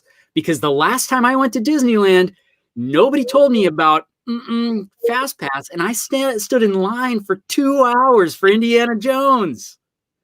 Like that's the type of thing that as a travel agent, you can be seen as that consultant. And as soon as you start offering that kind of stuff, that's when people see you as, you're not just a travel agent, you're an expert. Exactly. You are the person I'm going to come to with every time I need anything with anything. You're the person I'm going to come to first. So not to pick on Aaron, but like that question's good, but it can be better. And that's what I talk about when I talk about coaching. Yeah. It's not about go ahead. And that's the nice thing about I always say, like in marketing, flexing your education muscle is letting them see you as an expert. That's what you're always trying to do, is position yourself as an expert in your industry. And the nice thing about it is if you don't make the sale and they don't end up buying for whatever reason, they always remember that you help them the most. So when they do have the money or they are ready to buy, you're the first person they're going to think of. Yes. And this is something that the expression turn and burn with customers. Where a customer came in, they didn't have the money, they didn't have the whatever. And again, go to any sales, anything on Facebook, any group that's involved with sales, you will see a ton of toxic crap on there, because these are people that are so bitter about the fact that some customer only came in with $300 to buy something that should cost $1,000 in their opinion. Yeah. All of those things. It's like, hey, if someone comes in and you don't offer a $300 whatever it is, find the place that does. And here's what's going to happen is they might go to that place, see the $300 thing, but they remember they'll come back. Oh yeah. Boom. Yes. Get what you pay for. Yeah, you get what you pay for. Like I can tell you right now, there is a ton of coaching on Facebook right now. It is everybody's selling coaching right now. Yeah. I've made the mistake of buying some of that coaching, and it's very expensive. And what you're actually buying is them selling you more. That's what you're buying is we're going to set you up with a consultant.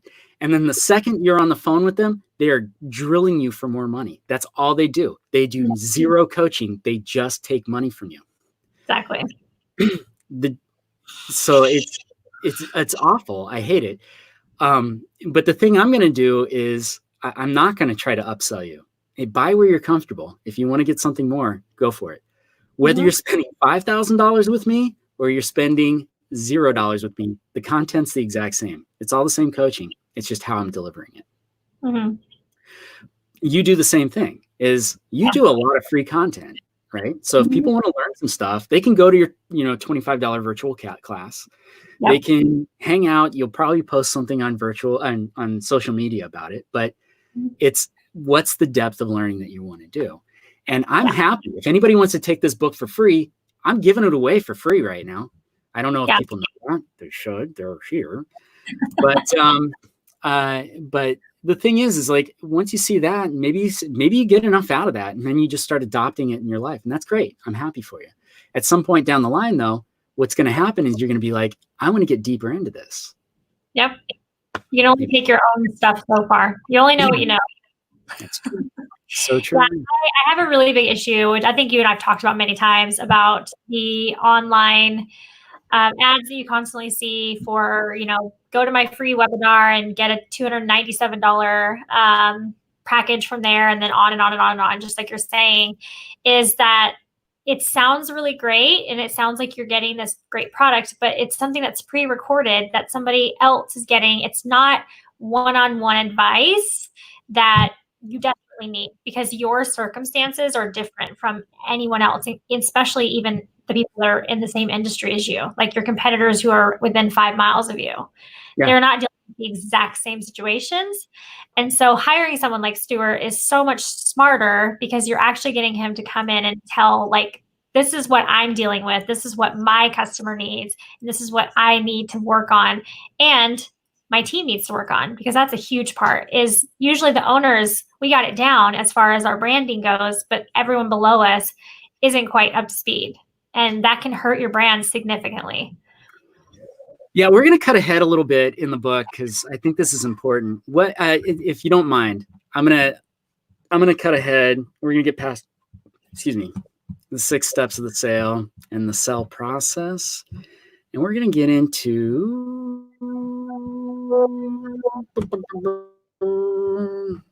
Here we go. All right, you and I are going to talk about this real quick. And if you're busy and if you need to take off, please just let me know. Nope, I'm good. Okay, so how many companies do you know of that operate right now that do not have mission, vision, and value statements? So many of them. Yeah. Why are these important? These are like the guides that show you, this is your map. This is what is when everything is failing, when there's a COVID outbreak, this is what guides you to get through the tough stuff. It is. How much, and I don't mean to put you on the spot, but if someone comes to you and they say, hey, I need to write some mission, vision, and value statements, what do you charge? What do I charge? Well, it depends on how far along they are, usually. But if somebody's coming along like straight up from the beginning, it's usually almost about $300. Yeah. It's a lot of intense work, a lot of background research on them. It's a lot. It is a lot. It's a tremendous amount. And if you're not self-driven, I think it's super important. Mm-hmm. I think having that is so incredibly important. If you're not willing to put forth the time and put forth the effort and have the wisdom and read all the books and blah, blah, blah, blah, blah, then you need to look for somebody else. In this case, though, and not to take it away from Kayla's business, because I can't, she is way more successful than I am. But the thing I'm going to say, but anyway, everybody needs these. Every company needs these. And so many people I talk to, this is something lacking in them. Mm-hmm. A mission statement is who you are and what you do. Mm-hmm. A vision statement outlines where you want to go and creates direction. And a values statement informs other people about your principles and what you can expect. Would you agree with those 3 statements? Definitely. 100%. Now, why are those 3 so important? It's because exactly what you just said. When we get into a crisis situation, if you're the owner, you might follow a certain pathway with every single customer.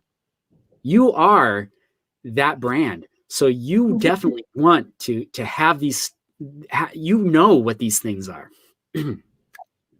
As soon as you hire somebody, as we talked about earlier with Justin, 20% of your people are going to do exactly what you do. They're going to do everything they possibly can to be who you are. 60% are just there to collect a paycheck. Sorry, That's it. And then 20% are actively working against you. But if you have all these things working for you, if you have these, and your mission statement is very clear, you have a clear vision of where you want to be, and you tell people how to act, it cuts down on those bad customer interactions.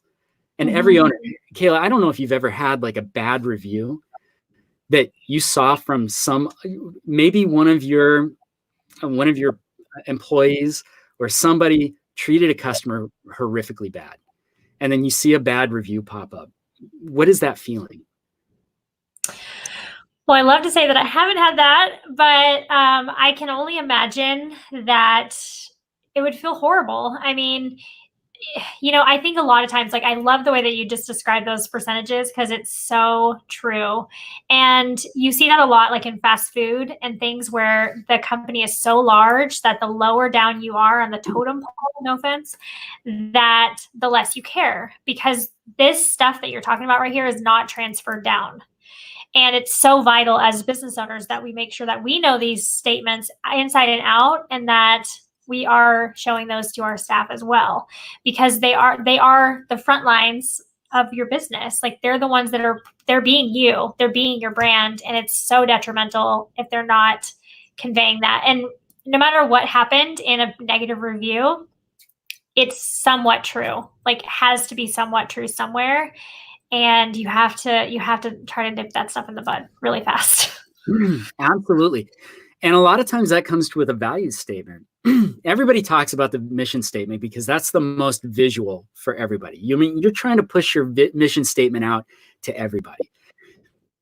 The vision statement, that's more internal, but the value statement is something everybody should know what the value statement is. Go around, and next time you're in a store, I put this challenge out to anybody.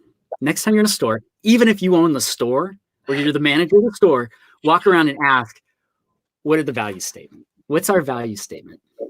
And see what your employees say. They'll make something up, or they'll look at you and say, I don't know. Yeah. Or we have one. Like, that is what's going to happen. Without a doubt. And you have to kind of review that and go, man, is that a problem?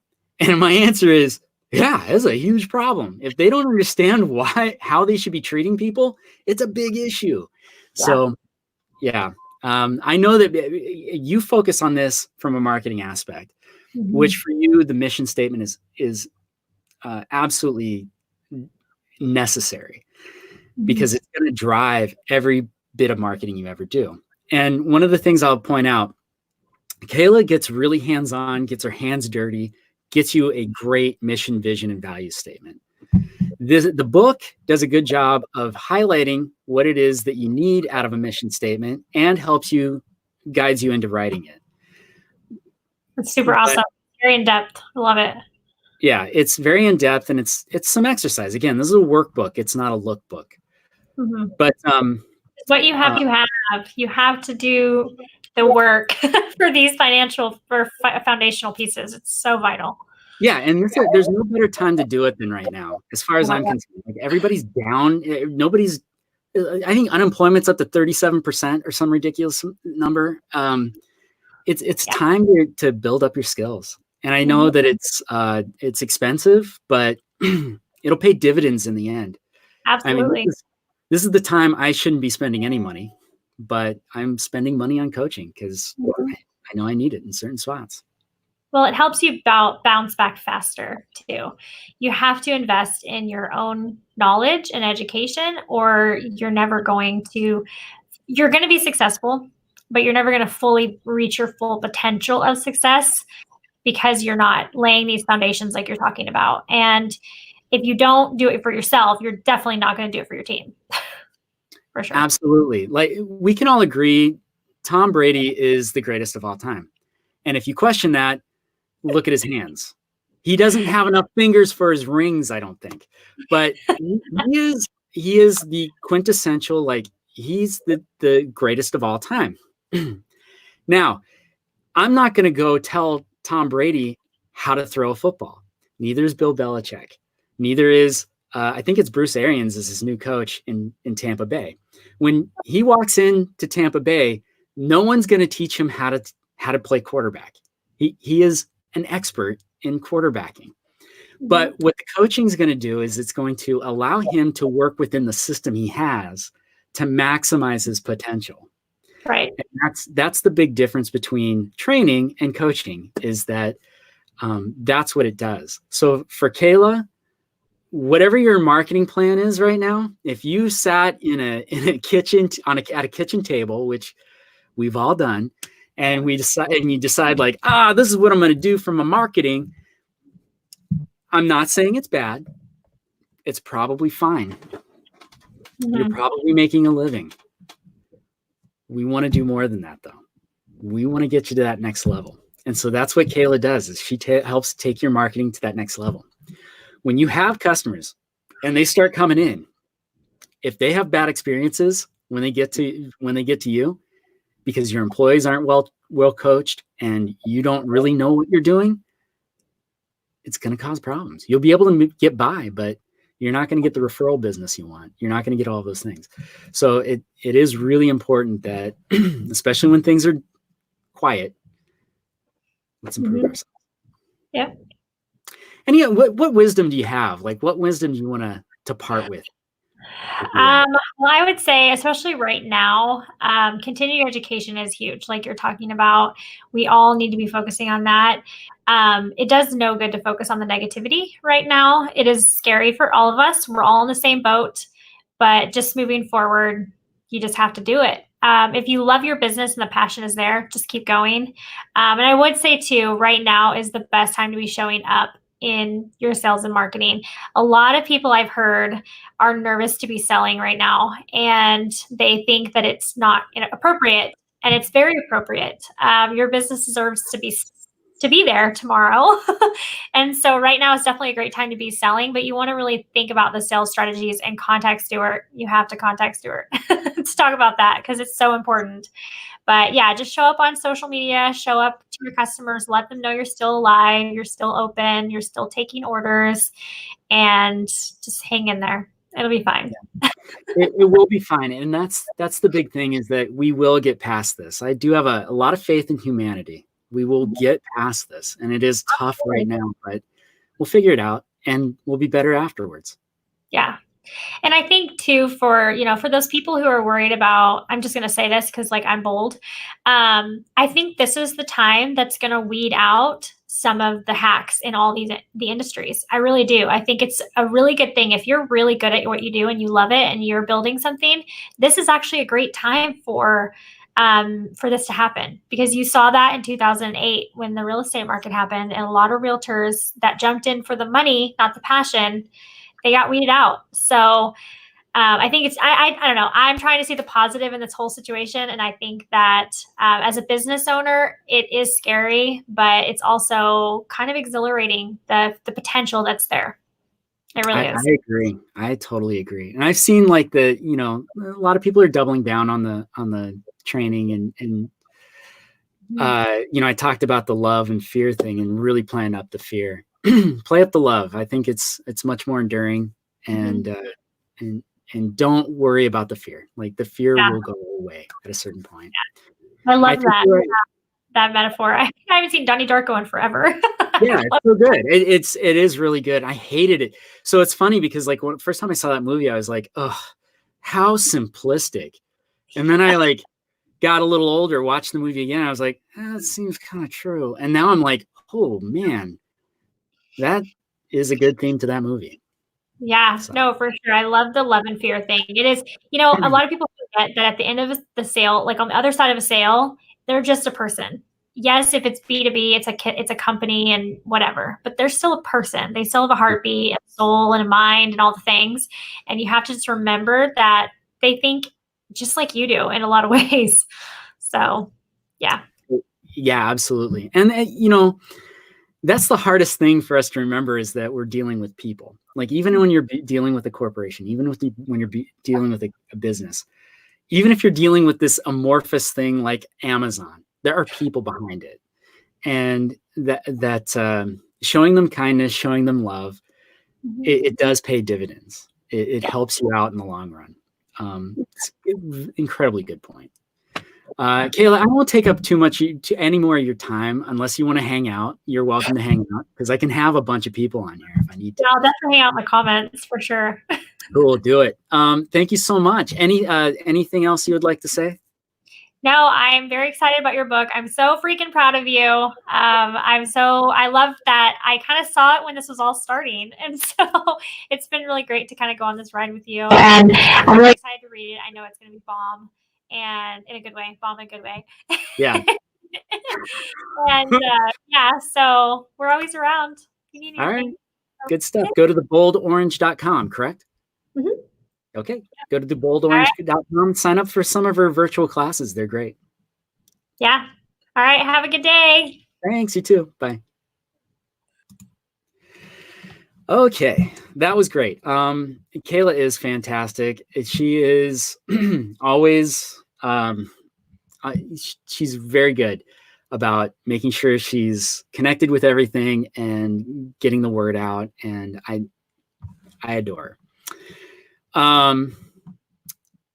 All right. So let's talk about demonstrations. So we've asked some questions now. And as I said, things we don't want to ask, or we don't want to ask about, we don't want to ask things where the potential answer is, I don't know. That's a tidbit from later on in the book. So, but I don't know that's the worst thing you can get. So we want to make sure that when we're talking, we want to get, we want to make sure that we're asking questions that are going to get people engaged. I don't think I'm going to get there today, but discovery, you can ask, there's 3 types of questions you can ask. Sorry. Qualifying questions are an actual thing. Discovery questions, which are my favorite. And then investigative questions, which are where you're trying to find out information. And there's 2 ways to ask them: open-ended and closed-ended. Now, here's the thing where I break with a lot of sales books is I absolutely do not like open-ended questions in most cases. Open-ended questions are great if someone knows what they're talking about. But as we talked about earlier, customers don't really know what they're doing. And so if we start asking a bunch of pointed questions, the problem is that they tend to not know. And not knowing is super detrimental to keeping a relationship going with the customer. So let's talk about, after we've asked the questions, how do we show our stuff off? And so and this is the most fun. Like if you think about whatever you're doing, if you're an accountant and you're doing accounting, like you still feel pride when you go, hey, look, I balanced the ledger. Like you want to show that off. So that's your demonstration, right? So we want to make sure we're doing it in an effective manner. So some people are going to have the ability to like push buttons and twist knobs. Like if you're selling appliances, very easy to do. Hey, there's the 5 cycles. Look, twist the knob. Tick, tick, tick. Doesn't that feel great? Yes, it does. Like, look, stick your head inside this washer. Doesn't it feel great? Yes, it does. And sometimes it's going to be conceptual. Like, man, I should have just kept Kayla on. Everybody's bitching. Oh, well. Demonstrations can also be conceptual, where it's like you're talking about something,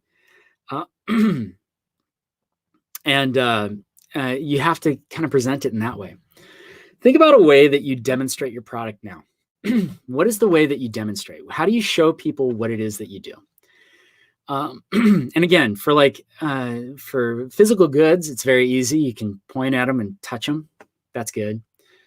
And not necessarily all the time either. So sometimes people can do it virtually. Sometimes they can do it any other way. But just how is it that you do it? So right now, the way I can do it is I'm doing it this way. I can't take the book to people and say, here, take a look at this. That's not a thing I can do right now, which is a bummer because I think once people see the book, they want it. I'm not joking. Like they pick up the book and they're like, whoa, this is way different than I thought. It is a imposing book. Like it's got some heft to it.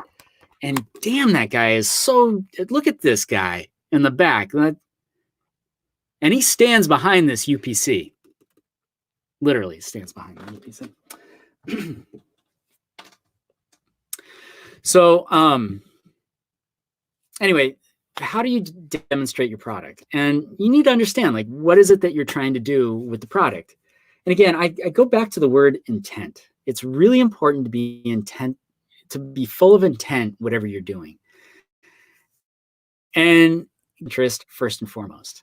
For instance, enough people have asked me, like, what is it about this book? Why would I need it? That's why I'm showing people here. That's why I'm asking people to come on and talk about, like, in their lives, how does sales apply to your life? And again, as I pointed out earlier, every time somebody says something, it's like, yeah, I got a chapter about that in the book, because I do. I'm just telling you what's in the book. Spent a lot of time reading it, doing a lot of research.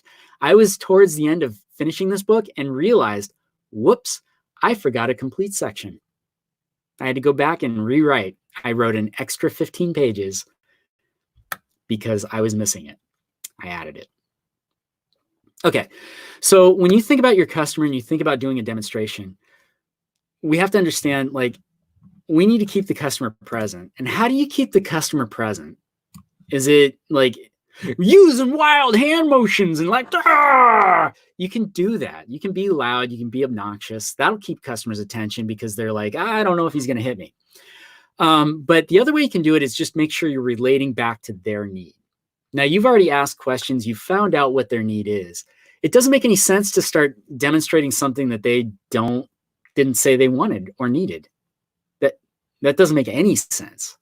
So we want to make sure that we're relating everything back to what their need is. And so, for instance, on this T-chart here, we've got what the customer's need is versus what we're going to show them. And in your business, think of one thing. What is one thing that you would say you need to show the customer? What does the customer's need? For instance, let's say you're selling upholstery. I don't know why I thought of upholstery. I just thought of upholstery. If someone wants to pop in something in the comments, I'll talk about that. And I can literally talk about any industry on a surface level because this is one of my super talents, I guess. But whatever that is, like, think of a customer's need in that regard. What is something that they will say, I absolutely need to have? And then you want to find a demonstration that's going to illustrate that specifically for that person. A demonstration needs to be directly connected to that customer's need. And the preparation comes from, look, you can show somebody something and say, hey, just fiddle around with that. And it's like, that'll work. But the thing you don't want to do is, hey, fiddle around with that and not give it any context. If you don't give it any context, you're not going to have anything. Like, it's not going to, you get what I'm saying? Like, it's not going to have any meaning to them whatsoever. Or if it's something they said they didn't need or didn't mention that they needed, and you start showing off something that they didn't even bring up, you're going to lose them. They're going to be like, I don't know why you're showing me this. Now I'm confused. And customers get confused very, very easily. Very easily. So when we're talking about this, what we want to do is we want to show them how it makes their life better. So let's go back to, I used to sell, when I used to sell electronics equipment, TVs, stereos, those types of things. And the thing is that showing a person a big TV is easy. Explaining why they want a bigger TV is so easy. It is the easiest thing in the world. And that's, and a little knowledge about TVs, you make no money on TVs because the TVs sell themselves. They're big, they're colorful, they're pretty. I want it. Like, that's customers' reaction is, I want that. Can I afford it? That's really the only thing you have to worry about. The thing is that once you get the customer on that TV, the real trick, and this is why when you go to buy a TV, they always should talk to you about the sound system.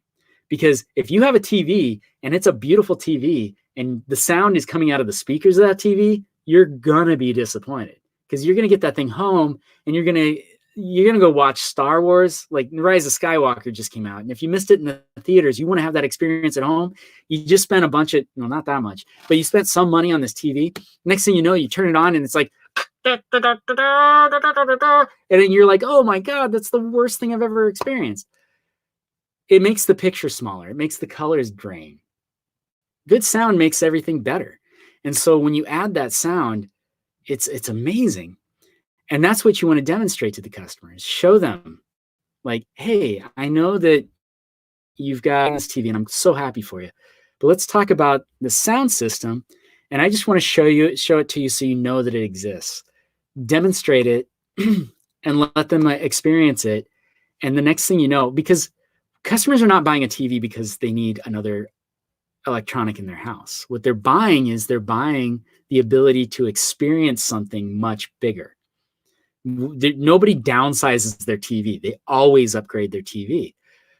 If you can expand that TV to be beyond just what the picture is and to incorporate sound and incorporate surround sound and give them something they can feel, that is a really phenomenal demonstration. One of the best demonstrations I ever got was I was in Magnolia Hi-Fi way back when it was its own thing. And the salesperson, I walked in, he's like, hey, you know, what can I show you today? And I was like, I have no money. I just wanted to come in and check out the store. He goes, great. Hey, can I come show you something though real quick? I just set it up. Again, I didn't say I had money, but I certainly remember this experience. So he takes me into this room and he goes, just to let you know, this room would be about $100,000 if we got it set up in your house. And I was like, well, okay. So he goes, sit here. I sat there. And he goes, I'm going to show you the scene, and I apologize. It's a violent scene, but I want you to experience it because I did a really good job setting up the speakers to be able to do this. And what he had done was he had set up a subwoofer specifically to the center channel. Now, if you are into electronics, if you're into sound at all, you know that every discrete channel has its own set of sounds, and that you can set up a subwoofer to accommodate all of the lower frequencies for all of the channels, and it usually does a pretty good job. In fact, it does like 90% of the job you'd need, it'll do that. He had set this up in a way that the center channel had its own punch, its own like $2,000 subwoofer. And he played this scene, I don't remember the movie, but he played this scene and someone gets shot in the head, right? All of the sound comes out of the center channel. And the shot happens, and I did this. It felt like I got shot in the head. That is an experience I will never forget. And that's what you want to do for your demonstrations is give them the experience where they can actually picture it at home and make their life better. Now, did I buy a humongous sound system? No, I didn't have $100,000 or a house to put it in. But what I did do is I was like, I'm suddenly interested in sound. When I decided to buy a sound system, guess where I went? Okay, enough about demonstrations. Never enough about demonstrations, but enough right now. Next thing we're going to do is we're going to fall into the testing phase. I am hoping somebody else comes on soon because I'm tired. I can't believe I've been talking this long. I'm over the halfway mark. I'm also out of coffee. Not a good situation. Man, what's going on with the focus? Oh, maybe I have it set to autofocus. Oh, that's the problem. We're going to turn that off. We're also going to turn off the white balance. I think I'm going to give myself a little bit more definition. Oh man, that's so much better, isn't it? Yeah. Yeah, that's better. I look more human now. Weird. Okay. Testing. So, testing is what we're going to do to find out what the customer's level of interest is. It's not like we're testing the customer's knowledge. Like, nah, we should never do that. It's not about the customer knowing stuff. It's about the customer feeling confident with us. That we know it. So instead, what we're going to do is we're going to find out we're going to test how interested the customer is.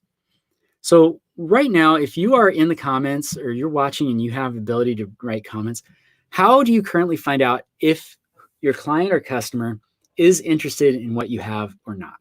Is there a question that you use? Is there, do you just straight up say like, you want to buy it? You want paper or plastic? Is there anything that you use? I have actually used the paper or plastic in the past. Like, hey, paper or plastic? And they're, I was selling computers at the time. And they're like, what? And I'm like, well, do you want to use credit or cash? And I always got a ha ha ha. So, but so you want to find out how interested a customer is.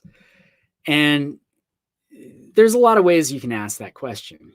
And, we want to be direct and gentle. What I find and what I found over my years is don't try to mask things. Let people process and let there be some silence in between.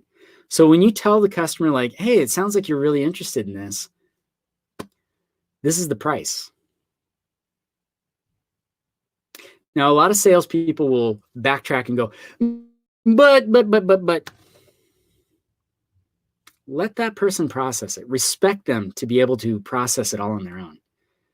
And if you do that, what ends up happening is they do spend some time and they go, oh man, that's a lot of money. Can I afford that? Yeah, I can. Is that something I want to buy? Yeah, it is. And then they'll buy from you. If it's not, what they'll do is, oh man, I can't afford that. And then you get to move forward. What ends up happening is when we start putting in caveats or like delaying this process, what ends up happening is that people start thinking and they get more and more nervous as you don't reveal the price. I don't like this situation. It makes me feel uneasy.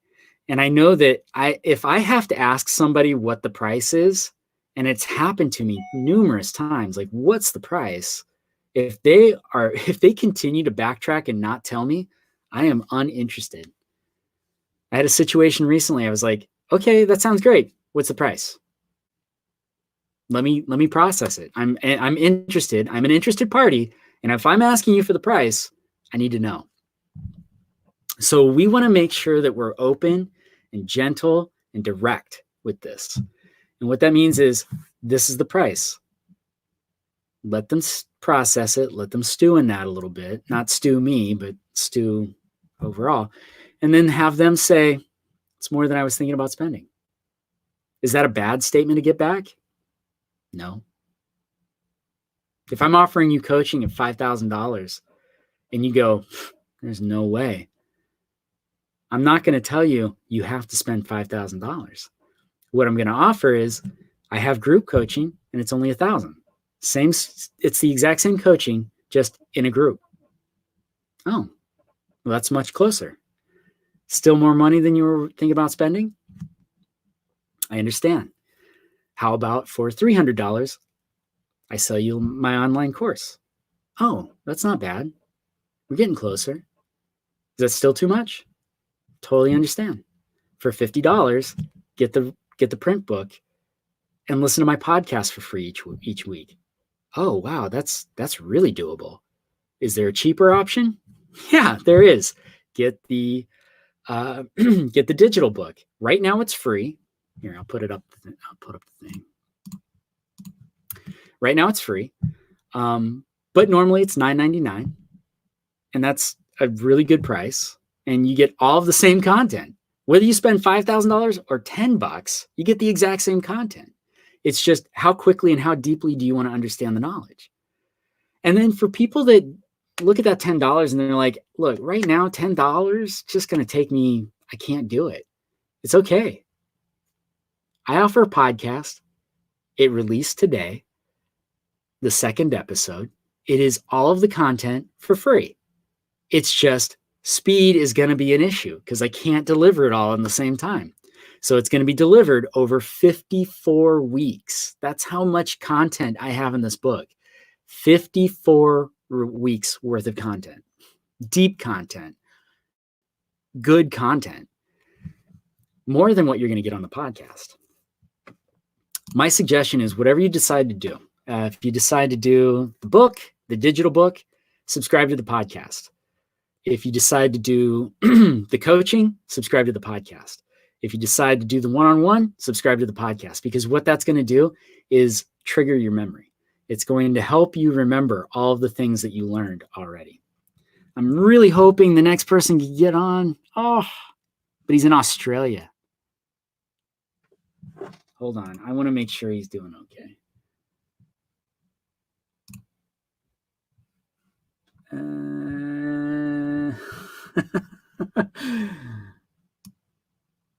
There's a reason he might be having an issue. We'll talk about it when he gets on. Just send him a link again. Okay, where was I? So we want to test. We want to find out why. So you need to ask why the customer's interested. And the reason they're interested, because whatever.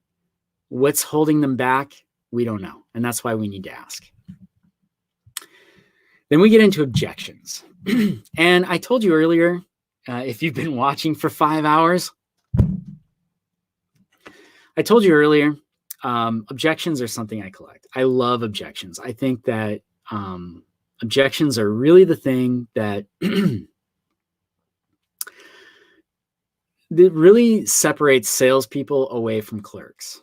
And there's nothing wrong with being a clerk. Being a clerk's great. It's a no pressure. My oldest daughter right now works in a gas station at the cash register.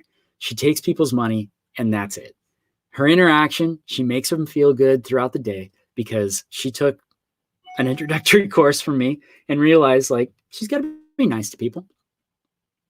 And she is. But she's not there to okay, so oh man.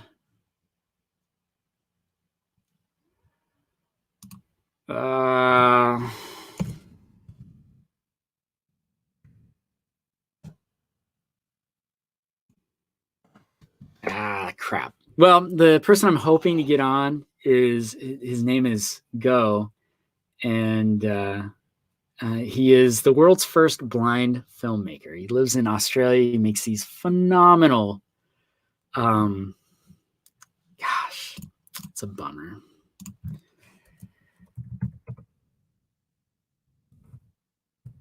But I'm going to put the link up so you can take a look at what he's got. They're very funny. He's delightful. And I don't know why it's telling him it's saying he doesn't have a camera, which not true. But he is visually impaired, so it might be something silly going on. Anyway, hopefully you can get on. Go if you're watching, jump on anytime. I'll get you involved. All right.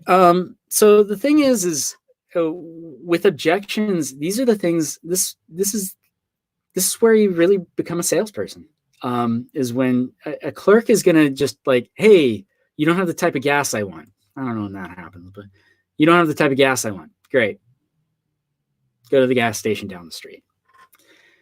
In sales, we don't get to do that. Like, that's not what we're trying to do. What we need to do is we need to find out what is it about the gas that they need, and then see if we can find a solution for that. I'm going to go back to this. It's a mattress. If you go to there's a mattress salespeople Facebook group. It is toxic. It makes me sick to my stomach when I go on there. But one of the things is that every day somebody complains about, hey, someone came in and asked for a queen size mattress for $300. And the statement is always, how can someone exist that believes that you can get a queen mattress for $300? Who has something like that? And the answer is somebody does. Somebody has that mattress. I have bought queen size mattresses for $300. So I know that they exist. The fact that you're angry at this customer because they're not asking specifically for the thing that you're selling, that does not make you a salesperson. That makes you a clerk. We don't got that. Go down the road. A salesperson goes, you know what? that isn't something that we have right now, but I do know of a good place where you can get that. And what I would like to do is I'd like to show you what I have here and then let you go compare that to the $300, whatever it is down the street, and kind of come up with that, come up with a decision for yourself. And when you do that, what's amazing is that they don't go shop. They don't go check the other store. They're like, man, that was really brave of this person and kind of awesome. And so I kind of want to keep my business with them. So, someone I can think of that is an expert on making sure that she doesn't clerk. I've never known this person to clerk. This is someone who definitely sells and is one of my absolute favorite people, Erica Laws. And Erica, number one, you're wearing makeup and you did your hair. Thank you so much. Well, I thought I'd go above and beyond. You said brush our teeth, but during quarantine, we got to do what we got to do. You got to do what you got to do. And there have been days I am ashamed to admit I didn't brush my teeth. So you're not alone, because I've been there too a couple of days this week. So yeah. Anyway, Erica, what do you do? What is your thing that you do? What is my thing that I do? Wow. What do I not do? Let's be honest. I've got a list of things that I can talk about that you do, and it's amazing. But go ahead. I want to hear what you say. Well, I would say that I am a career salesperson and coach. It's true. That is what I do for the last almost 24 years. That's what I've been doing, is selling all over the place and coaching people on how to be better at sales. It's true. So the thing with Erica is she is a super connector. There are people in this world that when you meet them, you're not just meeting them.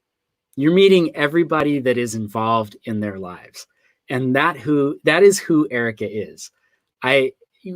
Anytime there is a situation, it's amazing how many people on Facebook that I am not connected with specifically through Erica that is still connected through Erica. Like, we have a lot of common friends, no connection, but totally a connection. And when you talk to her, you're talking to everybody else. It's great. Don't tell her secrets, but I keep good secrets. You do keep good secrets. I agree. I'm just joking. That's a joke. But Erica, let's talk about because you came up with a lot of the stuff that I stole from you for this book. I'm not gonna lie. Like, Erica is, we talk about mentors. Erica is a mentor of mine. And I learned a lot from her. I still probably have a ton more to learn because she's a super connector. I am not. And I would like to be, but that is not my core competency. My core competency is I'm a nerd. I like to write. So that's what I did. So I shared her work to the world, and that's what we've done. So yeah, Erica, fun story. Can I tell that little anecdote about your book? Yeah. It was funny because when Stuart told me he's going to write a book, I was like, that's awesome. You should totally do that. Because that is his skill set, not mine. And when he said, there's a possibility that I may be borrowing some of your content, I was like, well, at least somebody's going to use my content, because I am not a writer. And I'm really happy, actually, that Stuart did put those things into words, into a book.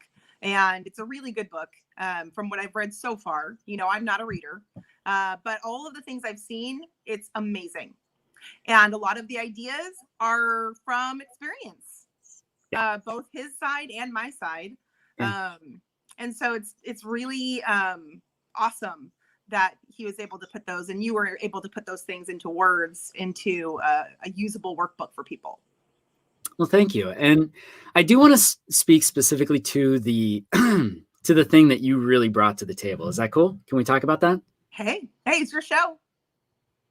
It's your show right now. So SELL is an acronym that Erica came up with. And Erica, what is SELL? SELL is basically a hierarchy to the process of sales. And the reason why I put this together is because it is congruent along all avenues of sales. So I was trying to, when I was doing my classes, I needed to appeal to not only outside sales, but inside sales and retail sales. And the overarching idea is that you can take this process and implement it into any type of sales of product, services, or even outside sales. So this is where this came from. And I can't really find any process or any kind of industry that it hasn't worked for. Yes. So people keep asking me, who is this book for? And I'm like, yeah. Well, is it for retail? I think the question more of is, who is it not for? Yeah, think you'd have a much easier way of listing people who it's not for than who it is for. Yeah, you're 100% correct. And I think it's because people are so used to people are so used to like coaching with something very, very specific and narrow, which that is also good coaching. Good coaching comes from all sorts of avenues. Where I am coming from for this is my target audience is not the salesperson who's been in the industry for 25 years and knows everything about it. That's not who this book is necessarily for. It can be. And Erica, if I'm not mistaken, we've both worked with people that have been in sales for 25 years and have no clue what they're doing. None. And all they're doing is costing their company money. But what this is for the entrepreneur that goes, I can't sell. I'm not good at this. Thing is, you can be. And you're right. It translates into everything. And that's what I loved about your concept and your coaching was that we had real estate people in that room. We had retail sales people in that room. We had service industry people in that room. All three of those types of people got something out of it. Absolutely. Even multi-level marketing. Yeah. Oh, MLM is perfect for this. If you are doing doTERRA, if you are doing any of those types of things, you are hurting yourself not getting something like this. Absolutely. If it's not for me, if this is not the right approach, if you're not into Eastern philosophy, if you're not into psychology and you're not into being kind, good luck to you. But find something that's gonna help you get more comfortable in talking to people. But can we walk through these 4 things real quick? Absolutely. So understanding SELL, we really want to talk about what the acronym is. And it's kind of the step where you're literally the very first S stands for show up. And by showing up, what that means, it's all the way from how you show up through your marketing, how you show up with your appearance, how you structure your day. What does your target client look like? Doing an analysis of who am I trying to talk to and where are they? This is really that who and the what part of the who, what, when, where, why, and how. This is where we're identifying the type of business that we want to be and the type of people we want to attract. And what do we need to do in order to actually provide that? Like, what do we need to do in order to connect with the people we're looking to connect with? Yes, absolutely.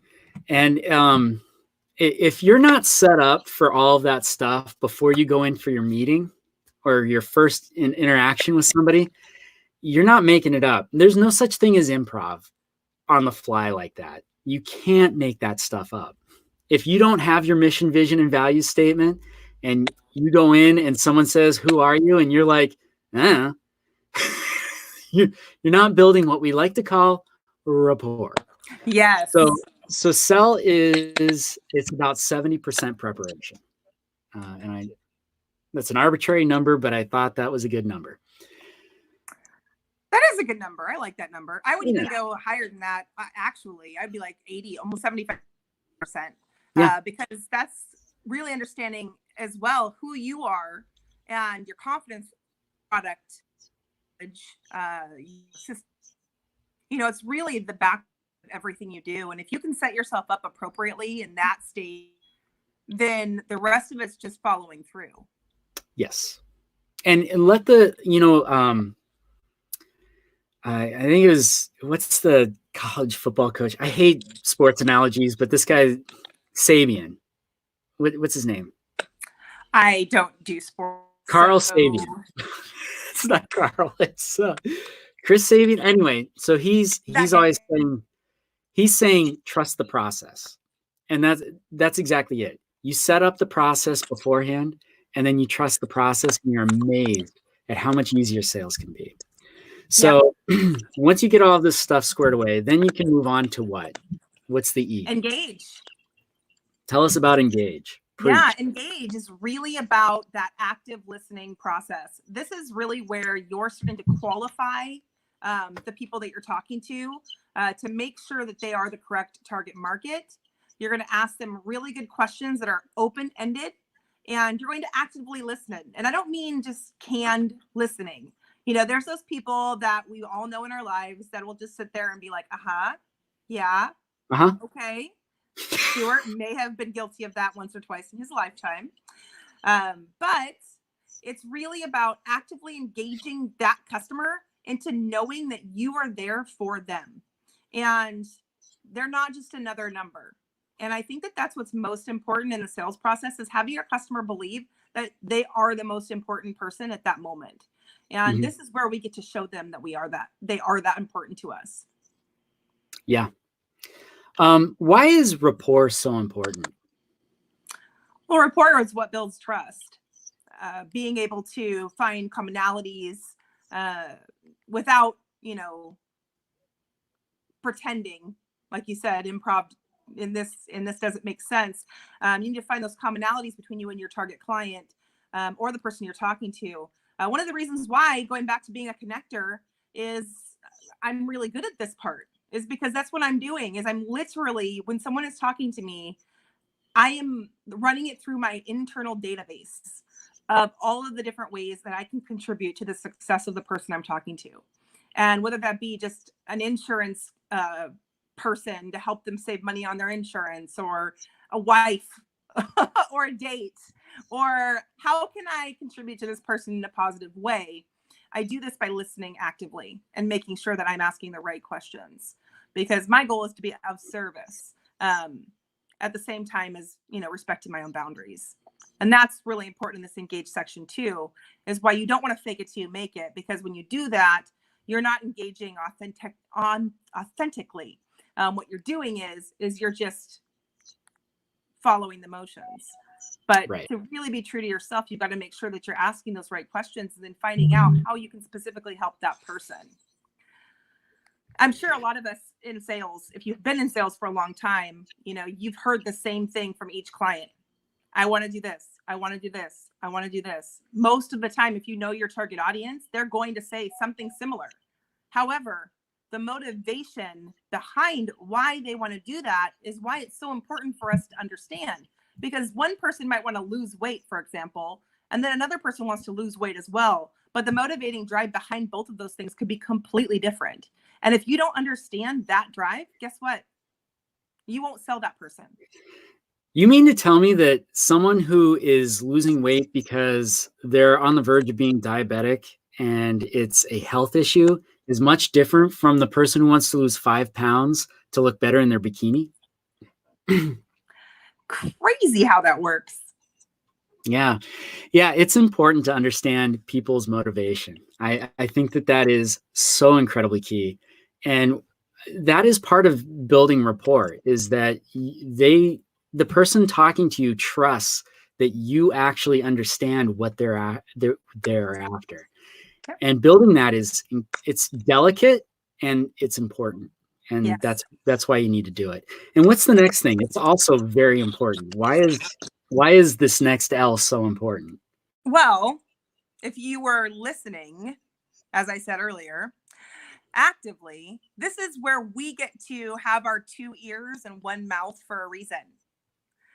When someone is talking to you, we always, and it's not just, you know, it's not knowingly. We don't do this knowingly.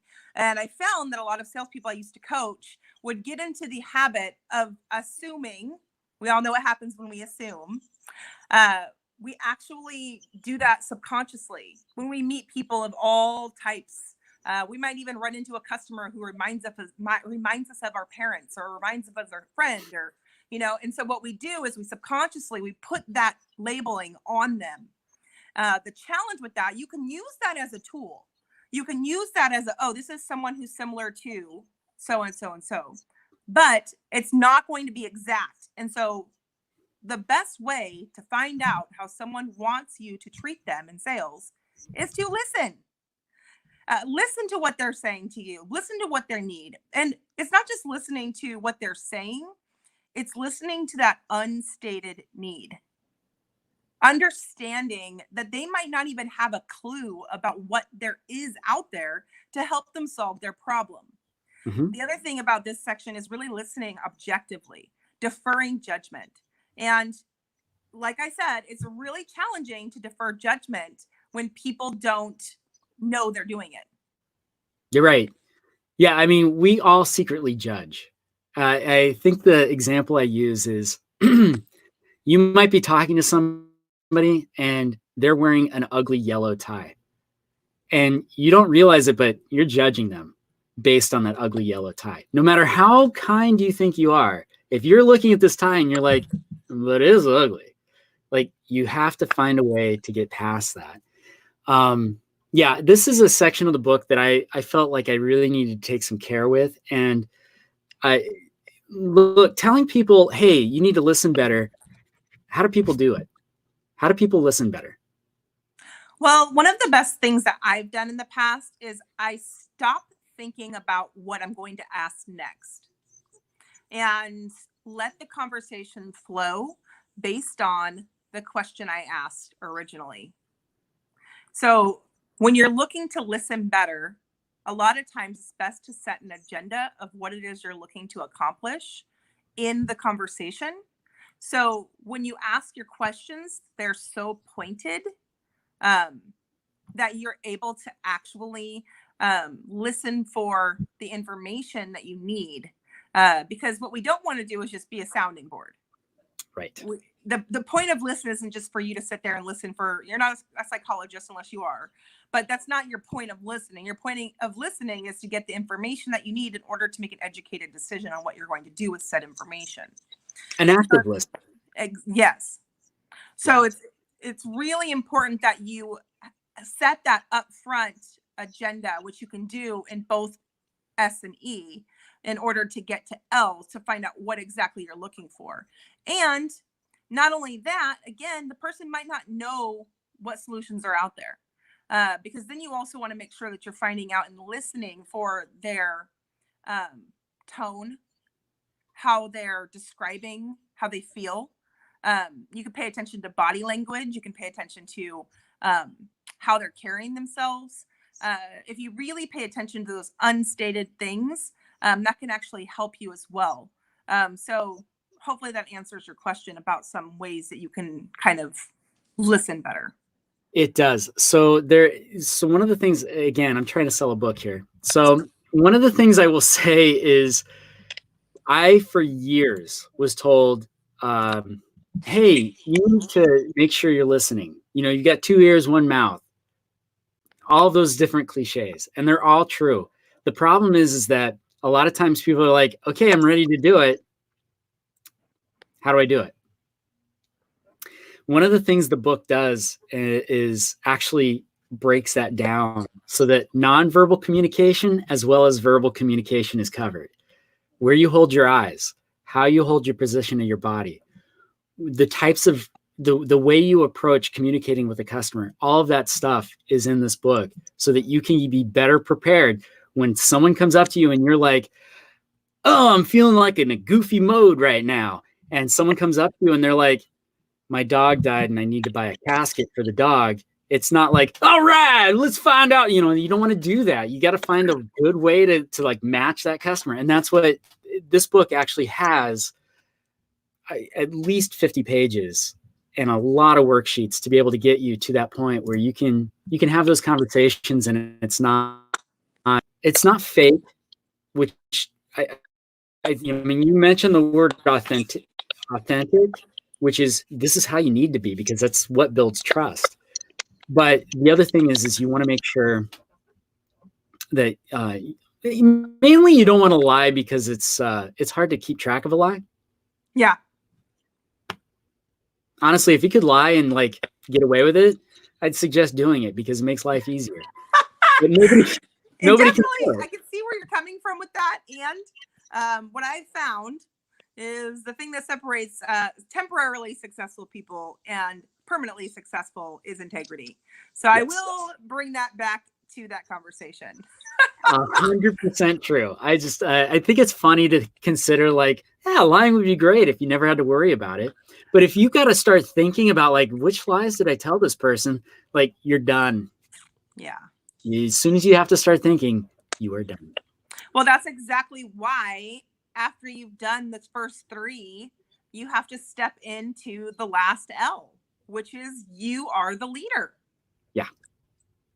Your whole point of having this conversation, this is actually one of the things about Sell, is this isn't just about getting a customer to buy from you. This can be utilized in your relationships, in your friendships, in your negotiations with your children. It's really about gathering up all of that ammunition from the conversation you're having to lead that person in the right direction. And whatever the right, and I want to be really careful with that term, the right direction. It's the best direction for the person at the time that you can provide, which is why when I said earlier about connecting, it's about running that information through the database, which is my brain, and then spitting out what's the best things that I can do to help this person at this time. Because not always is your decision going to be to sell them something. True. I know. It should never be your only thing is, I'm going to sell people things. That's not what is our job as a salesperson. It is to build the customer's confidence to a point where they can make a decision. That's exactly it. That is what our intent is. So if anytime you're veering off of that, you're not selling them, you're manipulating, or you're convincing, which is, again, another manipulation. Manipulating is awful. It's stealing the truth from them. You're robbing them of the truth. And it does not make you a truthful person. It doesn't make you a trustworthy person. So be trustworthy. Be trustworthy. And I will say, so I am going to give a caveat to this, because I do believe there is a such thing as friendly manipulation. Tell us about it. And so friendly manipulation is when you take the information that somebody is giving you and you spit it back to them so that they can understand and believe in the value in order to take action. There's a lot of people that will delay the inevitable. They will just go into analysis paralysis. And my husband, for example, he does this constantly. He will go into analysis paralysis, and then weeks later, he'll be like, why did I not do that? Why did I not take advantage of that situation? I should have done it. I should have done it. Well, the answer is because nobody was telling him to do it. Oh, yeah. And when people like that go into analysis paralysis, what happens is they miss out on opportunities. Sure, they don't risk much, but they also don't gain much either. And so it's really important that you as the sales professional, or you as the mentor, the coach, whatever it is that you're trying to convey to this person, you take that information and then you deliver it in a way that it builds value and urgency. So that's a big word in lead. It's about building urgency. And I don't want it to come off as false urgency. See, I have a really hard time with building false urgency. Like I've heard of retail salespeople using false reasoning for discounting and things like that. I have a really hard time with that. That goes back to the integrity piece. So for me, it's about how can I, within my, realm of integrity, build value and urgency? Well, it's about listening to your customer and spitting it back out so that they hear the urgency. And sometimes it's the cost of what happens if they don't do it. Right. And I think it's okay, because what we're trying to do is we're trying to present them something with whatever we're selling. It has to improve their lives, right? Whatever it is. I don't care what you're selling. If you're selling stamps at the grocery store, you're improving somebody's life by selling them those stamps, because now they can mail the letters that they need to mail. Whoever does that, it's still, I don't know. Somebody still mails mail. I don't know, whatever. So it has to, we don't, they want that. It's something they want. They desire it. If they don't desire it and you continue to try to convince them into something, that's evil. Like, don't do that. Yes, that is manipulation. Yeah, that's trying to convince someone that they need something that they don't understand the why behind is manipulation. Right. So what we want to do is we want to give them every reason to say yes. Right? That's what we're trying to do, is give them the opportunity to say yes. And when you start looking at it from that perspective, it's like, oh, that's what I'm doing. That's why I'm presenting this. And one of the examples I use in the book is I was in Vegas one time and I got $35 macaroni and cheese. Yeah, process that for a second. On the menu, macaroni and cheese, $35. And I was like, wait, is it like a tub of macaroni and cheese? And the waiter was like, no. He's like, it's a small serving. And I was like, hey, is it flecked with gold? Like, what? Are there babies cooked into the macaroni and cheese? And he's like, no. But he explained what the macaroni and cheese was. And after he explained it, I was like, give me $35 macaroni and cheese. And it was delightful. Everybody got one spoonful. And it was the best spoonful of macaroni and cheese I've ever had. Now, I look at that and I'm like, oh man, I can't believe I spent $35 on that. But the thing I will say is, if I did not know about that $35 macaroni and cheese, and later on someone would have come to me and said, hey, you went over to Switch over at Bellagio, huh? Did you try their $35 macaroni and cheese? It's the most amazing thing I've ever put in my mouth. I would have been like, oh no, I missed out on my opportunity for the best macaroni and cheese on the planet. And the problem is they've closed. So yes, you have missed out on your opportunity for the best macaroni and cheese on the planet, but it would have been detrimental to me. So it's important to let people know what's available. Not that you're going to make a decision for them, but that they have the tools and the wherewithal. And you're right. Sometimes people get into that analysis paralysis. I talk a lot about objections. And Erica, what are some crazy objections that you've heard in the past? Oh my gosh. Crazy objections. Yeah. I mean, I've heard all sorts of crazy ones. Like, this was actually when I was selling a mattress one time. I don't think my cats are going to like this bed. Genuinely, somebody said. I did sell them a mattress protector. Oh, well, that's good. Yeah. That gave you some info. See, because they gave you a little bit more information by saying that. That's awesome. Yeah. But I mean, there's always crazy objections. What's even a common objection that you get that you're like, ugh. Oh, I love the one, I can't afford it. I can't afford to, I had this a lot when it came to fitness equipment. They'd say, I can't afford to lose weight. And I'd ask them, I was like, oh, okay. So tell me a little bit about how, you're losing weight now. Or why do you need to lose weight? And they're like, well, because my medical bills are taking up all my income. And I'm like, you do understand that if you fix the part about the health and fitness part, then said medical bills would either go down or be a lot less. So the amount of money versus value. And this is interesting because, like, when I think about money versus value, this is one of the things I've always done. I would have no problem dropping, $1,000 in a day just on entertainment. However, I would never spend over $30 for a pair of shoes. Whereas the opposite is, I have friends that will spend hundreds of dollars on shoes, but won't spend $1 on their own entertainment. Yeah. So it's easy for someone to justify. My mom, she will not shop at certain grocery stores because she's found that some items are 50 cents higher. So she will go and drive to 3 different stores so she can get the lower cost. Whereas Yeah. if she just shopped at the one store, she would find most of the time it evens out. Because some products are higher, some are lower, you know, all of that. And then the gas and the time that it takes for her to drive all over the place.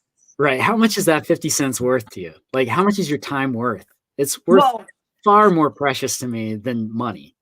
Well, and there's another thing that's all about motivation, understanding what your time is worth. If you don't know what your time is worth, and you've only been working at a minimum wage job your whole life, and you think you make $13 an hour and that's what your time's worth, well, the minute you start to go into consulting and you get paid $250 an hour, then your concept of how much your time's worth is very different. It changes pretty dramatically. It does indeed. But that's when that leading comes into play. That's the objection part. That's the understanding what the motivator is behind the objection and what the perspective of that person is, who you're giving an objection. You cannot tell me with anything that I need to buy skincare and me be like, yeah, I totally need to buy skincare. It doesn't matter what you say to me. It doesn't matter. At this time in my life, skincare is not one of my priorities. So understanding because you look radiant. That's well, thanks. But that is my motivator. It's not my motivator. So for someone to sit there and have to try and talk me into that, all they're doing is wasting their breath and making me more angry. So it's really about understanding if the objection is valid or if it's misinformation and you need to get more information because maybe the customer's just overloaded with information. Absolutely. So in the book, I look, objections are one of those things like try to train somebody on objections. It's incredibly difficult because they get hit with them and what do most people do? They panic and they go, okay, I got to lower the price. It's not it. So there's 3 types of objections. There is a value objection, there's a price objection, and then there is a slow poke objection. And the way these work, a price objection is someone does have a hard limit on money. Like they will tell you, I cannot afford this. And the thing is you can convince them at some point that they can afford it. You can find an avenue for them to afford it, but you're not going to do it right now because they just told you money's the issue. They can't do it. And so we need to give them an opportunity to take a look at another option that is going to cost less. I talk about how that works in the book. Good. The second one is the value objection, which is the value objection is, I don't understand why you need this. You come to terms with all of this stuff if you ask the customer one question. And I'm going to give it, even though it's in the book, and I'm trying to not charge for it, but is this something you're just not interested in? If you ask that question, the price objection customer will go, well, I'm interested, but I just can't afford it. The value objection will go, no. And the slowpoke objection will just pee themselves and hide. So the slowpoke objection is all of the weird objections you've ever heard in sales come from this. Like, I need to ask my wife. Do you? Oh, my husband's not here. I need to check in with my husband. Do you? I don't know if it's going to fit. It's a microwave. It's going to fit everywhere. So those are all classified into another thing. And a lot of times with that objection, it's like, okay, well, obviously you need some more time. Can I get your card? Reversal. Can I get your card? And I'll give you a call in a day and you can let me know about the size of that microwave spot. Oh, I honestly, so here's the thing with that objection. I love that objection. In fact, my favorite objection, I was thinking about it, is when people walk in and object before you even talk. Yeah. That's my favorite. It's the, I'm not buying today. Okay. I'm just looking. That's probably one of my most favorite classic objections. And what I like to do is completely ignore it. Yeah. I mean, that's really what you can do. completely and totally ignore that they said that. And I continue on with my sales process. Sure. Because what they're doing is they're saying to you, I don't want a salesperson to sell me anything. Yes. And I'm not a salesperson. I'm a consultant. So Right. my job is just to help you and guide you through the purchase. That's our job. And the only way you can do that is by being consistent, which is why for a lot of people, having a guide, having something that they can like practice and work through is so important. Because Yeah. I've learned this over years and years and years and years and years of doing the same process every time. And having a guide or something that people can refer to, so after that they're done going through it and they don't sell them, they can go back through the guide and be like, what did I miss? Yeah, and that's the thing is like I talk about the water cooler talk is like, what do you say after the sale? If someone yeah, there you go. If after the sale, like you nailed it and you hit every, you got the sale and everybody was happy. If afterwards you're like, I'm the best, you're missing the point. Totally. If afterwards you didn't make the sale and you're like, well, they weren't going to buy anyway, you're missing the point. Totally missing the point. Is each one of these sales is a learning lesson. That's why I say I collect objections, because I love getting objections and finding out like, how do you get over that one? Mm-hmm. Like, where do you go with that? Like, sure, their husband, was killed in a car accident last week, but she needs to have somebody else as a second voice. That's a bit extreme, but like, it's happened. Right. So it's like, okay, well, how do I overcome this? And overcoming an objection is not manipulating or convincing somebody.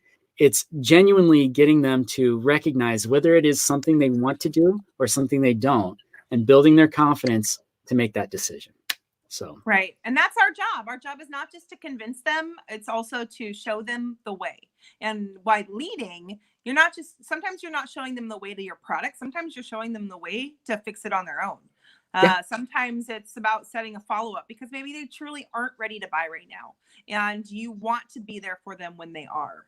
I have a really great example. I don't normally use a lot of essential oils, and I've had so many different essential oils, like you said earlier, doTERRA reps that have been like, I really want you to be on my team. I want you to be on my team. I want you to be on my team. And I'm like, no.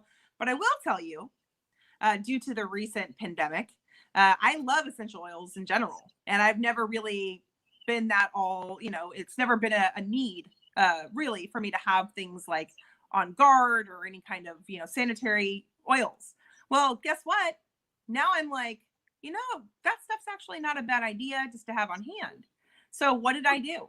I'm like, oh, I remember that I have several friends that sell it, that was very, very kind and patient and very consultative with me, and said that if I ever needed anything, and has helped me numerous times, not as a client, just as a person. Yeah. And so today, when I was like, you know what, I'm going to get some of that stuff, I messaged her immediately and I became a member underneath her, not as a salesperson, but as a customer. Yeah, absolutely. And I've known her for 4 years and I've never been a client of hers ever. And so it's really about understanding that relationship aspect and how to really lead people and help them without expectations. And that's why she got my business today. So that's something, it's a long game, but it's also a relationship game, because ultimately, whether that person's going to be your customer now or later, or if they're going to refer people to you. Yes. That's the people you want to have in your circles. The people that are going to talk really good about you because you've done something right. And leading sometimes is just building a relationship with someone, and maybe it'll turn out, maybe it won't. But I guarantee you, if you do it the right way, then you will lead them down the path of success and yourself down the path of success. Yes, absolutely. So in the book, I talk about people don't like being managed. Think about like your last manager or your current manager. You probably hate that person. They tell you what to do, and nobody likes their manager. Like, even if you like your manager, it's because they're not managing, they're leading. And if you think about like when people go and climb mountains, who do they hire? They don't hire managers. They hire Sherpas and people love their Sherpa. Like they will talk about their Sherpa like no other. Be a sales Sherpa. Lead them. You're not telling them what to do. That's a manipulation. Lead them. Show them the way. They'll follow. And that's a perfect example. Your friend with the doTERRA is, hey, this is a thing that I really believe in. I find that it gives me good health. I find that when I wake up in the morning, I feel much better. That is letting you know how it's going to make your life better. But she didn't say, hey, and if you don't buy it today, you're going to miss out on the 2-for-1 special. Okay, but I don't understand the need for myself right now. At a certain point, though, it might be like, hey, we're running a 2-for-1 special. And you're like, 2-for-1 is a great deal on On Guard because that thing's like $50 a vial. And then you end up buying it because that makes sense. Anyway, that good stuff. Thank you so much for taking us through Sell. I'm so happy that you were able to do it because, it's yours. Yeah, you know. But well, I was very honored that you asked me to be on your day long. I was one of the ones included on your book signing. No, I really appreciate it. I haven't signed any books. Well, maybe you should actually at the end just like have like scribble them out really fast. Signing stuff. Yeah, I think that'd be awesome. That would be great. Yeah. All right. Well, thank you so much. Hey, if you want to pop back in, I'm still doing this for another 2 hours and 20 minutes. I haven't even taken a break. Super fast, right? I know, it's been crazy fast. It's been fun too. And unfortunately, not everybody who's was trying to get on was able to get on, but most people could. So it's been a pretty, I call it successful. Absolutely. Well, I hope that all of your viewers like it. And if you haven't gotten the book yet, go get the book. I've been sharing it on my page too. So, and if you want to get more tips, you can always go to impactfulsalessolutions.com, or you can go onto Facebook and go on there as well. We have some old videos of me and Stuart going live. So I have a bunch of videos that I should just send you and you can post. Yeah. Yeah. Anyways. All right, guys, we'll see you later. Bye, Stuart. Bye. Thank you. All right. So that's Erica Laws. We actually did, Impactful Sales Solutions for a while. And there's no bad blood. It was getting very confusing because we're not distance-wise, we're not far enough to create some separation. And, if you're over in Vancouver, hire Erica. She's amazing. She, and everything that I teach is, it's simpatico. Meaning that we're both doing basically the same thing. Okay, well, what next? What next is, we got about 20 minutes till the next person shows up. Now, the next person who's going to show up is Paul Friday. And I am so excited about talking to Paul. He is, I've had the pleasure of working with some of the most dynamic people you will ever meet. Paul is somebody that never have I seen him without him being at an 11. Someone's telling me. Oh, oops. So I have a friend that, let's see. What is going on with my screen? I'm by myself right now, so I feel okay. Taking care of some business. Oh, shoot.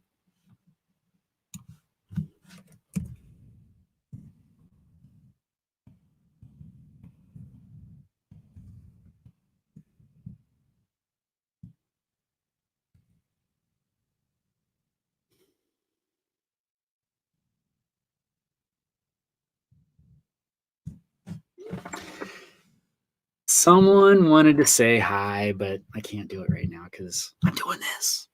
All right. Anyway, Paul is this guy that always at an 11. Like he is kinetic energy at its best. It was so fun working with him. And he has done incredible things in his career. And he is currently an executive at a tech company that everybody knows of.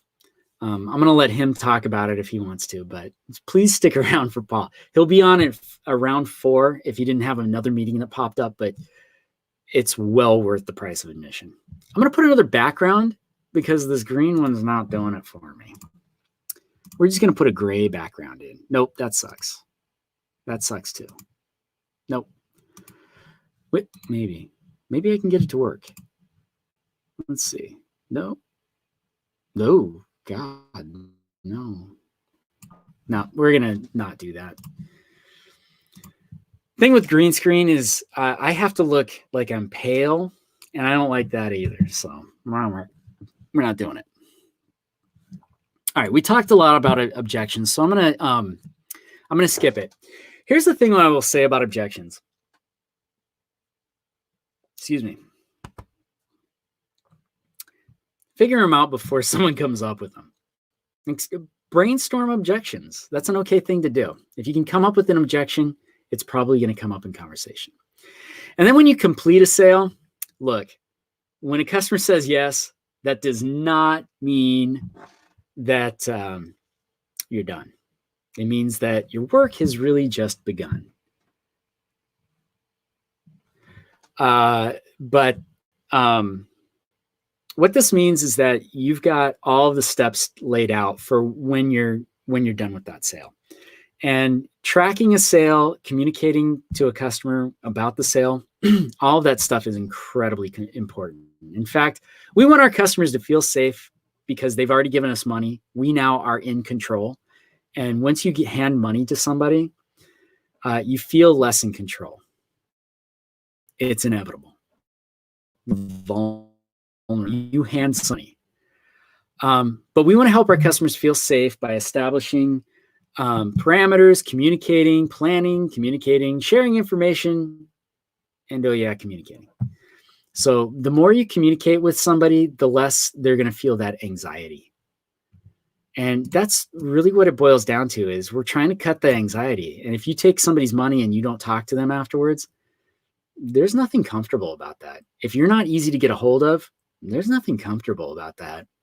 And we've all been in that situation where like we ordered something and then no, we don't know what happened to that order. I'm going to skip the quizzes, and we've already talked about sell, so I'm going to skip that.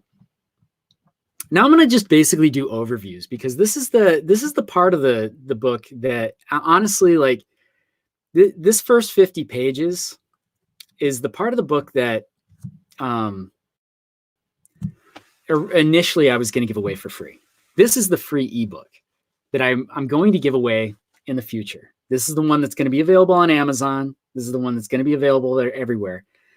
Because and I used to call this program the blueprint because it's the blueprint. It's the skeletal, like it's not even a skeletal. It's a stick figure drawing of everything. And so that first 50 pages is really, that's the thing. If I can give it to everybody, I will do it. If you get no further than the first 50 pages in the book, you're going to be a better salesperson. You're going to be better at sales, not necessarily a salesperson, but you're going to be better at sales than you've ever been. And you're going to be better than probably 50% of the salespeople out there. Because even if you do all of the work, if you get this knowledge, at least you're conscious of what it is that you're missing. And you start to pay attention to it. You start to think about like, did that question have intent? Am I asking this question just to fill up dead air? And the answer is probably yes, because we don't like silence. So we end up doing that. We end up asking questions, bringing up topics because we're nervous with silence. Obviously, with this podcast, with this broadcast, I have not stopped talking unless I can get somebody else to talk. It was really nice having Erica on because she took over and it was great. I forgot water. Anyway, we want to make sure that you've got a good conscious ability to, hey, I'm now aware of this. And these are the habits that I need to break. These are the habits I need to start. And that's a great start. And if you decide to work with me either on a personal level or buy the book or read the book and then work with me, or buy the book, get the audio book, or buy the book, get the online training course, or if you don't do any of that stuff and you just listen to the podcast, regardless, what you're going to do is you're going to be conscious of the things that are going to work with customers and are not going to work with customers. So at this point, what I'm going to do is I'm going to scroll through the book, but I'm not going to spend a ton of time on each section. I'm just going to scroll through the book, and we're going to talk a little bit about what that what that section is and what's involved with it. So obviously showing up, the most valuable resource to anyone is not money or people. It is time. Time is the one thing you cannot replace or get back. And think about that. When we say time is money, it's actually it's underrepresenting what. Hey, Andy, do you want to join in? I think I gave you the link. Pop on, man.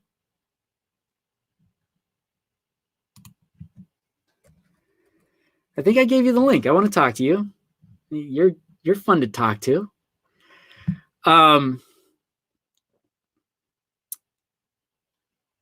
When we talk about time being greater than money, we undersell it.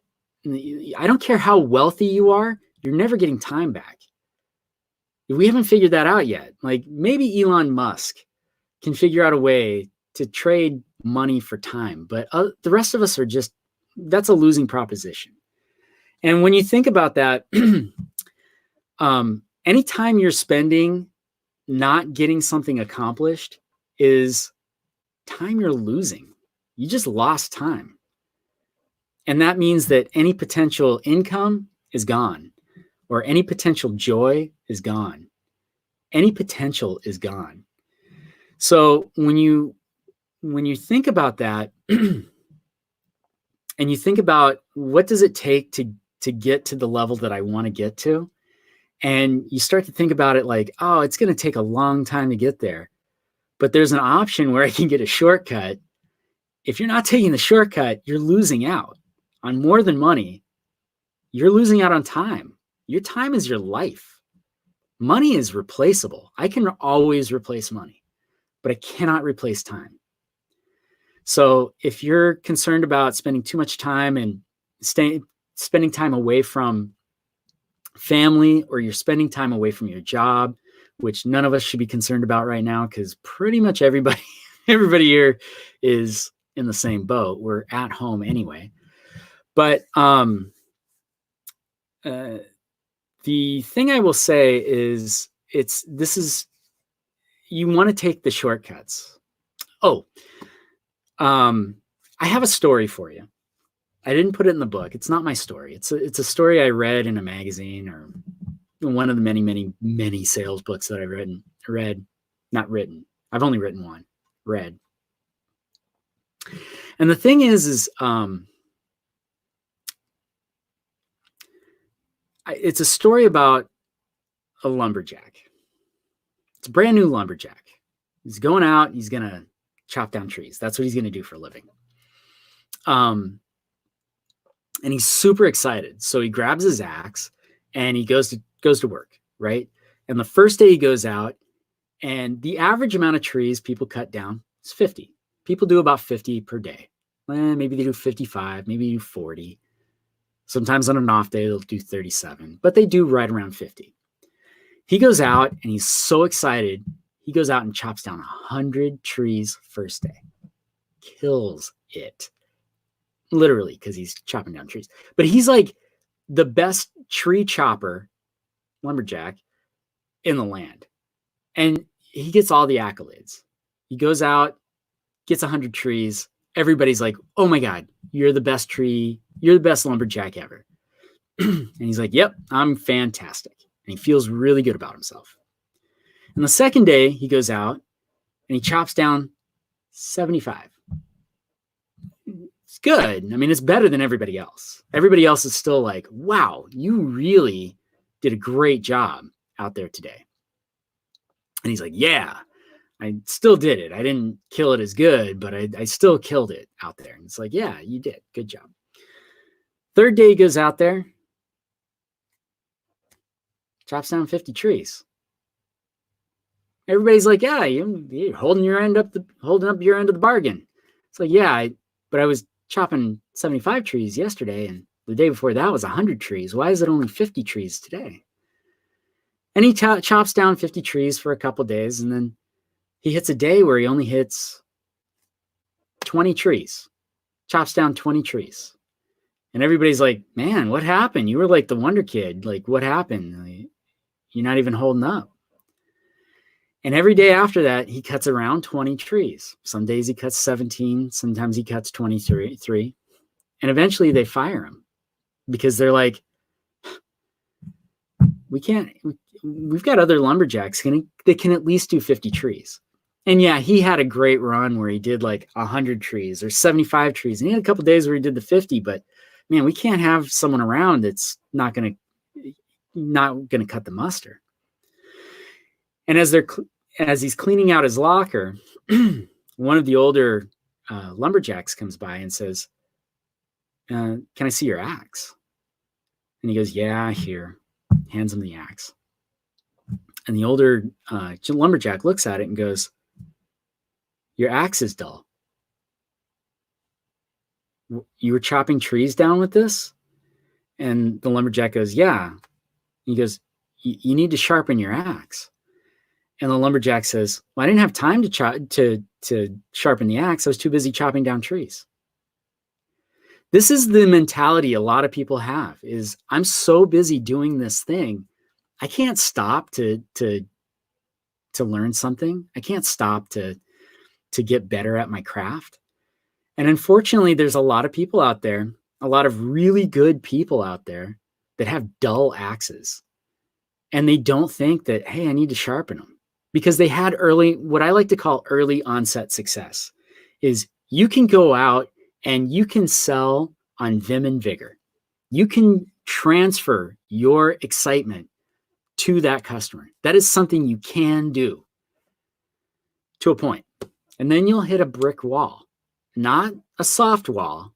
It is a brick wall you're going to hit where you can't muster the excitement anymore. And then the next thing you know is you're not selling what you used to. There's a company that I used to work with, and they had a program called Back on Track. And Back on Track was for salespeople that were, they weren't hitting the numbers. Like, and it was amazing because like people would get put on Back on Track, and they're like, I can't believe they put me on Back on Track. And it's like, why are you surprised by this? Like, I don't think they just do it just to punish people. And they would always say, well, yeah, I mean, I had a couple bad months in a row, but I mean, you look at my history, like I used to kill it all the time. And it's like, yeah, but you're not right now. What does Back on Track mean?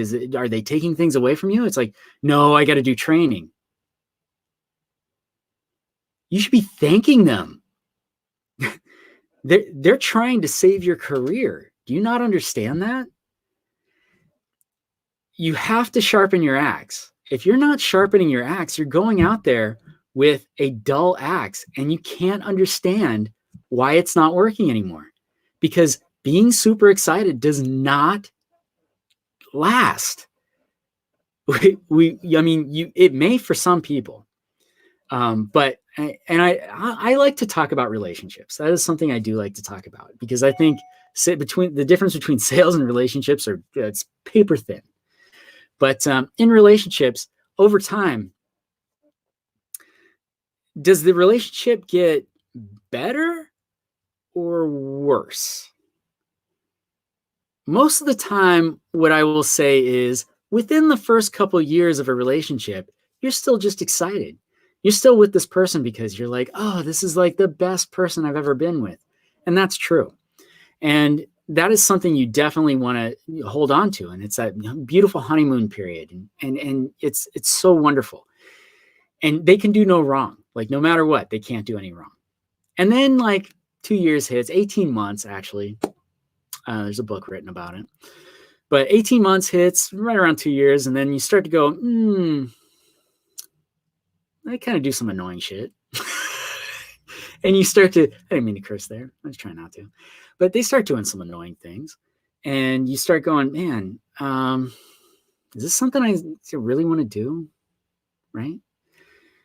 But people are like, but the relationship was so good. Like, I'll just keep going with it because it was so good. And then you get 7 years down the line, maybe you've gotten married, and someone just in the relationship goes, I'm done. Can't do it anymore. And the reason is because they didn't sharpen their axe. If you're going to have a long-term relationship with someone, it is time. You can't do it alone. Not effectively. And I think there's a lot of people that I'm not going to say you can't. I'm going to say the likelihood is pretty low. One of the people I talked to on my podcast was a divorce lawyer, and she switched it from being a divorce lawyer to someone who helps people consciously decouple. And I think what's interesting about that is she was finding that when they started to consciously decouple, a lot of times they were going to therapy. At that point, that's when they decided to go to therapy, and they started to realize the things that they were doing wrong. And she had people that would actually split and then get back together. So I use that as an example of, hey, our relationships in general they're hard, but they don't have to be. We can get people. There are people in existence that help with relationships, and they can take that relationship from something that is maybe like it's not the best right now, but you can move it into you can take your relationship to the next level by finding out things, by communicating. But doing it by yourself is almost impossible. When was the last time you got in an argument with your significant other? Was it about something because did you get in that argument because you both agreed on something? Might have been finances, right? It might have been relationship status. It might have been a lot of other things. Put a pin in it because I'm very excited. I'm going to bring on Paul Friday, which if you know who Paul Friday is, you're very excited about this. Paul.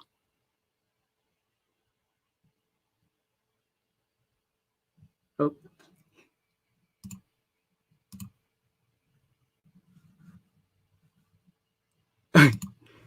He's got to connect his mic. That's all right. Nope, not yet. Still says you have to hit it on the software, I think.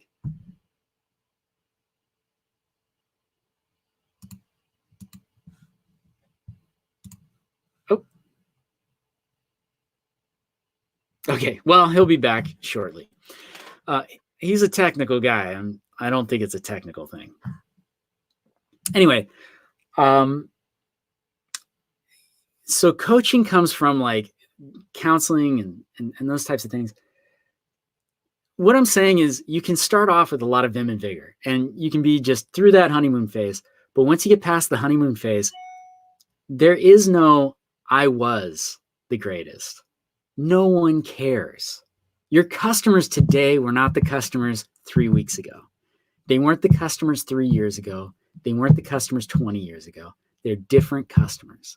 And if you're using the same things that you were using 20 years ago today, or even 2 years ago today, you're selling your customers short, and you're giving yourself a huge, huge disadvantage. Let's see.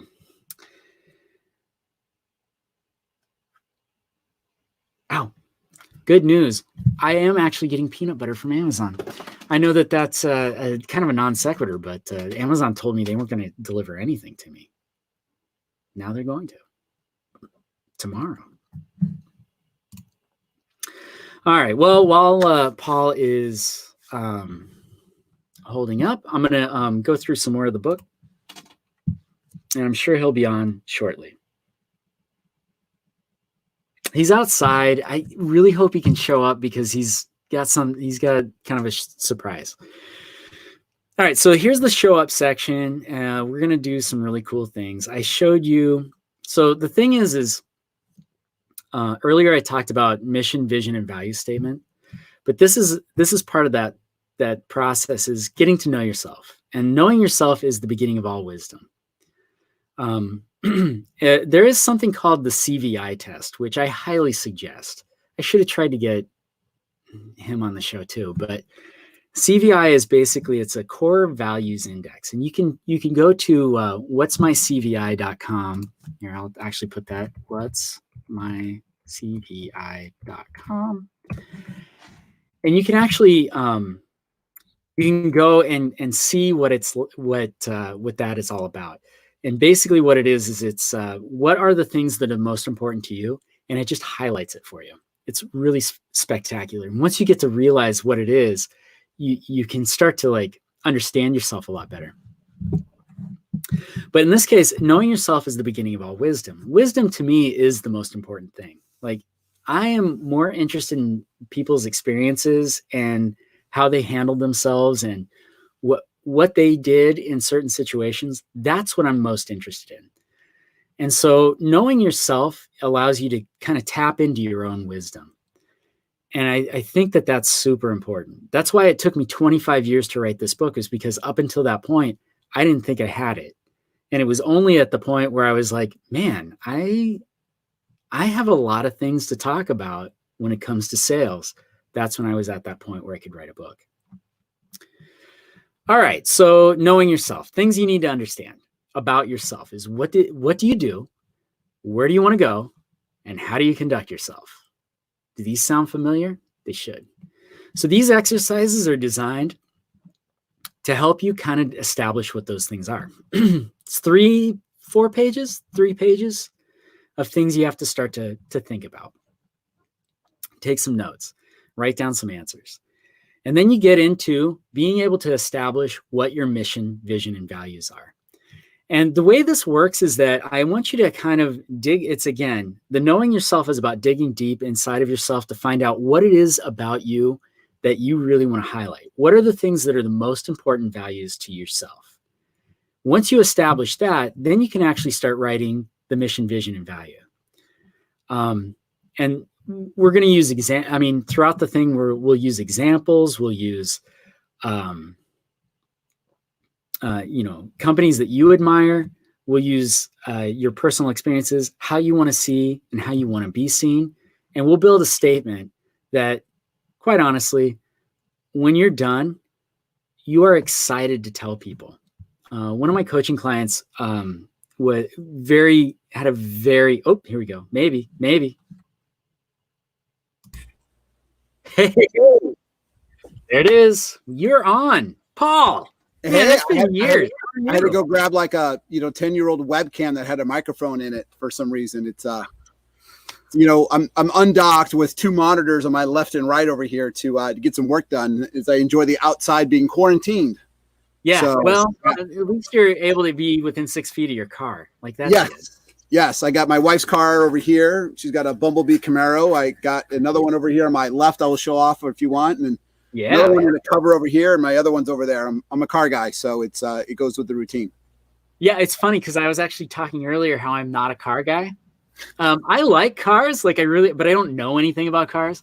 But I do like them. So yes, I'm very interested in your cars. But I know when it's time for you to buy a car, I bet you negotiate the best deal. I didn't do too bad. This last go around, I did a pretty good job. All right. You always got to walk out at least twice. Yes, exactly. I'm going to walk. Well, we can do something. I knew you were going to do that. It does vary. Paul, tell us about yourself. Why should people pay attention to you? Yeah, I would say is, about 20 some odd year merchant. Obviously at Stewart, I knew you from Fry's. Worked in store for a couple of years, was a buyer for about 8. Managed a couple of different technology really around computers and computer accessories. Then spent 10 years at Walmart.com. Buyer over there, managed several different buying groups of electronics business as well. It's kind of my forefront. I'm a techie at heart. So, get to buy some cool stuff, sell it to folks, and merchandise it and sell it to folks. And it's not my bankroll. So that's the best part about that. Totally. And you spend someone else's money, right? You still got So financials great. you got to go hit, but it's not your bank. It's not your bank money to roll with on that. Right. And then parlay that into the brand side, which is kind of like that next evolution, and really looking to reduce my commute. At the time, I was spending about an hour in the morning at 6 to 7 in the morning to get to work, and got home about 6 o'clock at night, leaving the office about 4:15, 4:30. So it takes a toll on you after a while. I was going through electrical vehicles leases every 2 years with like almost 40,000 miles, and decided to go to the brand side to learn the business from the other end of it, right? That's really that next level. And took my merchandising skills as a merchant to a brand, a top brand in the category, to really talk about that next evolution is how do you sell direct to consumers from your own website, marketplace, obviously, right? Marketplace platforms, being your own seller around that, and also really work around some promotional gear. And for them, it was doing some refurbished product that they weren't doing in the United States, and how you bring that in, how do we do it right? Offer those values, make sure the product quality is top notch and you meet customer expectations. So I kind of was able to really slide into a brand. You still be somewhat of a buyer, right? Like, okay, yeah, here's a refurb product, and telling the product line managers and executives, like, here's where the price needs to be, and negotiating that, and then getting it out to folks, and then learn how to really be a merchant within the company, because that's really retailing 2.0, 3.0. Retailing these days is about, it's about direct to consumer, as well as also being able to manage it on your own platforms. So, because folks are willing to buy more from a marketplace, eBay, Amazon, Walmart, when it says ships and sold by Netgear, and that's who I'm with, as versus ships and sold by a partner of ours, and I'm not degrading them at all, like Deal Parade or Kanga Supply, right? So that's really, and all those platforms are working that way. They want the brands to manage their business on their platform. It's no different to how e-commerce is rolling to today. As there really is almost no buyers, it becomes more of just business managers and promotion managing as the brands manage their own business on these platforms. Yeah. And I would actually say we were probably on the forefront, both you and I, on refurbished products selling to consumers.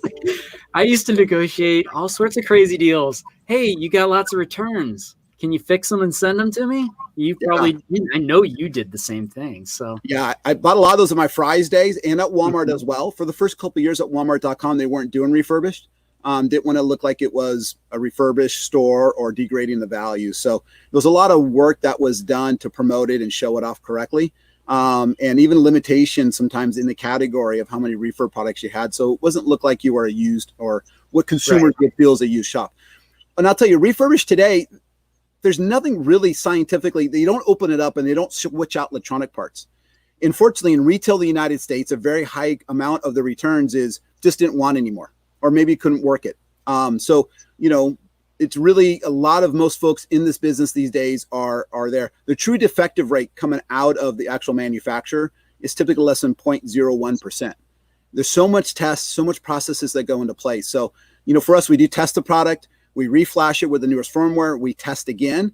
And each test is about 40 points, right? You got radios, and you have, with routers, have multiple amount of radios. So there's a lot of stuff there that needs to happen. And testing it, and the hardware capability as well. And then, of course, it's inspected to make sure that it looks just new. And if not, we actually swap the chassis. So it's pretty interesting, of really high quality product that does come out that you can get at a good discount. Shameless plug. And what you get, because really it isn't like the days of the 80s refurbished where, like, an IC was resoldered on the board, or this screen was swapped out. That costs too much to go do. It's really just, hey, it actually works great. Let's make sure it's going to work as new to meet customer expectations, and box it up with new power adapters and supplies and the information, so it looks just like brand new. Yeah, I will say, anytime there's an option to buy refurbished, I do it, not to save money, just because I know it works. Like, there's no question that is going to be a thing that operates as advertised. Apple, Sanos, they all sell on their website as well, the refurbished, and they sell other places as well, but it's all available there. And so every brand does it. It's better when it's from the manufacturer. Consumers are more willing to buy directly from the manufacturer, because in an open marketplace, there could be multiple amount of sellers that are selling refurbished or renewed or open box type product. And you just don't know who exactly did they press reset. What did they do? So buying right. Well, I mean, it goes back to trust. Like, I trust Netgear. That's why I buy Netgear stuff, is because I trust it. And it's not like that Asus stuff or whatever. Everybody's got their spot. Everybody's got a little bit different technique in the product that they do, and So some we of both know them somebody at Asus too. So, yeah, I think you're right. Like, you're able to build the trust within your own brand, and I you know, as far as marketing goes and how that relates to sales, once you build the trust from a marketing standpoint, you need to be able to still walk the walk once they're in front of you. That customer expectation is very important. You know, one thing that I advocated for in the beginning was make sure we use brand new quick start guides. And they're like, why? We have like, how do you know somebody didn't write a note on one? Right. And it was missed, right? And your worst fear is that there's a naughty word or something that's listed. So no, let's go recycle that paperwork. Let's be properly with that. And then put a brand new one in there. Costs a penny more, but we got to meet the customer expectations exactly what it is. New adapters, new power cords, those types of things. And those other ones, we go out and we break those down. The copper and the metal goes to get recycled. The plastic goes to get recycled. So, you know, that all helps back to the bottom line of making sure that it's actually scrapped accordingly and it's not thrown in a landfill or things like that. So yeah, there's a lot of micromanagement around that. And as you know, in the furniture business or in the mattress business you were in, of breaking down mattresses, right, and making sure that they just weren't thrown in a landfill. And I know sometimes it's kind of tough to find a place that can recycle a mattress or where to take an old mattress to. So yeah, it's getting, you know, to speak to that, it's actually getting harder and harder to find places because the cost of new mattresses have come down so far that finding somebody who's willing to deal with a mattress doubles its weight in 10 years because of all the skin cells that are in the mattress. Yes, it is gross. That's why I use plastic protectors, by the way. Yes. You buy the mattress protector, it doesn't double. Upsell, more margin in the probably more margin in the plastic protector than there is in the mattress, by the way. Just saying. Not yet, but getting there. Yeah. But yeah, I mean, it's finding an avenue for that and getting people to go through it. And it is becoming a very disposable industry, which is it's not great. And let's talk about that, because you do routers, you do computer electronics and those types of things. Netgear is a premier brand, like without a doubt. I love Netgear stuff. But there's a lot of cheaper stuff out there. And what is it and how do you see it? Because you actually gave me some really good advice early on in sales, which was I don't know what that was. No. Here, I'll tell you what it was. You were on a video conference, and I happened to be on the video conference, and you were like, "You just have to ask the customer for the sale," and I was like, "Oh yeah, you do," and it was like, "Bing." And it's funny, real quick, and I'll kind of tell the story behind that. Was you know, I always knew everything about computers. I built computers as a kid. My dad got a computer for the family when I was in the 5th grade. Right. Going through junior high, I was kind of in that. There wasn't a computer club, but I was hanging out with the geeky computer guys, right? And so, you know, we were doing BBS modems, you know, downloading stuff and that type of thing. And you're talking 86, 87, 88, right? So really early in the stages of technologies and what was out there. And so I've always been around computers. I got into computer sales at Incredible Universe, which was Tandy's big, you know, circus type of retail, as in like so many doors and what was available and what was out there, right? Fry's ended up buying out a bunch of those, and that's where that led to. But I was always kind of struggling in sales, and I talked to one of the top sales guys back in that day, and you can't do it now, but you know, our store manager on big sales days, we'd always show that clip from Glen Mary, Glen Ross, right? Hang on, my neighborhood scooter guy is coming by. Give me a second. Do it. Yeah, I get it. Sound sucks. Yeah, he's got a little. Hang on.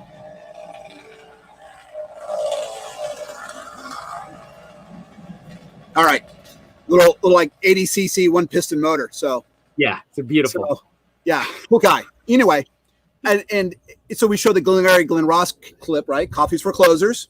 Right? What is it? Yeah, what does it take to make it in this business? Yes, always be closing, right? And so we come out of there on big sales days, and you know, be like, "Oh, what'd you sell today?" I'm like, "I got 2 computers sold." Like, "I got 10." I'm like, I need some help, you know? And he's like, "Look, dude, I've heard your pitch. It's solid. You know everything, but you don't ask for the sell." I'm like, "What do you mean?" He goes, "You don't say like, so you want 2? Do you want 3?" And this was 1996, by the way. And I remember this vividly still today. that customer, I did my pitch. I showed him this computer. It was an AMD 133, just legacy, right? Had a CD, like the CD recorder thing in it that was just coming out. And it was a compact tower. And it was like on clearance for like $1,900 before the monitor, by the way, right? Yeah. And I get done, and it was a guy, and it was his son, who was probably in the mid-20s or so, and the older gentleman. And I get done doing the pitch, and I'm reading their eyes, and I go like, "So do you want two?" And they're like, "Yeah, we need two." I was like, "Yeah!" As I walked away, right? I just out of the blue, I was like, "Let me ask for two." In my mind, I'm thinking, "Okay, I'm going to ask for two and see what happens," and it worked, right? Versus one. Right. So. I remember that first time I actually asked for the sell. Before, I thought my pitch was so great, and I knew everything about technology and the specs because I got this photographic memory. And great, what are you looking for? What do you want it to do, right? Well, let me show you what I got. And you always do that tiered approach, like, show them in the middle, which is perfect for them.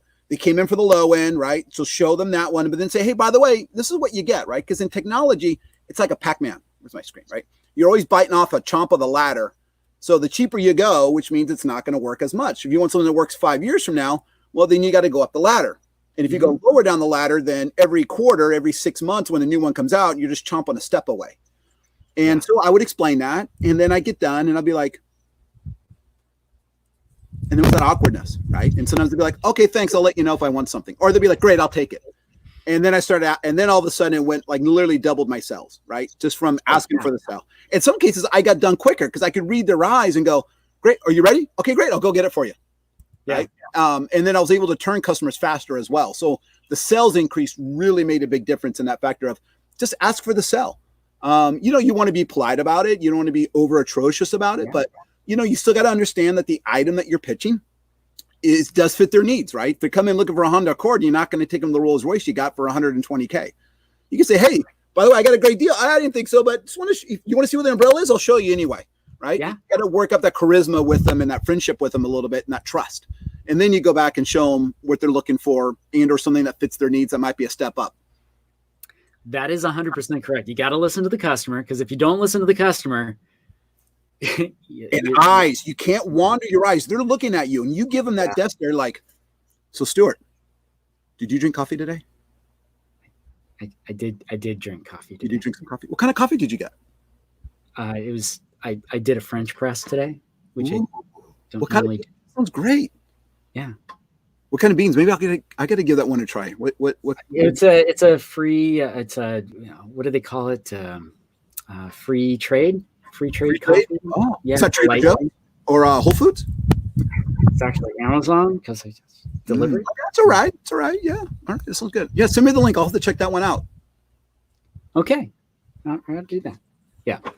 Total different. Well, of course, I'm outside right now. My auto tint is on, but you got to listen and you got to look them in, right? You got to be with them. And, you also got to know, right? So if you get too close, of course, distance, social distancing right now, but you got to gauge with that customer of how close they want to get, because you get some customers that might be a little friendly and they'll be like, yeah, that's great. Or, a little pat on the back type of scenario. And sometimes you kind of get that, depending on the opposite sex one, that's kind of like leaning into you a little bit versus others. So, everybody's always different. One thing I also did too, when I traveled a lot at Fry's, is I would change my pitch. So if I was in Texas, I'd be like, what y'all looking for?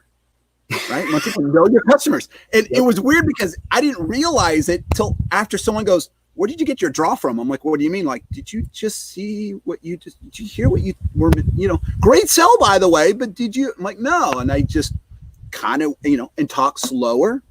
Being from California, as you guys can tell, I can talk really fast. But you get an older customer with you, you have to change your pitch. I moved to Oregon, that definitely became a factor, because I find myself, my tone and my pace of speech is so much slower here than it ever was in California. Because in California, I was trying to get as many things as I possibly could do into a sentence so that nobody else could talk, because that was my job at the time, was I was trying to do that. But now it's like when I brought that up here, everybody was like, can you repeat yourself? And I was like, I gotta slow down. Yes. I actually had a guy one time I don't know if it was Dallas or Fort Worth, that said, son, I don't know where you're from, but you go way too fast for me. Boy, slow that down. Slow it down. You're throwing technology words that I don't get as well. So what are you trying to tell me about this digital camera? This is what I wanted to do. Yes. So, knowing your audience is always important, and knowing your customer as well as you can to try to match their pace. And sometimes that meant I also kind of shrunk down a little bit. So instead of standing all the way up, if they were a little shorter, I kind of bend the knees a little bit, right? And tried to be eye to eye with them.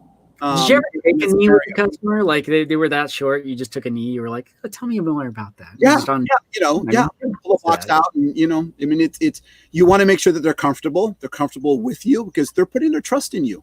And sometimes that's hard to gauge in 5, 10, 2 seconds. But as you get some of those basics done, you want to match with them so they get to know you and trust you, because that relationship's important. You never know when they're going to come back, what they might buy that day, if or when they come back, and how often they'll come back. You are 100% correct. And everything that you just listed, by the way, for all those listening and watching. Shameless plug. I'm just going to say the book has everything about that. So if you want to learn how to do that, how to learn the pacing, if you want to learn how to do the eye contact, if you want to learn about how far you should stand from somebody, the eye contact's a big deal, man. And look them in the eye. It's really important to look them in the eye. You got that glare on your forehead, though. I just can't do it anymore. I know. I'm trying, but it's hard with the no hair. I remember. And by the way, humor is always in my nature. So I always try to add a little bit of humor to get them to giggle or laugh, because that's important. People love that as well. So yeah. But you don't want to insult the customer and be like, dude, your forehead's blinded. Right? No. If you build the right rapport, you can say whatever you want to a customer. Yeah. That's also something I found. Yes. I do have a hard stop in 5. I got a meeting, so I just want to be. Oh, that's fine. Why don't you do us a favor? Show us the car. Yeah, one thing, as being a car guy, and living in Silicon Valley, it's kind of hard to own a home out here lately. It's $1 million for a 60-year-old house that's 1,300 square foot, and $1.1 million, I should say. So, lucky I got some great landlords, and my leases is a little bit under market value, but still over $3,000 for what would be considered a $13 house anywhere else in the United States. So, with that, I do invest a little bit in cars, being a car guy. So. Let me see if I can move. We're using this camera? No, we're using the other camera. All right. So I'm going to put this one over here for the microphone. So, I do own a Ferrari. Now, settle down. It is an investment. So this is the poor man's Ferrari, known as the Mondial. It's a 4-seater. I bought it for about 10 new, and I got about another 10 into it. In values, because the 80s are hot, it's up to about 30 grand. If you do Google poor man's Ferrari, they are great values. You'll find them between 25 to 30, but it is nice to have that have that look. It's got a couple small things to work on, but it is nice to have in that nature of it. As I told my wife's got a Transformer style Camaro. Gorgeous. It even has the symbol on it. That's awesome. Yeah, I got the symbol on it. Yep. And I actually did for her Mother's Day and birthday a couple years ago. I did a Lambo door kit, so the doors fold out halfway and then pop up. So yeah, shout out to my buddy that helped me put those in. It was about a 5-hour job, but it was pretty cool. And then I got a big custom truck back there.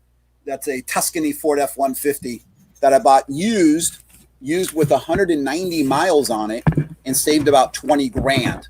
So keep in mind, it was a couple of years. It was already 2 years old, but smoking deal. So yeah, I mean, it's, just once again, knowing what you're looking for, searching around, trying to find the right time. The last truck I had before that, I bought in December of 2008. When it was 1/3 the price, because the market was, no one wanted to buy trucks at $5 a gallon for gas. And, I'm a truck guy. I'm a little hard on my cars at times. So it was a great deal. And I said, man, it's going to be hard to top that one. And I was able to top it. So I'm pretty stoked on that, at least. So, yeah. Absolutely. That's fantastic. Paul, this was great, man. I missed working with you. It was so good. So good. It's good catching up with you as well. Well, let me know when you do this again. I'll see if I can squeeze in some time and join in. But congratulations on the book. Thanks for the mention. I still can't confirm or say if there's a story in there with my underwear on or not. I haven't read the book yet all the way through. There isn't, but we're eventually going to get to that. The next version 2. We'll put that. I'm going to have you on my podcast. You're going to definitely. We'll put that story on there. And cheers to the good old airport days of hanging around, drinking beer, and telling good stories. Yeah. Maybe we'll do it again soon. You never know. So thank you so much. Hopefully. You bet. Thank you, Paul. All right, guys. Take care. Bye. right, so that's my friend Paul Friday. We worked together at Fry's Electronics, and we worked there at the I don't think there was a better time to be a buyer in electronics. We used to do amazing things. I will quickly tell this story. Because I don't think this is a case anymore, and I don't think anybody's going to sue anybody. Where Fry's Electronics was right across the freeway from the San Jose Mercury News. And again, this is like aging myself, 20 years ago. So what would happen is Fry's Electronics, they had an advertising agency within Fry's Electronics. That's how big and bombastic Fry's was. So we had this advertising agency within our own, I could stand up and walk less than 100 feet, and I was in our advertising department, our advertising agency rather. So I could get up, walk over and say, hey, can we do this? And we could change things. So we had a 2-day lead time on ads. So if I found out something, I could go over and change it right then and there. The reason it was important that we were right down the street from the San Jose Mercury News is that not all retailers had that same luxury. This is not a good story. This is a story. But the San Jose Mercury News would receive the ads for all of our competitors the Saturday before they were supposed to go out. So I would drive down to the San Jose Mercury News and carry a clipboard and give a confident wave.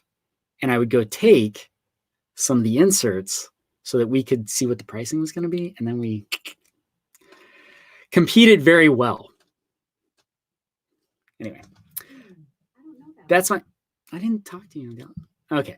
So anyway, that was my Fry's story. We used to have a lot of fun at Fry's. Fry's was a great experience. It's kind of sad what's happening with them right now. If you get a chance, go in and buy something from them. I went and just recently bought some freeze-dried bananas because that is, I didn't talk to Paul about this, but that might be my next book as we talk about the history of Fry's because it's such an interesting company and such successful people came out of it. All right. So we talked about mission, vision, and value statements. And again, this is really just about reaching deep within yourself and finding out these answers. This is not something like, oh, go write a mission statement. It's such an easy thing to say and such a hard thing to do. So if you find yourself stuck, it's really good to have somebody there to help guide you into how to write these types of things. And whether you're choosing someone like Kayla, who you're going to pay to directly do it, or if you're paying me, I can help you with this. Or if you just buy the book and you go through the exercises, and at the end of the exercises, you're like, wow, I did it. I wrote them. Whatever you're doing, these are things that you're going to need. Other things you're going to need to know, your ideal client. Now, Erica talked about your ideal client. She didn't really go into it because we didn't really talk about it, but why is it important to have an ideal client?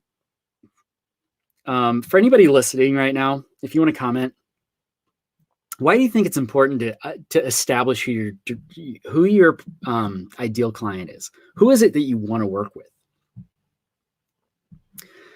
And does anybody have an example of who their ideal client is? Because I'll tell you mine. So my ideal client, and not to say that I wouldn't work with anybody else, but my ideal client is 30 to 55-year-old female entrepreneur. I have no qualms telling you that. That is who my ideal client is. And the reason that person is my ideal client is because I found that 30 to 55-year-old female entrepreneurs are the ones that are the hungriest and they want to learn the most. Not only that, but they implement what they learn. Guys, we're behind the 8 ball. Honestly, when a guy asks me, like, what is it you do? I'm like, I don't even know why I bothered to tell you, because you're just going to tell me why you're so much better at it than I am, even though your business is failing. But you're going to tell me why you're such a great salesperson. That's a generalization, but what I found is that when I talk to entrepreneurs, number one, entrepreneurs are the ones that feel like sales are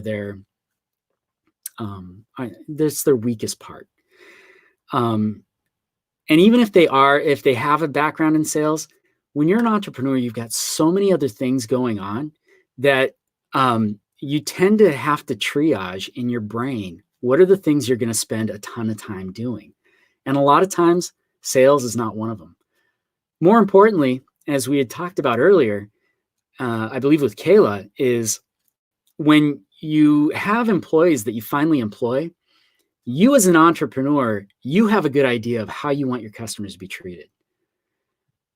Your salespeople or your people that work for you maybe don't necessarily have that. And why it's important to have an ideal customer is because you need to understand who it is. Yes. Okay. So the thing is that people are going to get hit with all sorts of information. As I alluded to earlier, you go onto Facebook right now, there's nothing but coaching, like coaching. That is, everybody's coaching right now. And good, because we need more coaches. I think we need more people learning. We need more coaches. And at the end of this, here's what's going to happen is people are going to have good experiences. People are going to have bad experiences. And the people with the good experiences are going to continue to suggest the people that have good coaching programs. The people that have bad experiences are going to stop using those coaching programs. But when you talk to your ideal client, for me, when I'm talking to 30 to 55-year-old female entrepreneurs, I am speaking specifically to a person I know is going to benefit from me. So I'm not wasting their time. I'm not wasting my time. I'm not wasting advertising dollars trying to talk to everybody. Although I'll take everybody as a client, I can't talk to everybody in the way they want to be talked to. I need to talk to them in a way that's going to work for them. So by narrowing my target, what I'm doing is I'm allowing myself to talk specifically to the person I need to talk to. And maybe that person is you. Maybe it's not. And that's not to say that my content is written specifically for that person. That's just the person I know is going to use my content to their peak advantage. That's it. And that's why I'm giving away the book right now. I should probably put that up real quick. Get your free book now. That's why I'm giving away the book, is because I believe that there are going to be people that read this book and go, oh my goodness, that is something I didn't even think about. All of the things Paul talked about with talking to customers, and you have to make eye contact, and you have to stand a certain way away from them, and all of that stuff. Yeah, it's in the book, and not like, hey, you need to do this, but hey, here is how you do it, and how you do it to the most effective method possible. Backed by science, backed by Eastern philosophy, and backed by wisdom. Because what Paul encountered and what Paul's experienced, I have also experienced, and I can speak to it. So that's why I wrote the book. Okay. I will take that down so you can see more of my beautiful face. Just kidding. You see a lot of my face because I don't have hair.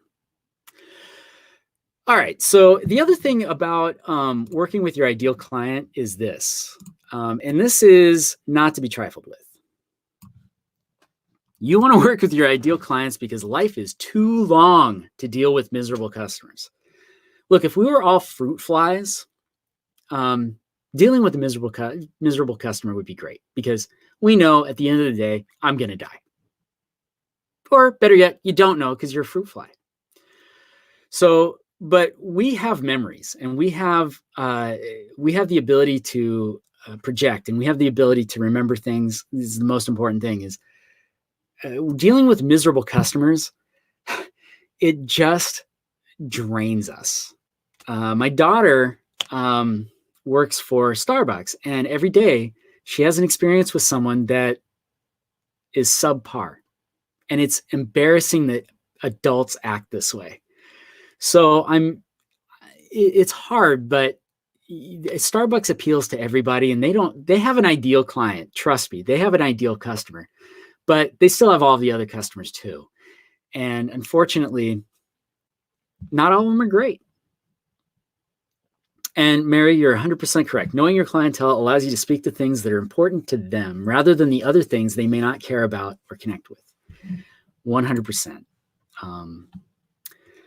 And you think about that. If you try to appeal to everybody, no one has that kind of advertising budget. Maybe Apple, but even Apple knows they can't do that. So a lot of exercises on how to get your ideal client. Product knowledge. Now, this is a thing that honestly, product knowledge is one of those things that is a big sticking point for a lot of people. And they're like, well, I need to know more about so-and-so and such before I can start to sell it. I had my ex was going to sell, it was a weight loss program.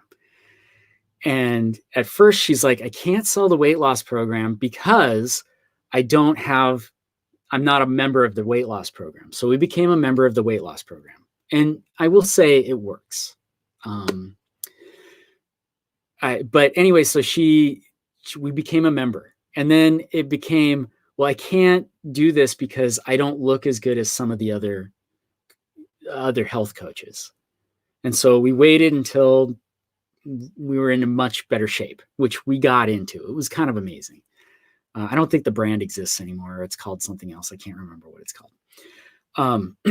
But every time we were going to get to that point where it's like, okay, now we can start hitting the gas, there was another roadblock. And it's like if you're selling something and you don't have that thing that you're trying to sell, it does not mean you're not qualified to sell it. It just means that you don't have it yet. And when I was selling big screen TVs, I was selling these humongous TVs. They were expensive TVs. The cheapest one we had was a 42-inch. Now think about this, 42-inch LCD. If you go to Best Buy right now, you're paying $200. Back then it was a 42-inch deep dish. Like this thing was wider than, it was probably like 3 feet deep. And the picture was awful. It was this huge projection TV. We were selling them for, almost $2,000. Like it was ridiculous. And that was $2,000 like 20 years ago. So it's like, oh my goodness, what does that translate to today? It's like $3,500. So, people would ask me all the time, like, well, what is it that you have? Now I wasn't going to tell them like, I have a 27-inch tube TV that I bought from Goodwill, because suddenly that makes me not much of an expert on this. But what I was able to say was, you know what? The current TV I've got doesn't even matter. What really matters is the TV I want to get. And it's this one over here. If you're interested, I'd like to tell you about it. And if they were interested, they would go over to it. But here's what I'll say about product knowledge is you don't need to know everything about everything. You do not need to know everything. You need to be prepped so that you can know everything. And that's what this does. But get over your fear of you don't know everything about your product. You can basically break down product knowledge into a very easily, and this guide helps you how to do it, so that when you're talking about your product, you sound like you are an expert, because quite frankly, you are. Do you know what constitutes being a genius? Does anybody in the comments, what is a genius? Do you know what a genius is? I'm going to let the feed catch up. How do you define a genius? Like we all think about geniuses, like whoever you think is a genius, like Einstein was a genius. We can all agree Einstein was a genius. Elon Musk, genius? Yes. But how do we define a genius? Oh, people don't care how a product works as much as what it does for them. Yes. Product knowledge is important, but if you can't demonstrate how the product, here, why am I reading it? Like, let's put it up for everybody. This is my friend Bob, who was on earlier. People don't care how a product works as much as it does for them. Product knowledge is important, but if you can't demonstrate how the product works for them, why would they buy it from you? Yeah. I'm going to show something. A genius is one who can find the right solution for the problem at hand. Oh, very good point. And I talk about this like, hey, if you're on a road trip with Einstein, he's a genius because you're talking to him. Man, he's so smart. You get a flat tire, he ain't so much of a genius. One of the things I learned early was don't try to overdo it with benefits, then features, then information. And that's really key, is you can phrase what you're trying to do in a way that you give the benefits and then you wait and the customer will ask you, well, how does it do that? And then you tell them the features, which are the things about whatever you're talking about. That gives them that. And sometimes people are just done at that point. And then if they're still curious, they go, well, what's involved with that? And then you can give them the information. Until then, people don't care. If you're talking about something and they didn't ask you for it specifically, you're probably wasting their time and your time. It's not good. Yeah, so you're right. A genius is someone who finds the right solution for the problem at hand. I'm going to go a little bit further with this definition. A genius is someone who knows more than 98% of the population. I am a mattress sales genius. So is Bob. Bob is a auto sales genius. I am not. You can go up and down the list here. Like pick anybody here. Aaron here is a travel genius. I am not. So whatever you're in, you're probably a genius. That's a pretty good feeling. There used to be, when I used to open sales meetings, when I used to open the sales training meetings, and it was with a group that did not want to be there in the morning. One of the things I like to tell people was, hey, before we start, I just want to tell you two things. Number one is at the end of this meeting, you guys are all going to be geniuses. You were going to know 90%, more than 98% of the population about what we're going to talk about. How does that feel? You're a genius at the end of this. The second thing I used to like to tell them, did you know that you're actually made out of the same thing that stars are made out of? You are stardust. You are golden. You are billion-year-old carbon. I think that both of those statements make me feel really good. Thank you, Andy. So that's that. Knowing stuff about stuff, and actually, it's funny. Andy, I really wish you would jump on here real quick, but that's okay. So Andy also is a mattress guy from my past, and the thing with mattresses is that nobody knows anything about mattresses, like literally nothing. Like even people that think they know something about mattresses, they don't know anything. And it used to be that people would walk into a store, and when I first started training in mattresses, when I'd walk in, I'd hear someone's sales pitch and they'd be like, well, let me tell you about the coils in this mattress. And it's like, who is that for? Because the customer didn't even know the bed had coils in it, or it didn't have coils, or what latex is, or any of that stuff. Like it was a game. It was a sale through attrition. It was like whoever decided they were finally tired of either A, talking about whatever BS people were listening to, or they got tired of speaking whatever BS they were doing. Eventually, that was when they were like, well, all right, you're not buying, or, well, I guess I'm not selling. Dude, don't worry about it. If you want to jump on with just voice too, that's cool. Everybody needs to shave. I had to shave today too. I didn't shave my face. All right. Well, while we wait, understanding competition. Okay, I've got a really quick story here because this is actually one of my favorite quotes in the entire book.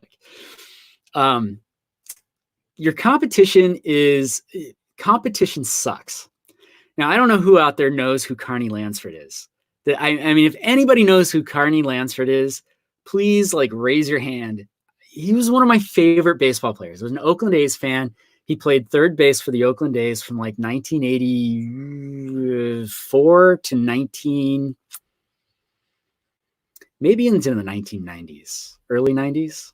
He was part of that, like the Bash Brothers era of baseball, which I'll argue is the best era of baseball. I will literally argue that with you.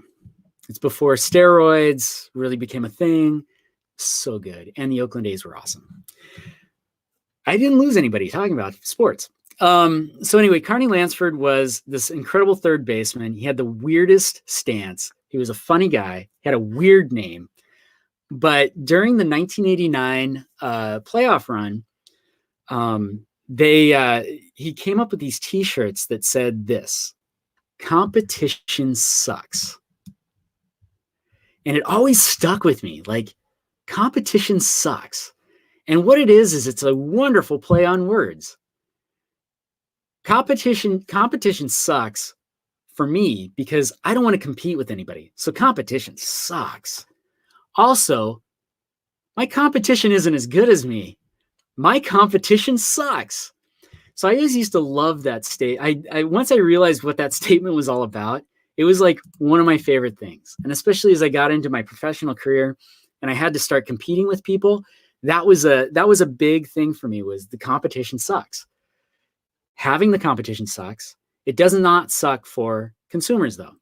For instance, does anybody remember what a phone looked like back in 2005? You remember those? The flip phones? There were some really cool flip phones. Like one of my favorite phones of all time was the Motorola Razr. I love that phone.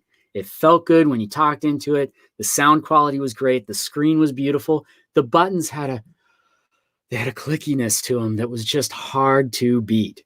So those phones were phenomenal. I didn't think they could ever improve upon it. Nobody thought they could ever improve upon a phone beyond the Razr, in my opinion, or the Windows phone that came out. Ooh. Or the BlackBerry. Remember BlackBerry and how everybody coveted the BlackBerry? At what point did that end? I'll tell you exactly the moment that ended. It was October 2006. What happened? The iPhone got released. Dude, it revolutionized. It blew everybody's mind. Now, if Apple just wanted to get into and I know I talk about Apple a lot, but they do so many things right. Look, Apple got into the foray by going, what is it that people love about their phone? Okay, they love this, they love this. Text messaging is just starting to become a thing. How can we make text messaging better? There is a great book, by the way, about the evolution of the keyboard, the on-screen keyboard. I highly suggest it. I'll post a link to it. But when people saw what the iPhone was, they were like, what is this magic that people are showing? And it really changed the dynamic of what a cell phone looked like. In fact, Apple had been far ahead of what they thought.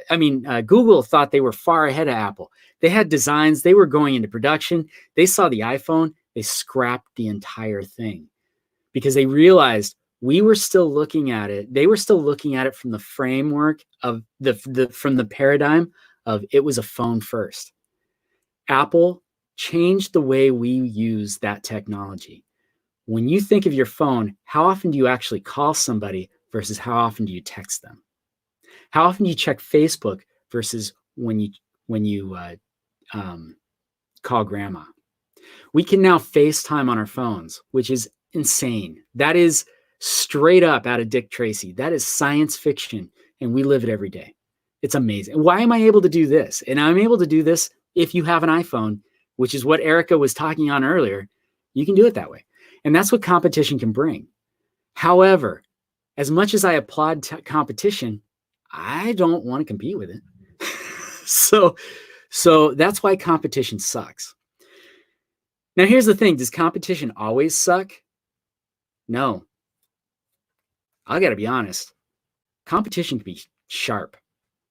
And for me as a coach, competition is real sharp on Facebook. If you go on to Facebook right now and you accidentally type in coaching, I'll tell you what, you are going to get bombarded with ads, very slick ads, ads promising you so many things. I'm not going to tell you it's all BS. It's all BS. But if they're promising you things that seem unrealistic, it's because they're unrealistic. Look, I can turn you into a much better salesperson, but it is not going to happen overnight. And you can't just buy the book and become a better salesperson. You have to buy the book and you have to do some work. Very unpopular statement, by the way. And if that makes you anxious, I'm sorry, but you can't, there is no magic pill. So to get better than your competition, you have to understand your competition, and it requires learning something about your competition. And that's what this section does, is it helps you understand your competition so that you can compete with them. And you can realize, like, there are going to be times when competing with your competition's silly. They're way better at it. Let them have that. They're really weak someplace else. You'll take them. If you're curious about this, between finding your ideal client and finding your competition, I'm going to point something out. How many people do you think are actually your ideal client? Does anybody want to like throw up, like whatever you're doing right now, whatever it is that you do, what percentage of the US population do you think would actually find what you sell interesting? Anybody, just throw up a number.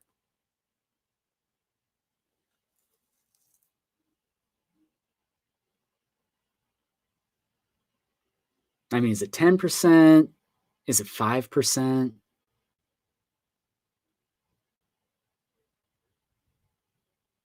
It's 0%. Like I need to get, I wonder if it's a delay here.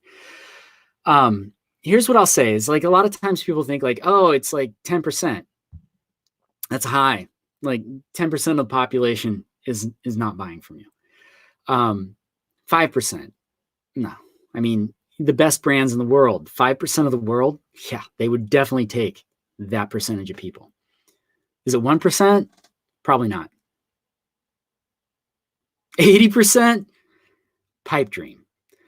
No, your percentages are incredibly low.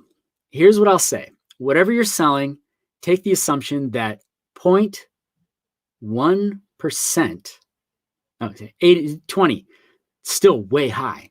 It's not very high. 0.1%. It's 1,000th. It's 1/1,000th. One out of 1,000 people are actually interested in buying what you're selling. Now, for Bob with AutoZone, you're right. It is probably higher. It's probably closer to that 5%. Apple is probably closer to that 5%. But for the rest of us, what we're selling is really going to be a very minute percentage. But here's what I want to tell you. Oh, sweet. Here's what I want to tell you about that. That percentage shouldn't scare you. That actually should excite you, because instead of having to appeal to 327 million people in the United States, your 0.1% of the people that you actually appeal to is 327,000 people. That's far less people than that you can speak to, and you can speak directly to them. It's amazing. And when you can do that, you're going to find a ton of success. And does anybody in here think they can handle 327,000 people? I couldn't. I'd probably do it for a week and then I'd retire. All right, so we're going to take a break from the content here, and we are going to bring up my friend, Mike. Well, hello there, Stuart. How are you? Fantastic. Now, Mike, you are an interesting guy, because there are two parts to you. Mm-hmm. Yep. So why don't you tell us, there's only two parts. There is a top half and a bottom half. Right. And for this interview, I'm just going to show the top half unless it gets a little slow, and then I may shift to midsection. Yeah. Well, none of us are wearing. I'm sorry. There's three parts. I was. Yes, indeed. Midsection. Who am I? What am I all about? Yeah. So what's the deal? Tell us. Yeah. Yes. I'm a wannabe comedian. It's pretty fun. Well, yeah, but not like wannabe enough where I'm willing to suffer for it. Okay, fair. Yeah. The whole idea of starving artists just not appealing. I don't know. I don't know what it is. Yeah. So yeah, do a little bit of comedy here and there, and then I have a very, very serious day job. Hey, do you want to talk about your serious day job? Not a lot, but but I've been a financial advisor for 14 years, and complete accident was not the plan, but kind of stumbled into it. And one thing, I started working as a temp at a brokerage firm when I first moved to Portland 16 years ago, and they liked me, despite the fact that I was telling them that I wanted to be a comedian.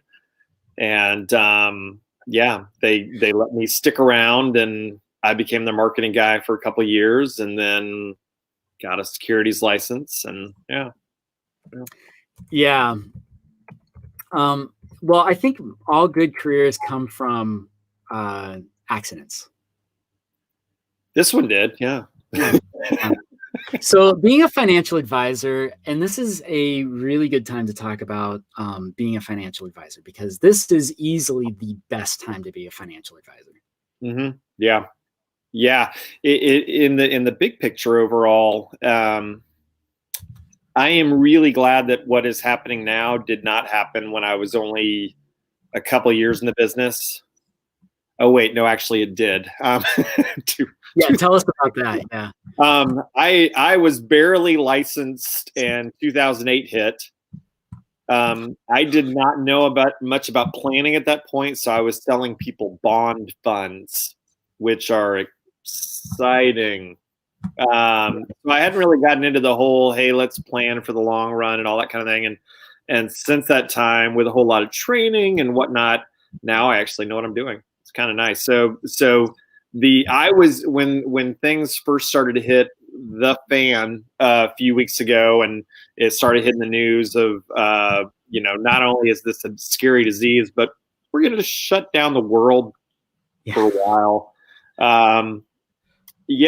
I that first couple days I felt anxiety and whatnot, and then what I realized over the next few days was that I had actually apparently done a half decent job of preparing my clients for this kind of thing. I think all the previous years and whatnot had let me know the last few years, as I've gotten closer to my clients, just how important it is to prepare them for the big what ifs and whatnot. So, yeah, I apologize. I'm listening, but I'm also like trying to find something in the book that really pertains to this. Yeah.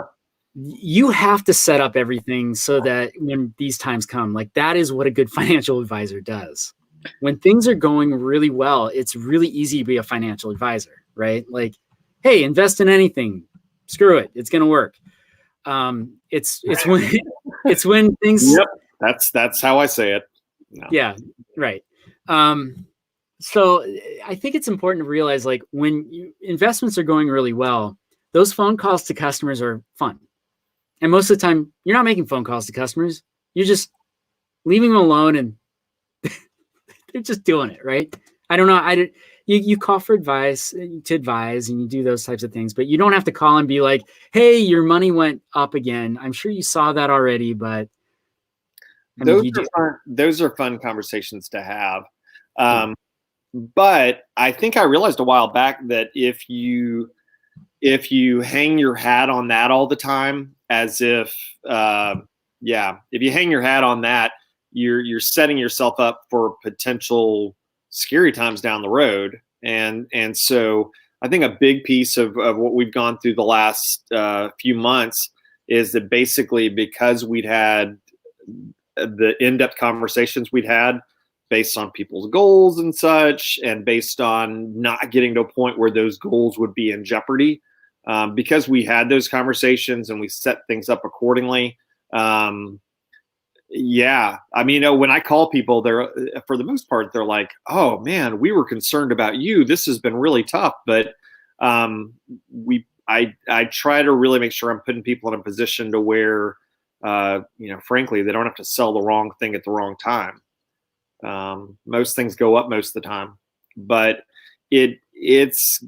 I have found, so I worked at two banks before I moved to where I'm at now, which is more in the independent-ish chain.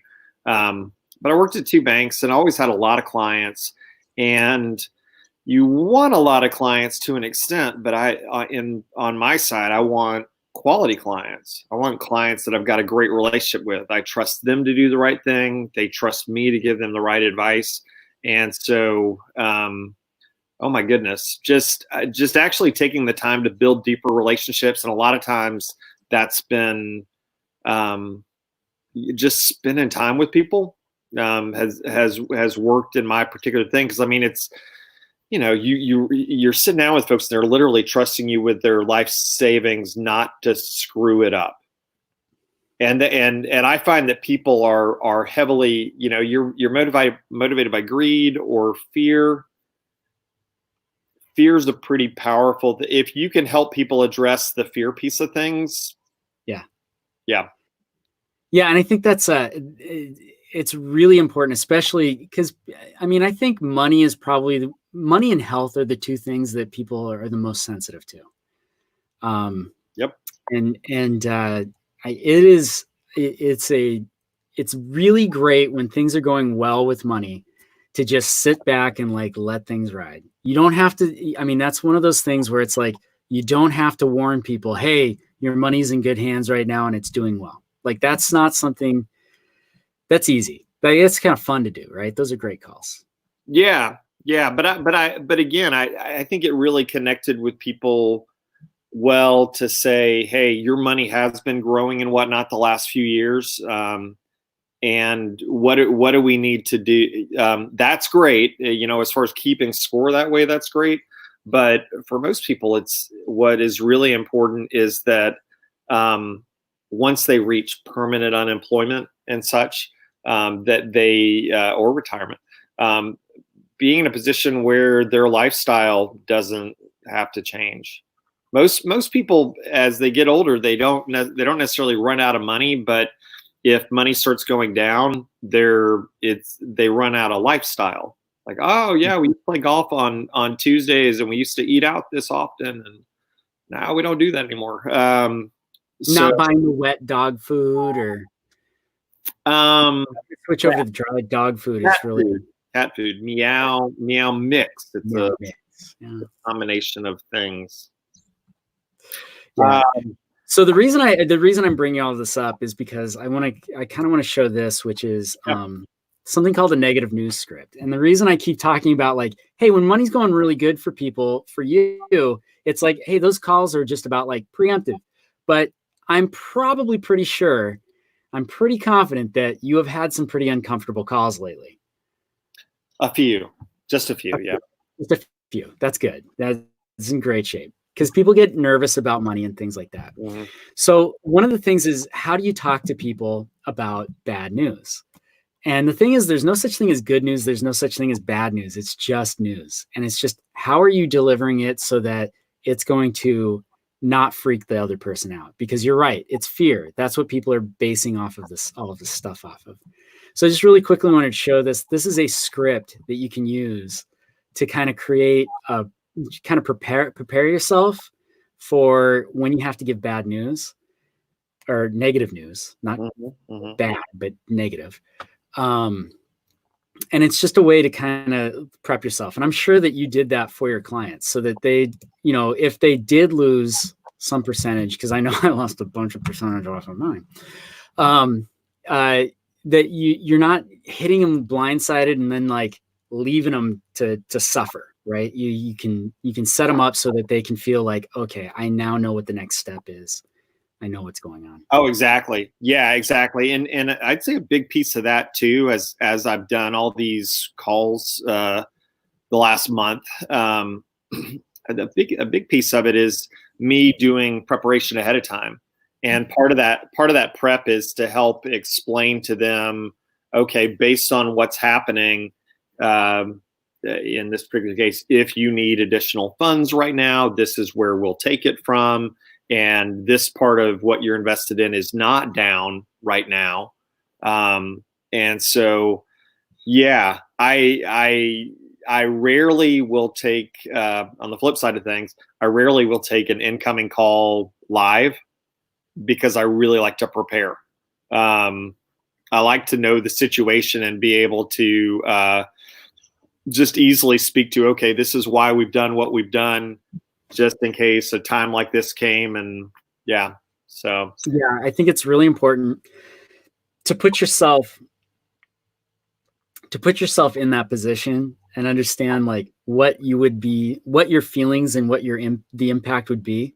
And then hopefully you've got enough an understanding about the person you're talking to that you now can understand what their concerns might be and to hedge that bet, right? Like to use a financial term, to hedge it. So like, hey, their concern might be like, I'm looking to retire in 2 years. What's this going to do for me? And it's like, well, if you have the ability, this is the time to buy because it will rebound. And probably in 2 years, you'll be in just great position. So I don't make predictions, but I will sit here and nod my head. Yeah, exactly. Yeah, you should not make financial suggestions in this case. No, I'll make them because I don't have to worry about insurance or whatever. That's a good point. Yeah, if things don't recover, it would be the first time ever that they haven't. But yeah, it's an interesting time right now for those who do have cash or other assets that can go to work. It's a pretty I've had some different types of conversations recently with people that had sat cash on the sidelines for a long time, and not necessarily, some are investing now, some are looking at doing things over the next few months. But cool. Yeah. Now let's switch gears and let's talk funny. Okay. Yeah. All right. So you do the comedy.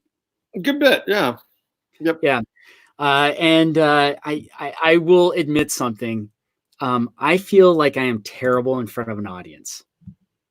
That is when I go do improv, every time I've done it or anytime I've ever done stand-up, I'm like, I'm terrible in front of an audience. And I know it's practice and I know I need to do it more often, but But you do it. Are you wanting me to nod my head now? I really want you to actually tell me that I am good and make me feel better. That's really what I need.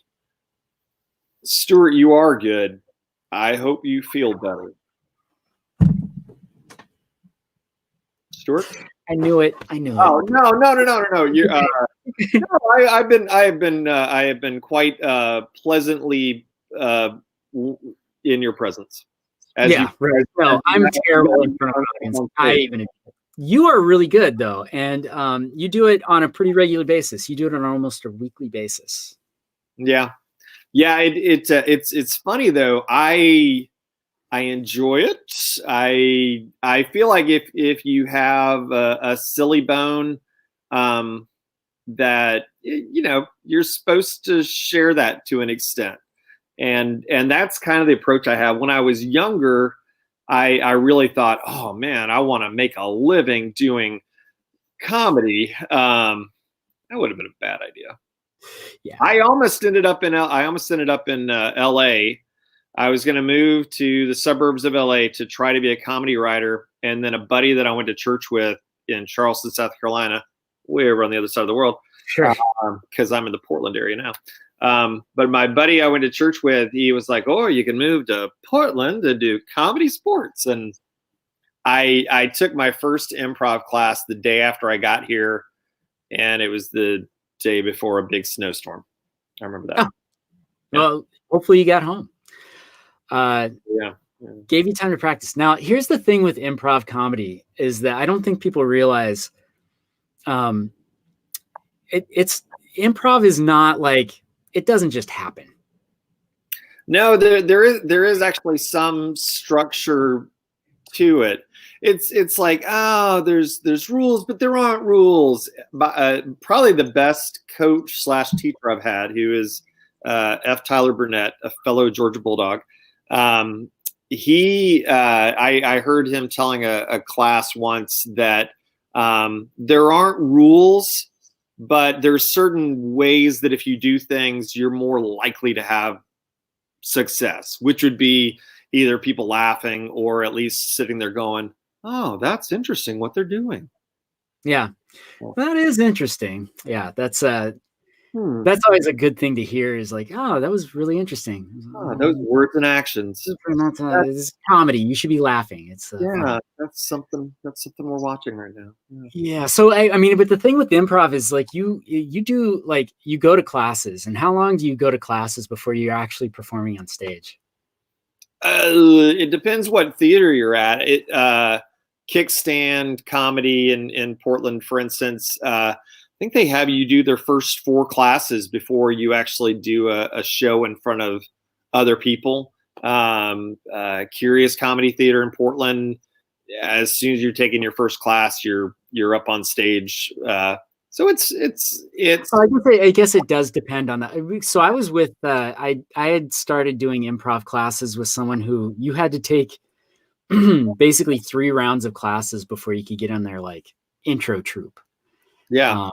Which is it ended up I couldn't do the time, which whatever. And then I found I did the podcast, and I realized that's where I'm comfortable.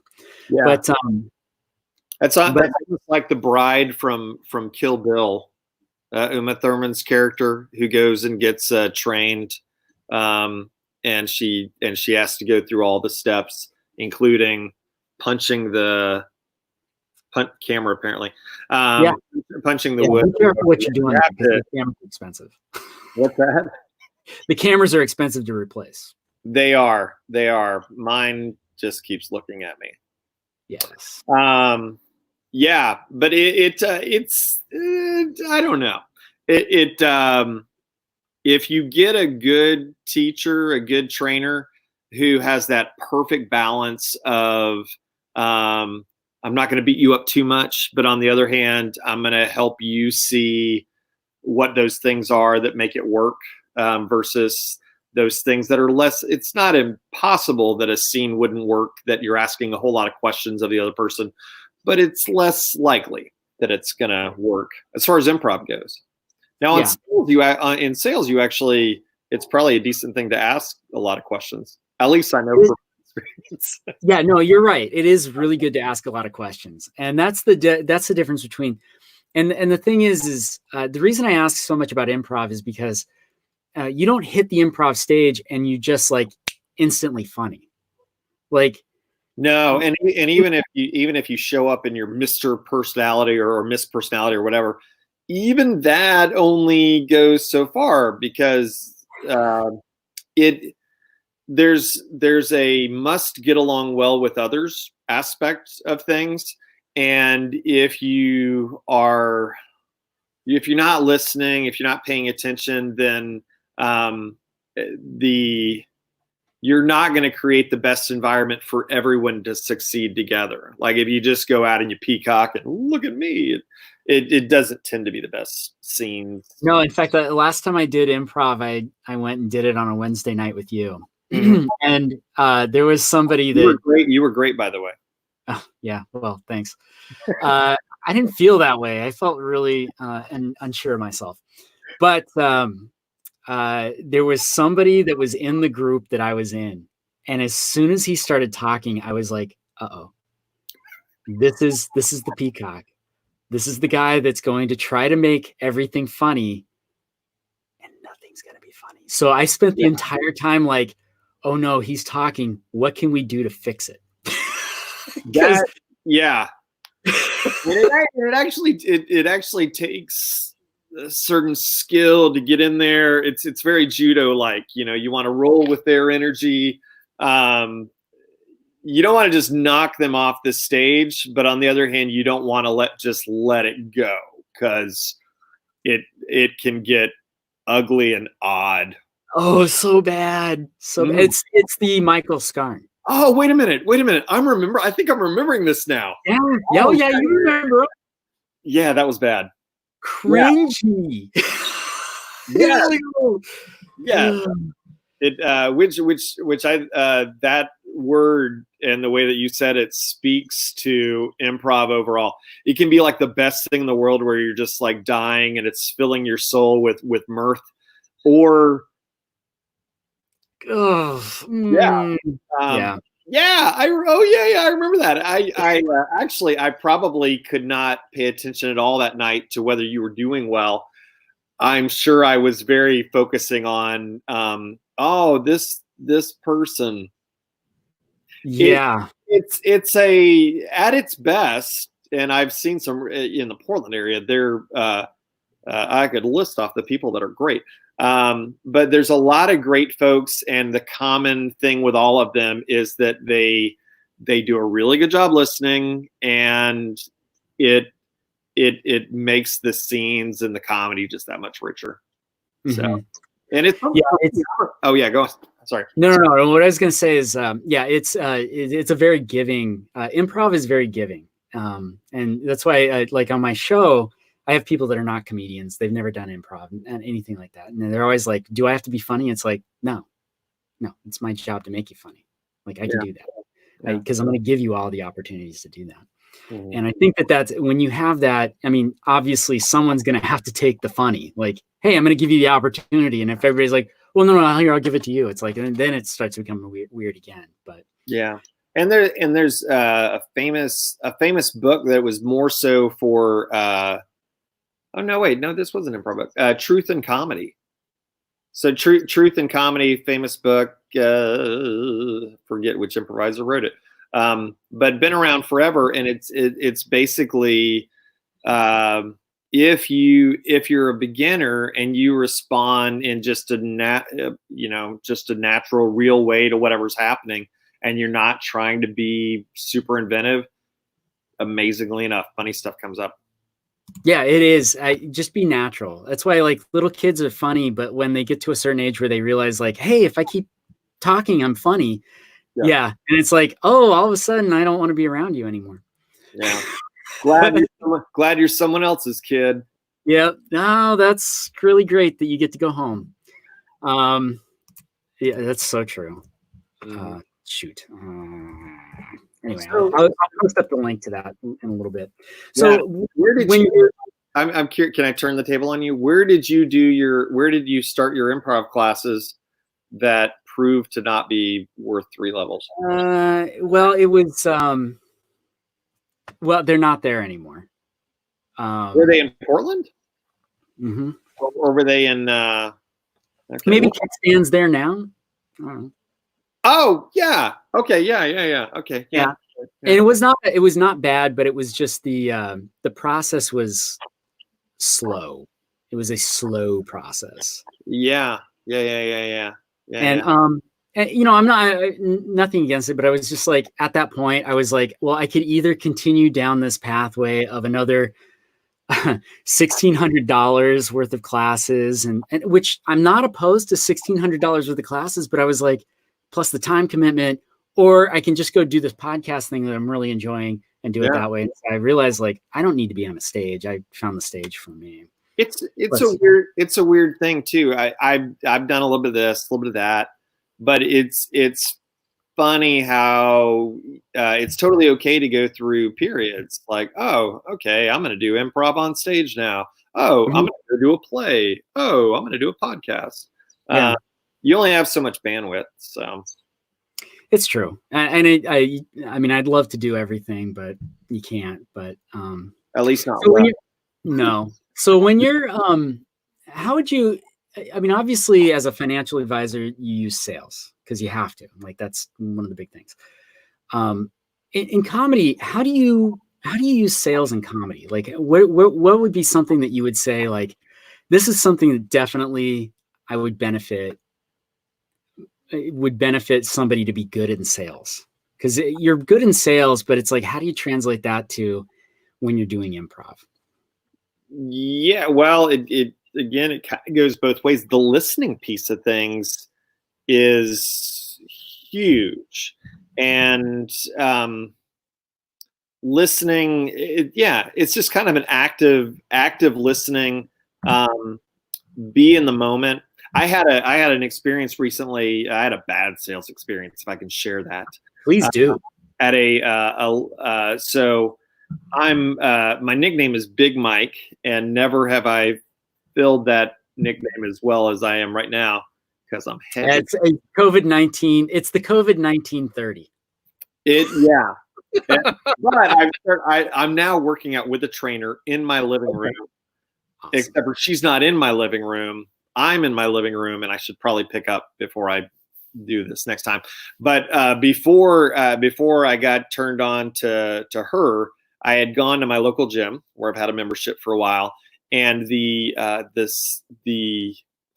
I was blown away by how little the salesperson who told me she had been with the company 15 years and she used to be the district manager and blah, blah, blah. And just throwing all this, stuff that I really didn't care much about anyway, title wise. You didn't ask, but she was going to tell you. And we sit down and she would ask me a question even, and then I could tell she wasn't listening. That other part of the conversation that you say something back and I can tell you were listening. And in the meanwhile, she's trying to sell me what would have been, several $1,000s worth of training, whatnot through their program. And I even told her when I came in, I know that this is going to cost me, but I'm ready to do this because good Lord, I'm heavy. But you're not bad. It was so bad though. And afterwards,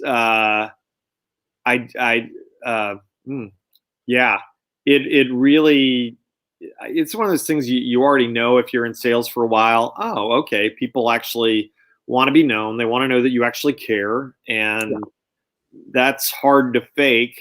But it's easy to spot if somebody is faking it sometimes. So yeah. Well, it's hard if you're like in that when Harry Met Sally. It's hard to tell when someone's faking it or not. That sandwich is really good, but yeah. But you can tell when someone does not care what you're talking about. They become or they have their own agenda. Yeah. Oh, tell me about what you're looking for. Okay, so what I'm going to suggest is this. It's called the Ironman Triathlon. Whoa, slow down. Like I just need to do some cardio and get into better shape so that I look good in my bikini bottom. I want to prep for summer. I was waiting for you to use the phrase bikini bottom so I could have a ponder break. Ponder break. Great. Yeah, I just something that would let me know it's okay to just pause and take everything in that Stuart's saying right now. Yeah. I was actively listening, but I was specifically listening for bikini. Yeah. Just put that in your mind. That's something I want you to imagine. No, I'm there now. I'm there. I'm there. Can't be there. Yeah. So with this gal, it was just it was crazy to me. She definitely had an agenda. It was and I thought, oh God, help me if I treat people that way. But the same thing on the improv side. If I remember a gal who is now a half decent improviser who performs like regularly. She and her comrades are part of a show. But I remember the first when at the jam that I took you to. I've been going to it for years, and 5-6 years ago, I remember the really awkward game that we were playing, and she anything that was said or whatever, her response was, "Okay." Oh, that was it. It was playing ping pong with a flat ball. Oh, that is so frustrating. Yeah, ping pong with a flat ball is a good way to describe that because it just makes everybody else look awkward. Mm-hmm. It's so self-absorbed when you do that, or the whatever. Yeah, okay, like that's the softball. But, anyway, well, in terms of I would say too, in terms of working with somebody who's on the improv stage, the couple of jams I go to, they've got a lot of people that are really, really new there. And so I view it as part of my job to help them look good and to help pull out of them and pull them into things. And that's the same way with sales too. So there's things that if I'm looking for certain pieces of information from somebody, I might, instead of putting them on the spot, I might just kind of float something out there and be like, well, you know, a lot of people I've worked with are really concerned about da da da da. And then you can just tell by looking at them how they respond to that. And they may say something right away, or their face may confirm, yep, that's what we're concerned about. Yeah, there's time for really direct questions, and then there's float it out there, let them respond. Yes. Yeah, it, as a seasoned person, as a seasoned comedian, and as a seasoned advisor, those things get a lot easier. Yeah, they do. And I think that's the real kicker, is that once you've spent 12 years doing something, you now understand a little bit better of what somebody's expectation is. Now, just a real quick question, Big Mike. Yeah. If you 12 years ago, someone would have said, hey, if you read this book, it'll give you a heads up and you can basically skip through 12 years of learning through trial and error. Would that be of interest to you? Yes. Yeah. I do a lot of mentoring and whatnot. And, you know, frankly, if somebody else has already figured stuff out, that's good to, as I've started in a couple businesses over the years, the stuff that you don't forget the stuff that you learn just by doing it wrong, but smart shortcuts and smart technique goes a long way. I agree. I did not take enough shortcuts early on in my career. I didn't, and I regret them. And that's what I'm hoping I can show off here is with the book is, hey, these shortcuts exist. They exist whether you think they exist or not. And you're probably eventually going to be using them anyway. So use them now and be more effective, as opposed to waiting and then going, oh, I should have done this like 7 years ago. Yeah, it's pretty dumb to try to learn everything on your own just through practice. Yeah. Do you know how many sales books I've read? How many sales books have you written? I've written one, but I've read, how many? I've read dozens and dozens. I don't want to say hundreds, but probably pretty close. Yeah. And the thing is that you can go out and save a lot of money by reading all of those books, but you ain't saving any time. And putting all of that information together is incredibly difficult. And so that's really whether you can do your own financial advising, correct? Oh, like yeah. I can go do investment in stocks, and I do it with a couple $100. Like I just kind of fool around because I think it's fun. But if I'm serious about it, like I don't want to be in control of that. I don't know enough about it. I want to hand it off to somebody who really knows and who's put in the work and learned all of that stuff. Yeah, so, I tell people all the time, I would not insult your intelligence that you could not do what I do. However, there's a level of interest that I have to know the things that I know. And so, I mean, it's a pretty interesting thing to get to the point where you're able to say, you know what, my advice and my time is worth something. I want to charge a fair price for that. And I want people to get a good value out of what we're doing. I don't cut my own hair, obviously, because by now with COVID and whatnot, I would have had it cut. But no, it makes a whole lot of sense for other people who have expertise and practice to help me avoid the whatnot. Yeah, exactly. Now I do cut my own hair. Now I see it. Yeah. Okay. Yes, it's the glare that makes it difficult. Now, here's the thing: is I will say this though. There have been a couple of times where I've because I shave my head because I don't know if anybody knows this. I do suffer from male pattern baldness. My uncle is completely bald. He was like in his early 20s. I knew from an early age I was destined to have no head. Yeah. But I have been cutting my own hair for quite some time. After my ex-wife went whoops with the clippers, I had to start cutting my own hair. And there have been times when I've cut my own hair, and this is the most simplest haircut you can have. But I've walked out with stripes in the back where I missed spots. Yeah. And I remember this one time I went, I took a friend of mine, he was a buyer. So I was taking him out to lunch, and we're out to lunch, and I bought him lunch, and we're sitting there and we're eating. And we've been in public and I've bought him lunch and we're sitting there eating lunch. That's when he goes, "Hey, what's up with your head?" And I was like, "What?"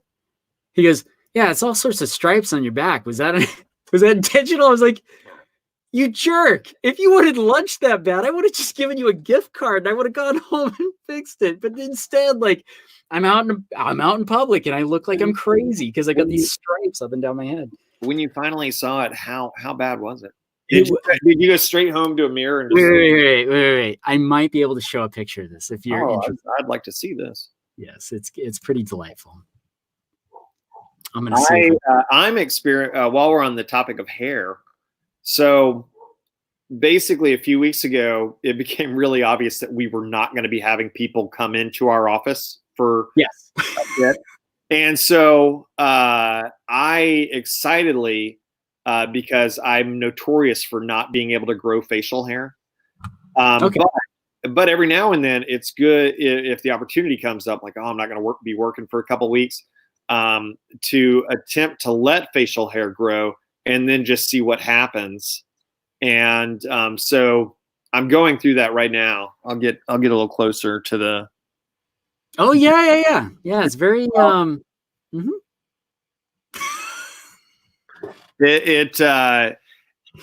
It's not a good look. Like I'm not gonna pretend that it's a good look, but we'll just see. And if this thing goes like if we're quarantined or whatever for like a month and a half, it might fill in and it might look fantastic. Yeah, it might be a thing that happens. It won't here. I'm 47 years old, and puberty is going to be great when it comes and the body starts, things. It's going to be neat. Yeah. Oh, totally. When the voice starts changing. Oh, yeah. I don't know, when you get older, does it get higher? I don't know what happens.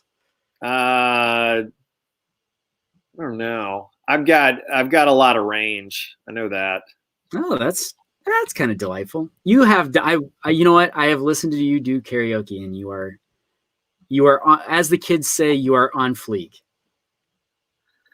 Thank you. That's how we met. We met at karaoke night. A friend, actually, I think I've since found out, sir, I think a mutual ex-girlfriend had invited both of us to, and that's where we met.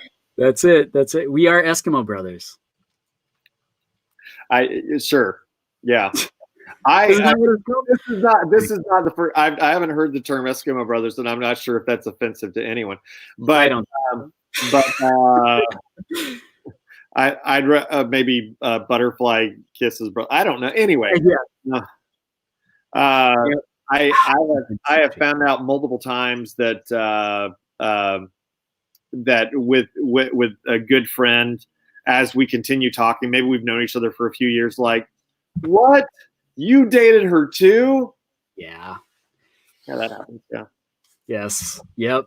But I think from a friendship standpoint, with people you connect with, there's no shock on this. There's no shock. No. I mean, especially if you're running the same circles. Yeah. People have a type, and our type they like awesome people. That's it. Yeah, and women tend to like us who like smart, good-looking dudes. That's right. That's what I like to tell people. Yep. My mom tells me I'm handsome. Yeah. Yes. Yeah. My mom also tells me I'm the best French kisser. So What was that thing you said about the bikini? I want to go back to. Yeah, just something less disturbing. Yes. Yeah. Go back Okay. to Just real quick. My mother is a saint. mine. That's not true. Mine is true.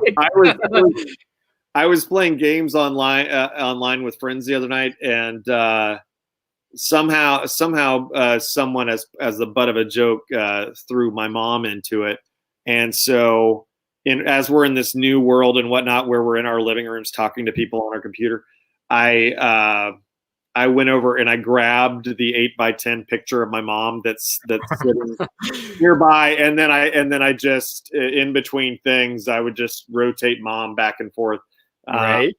and nobody felt good about that. No. Mm-mm. You can't talk bad about somebody's mom when you see even a picture. Like as soon as you put a face to the title of mom, like you can't talk bad about their mom. Well, yeah, and with a thing of lipstick, I had written on the top of her picture "Saint." Oh, yeah. Yeah, so it really made it tough for everyone to interact with.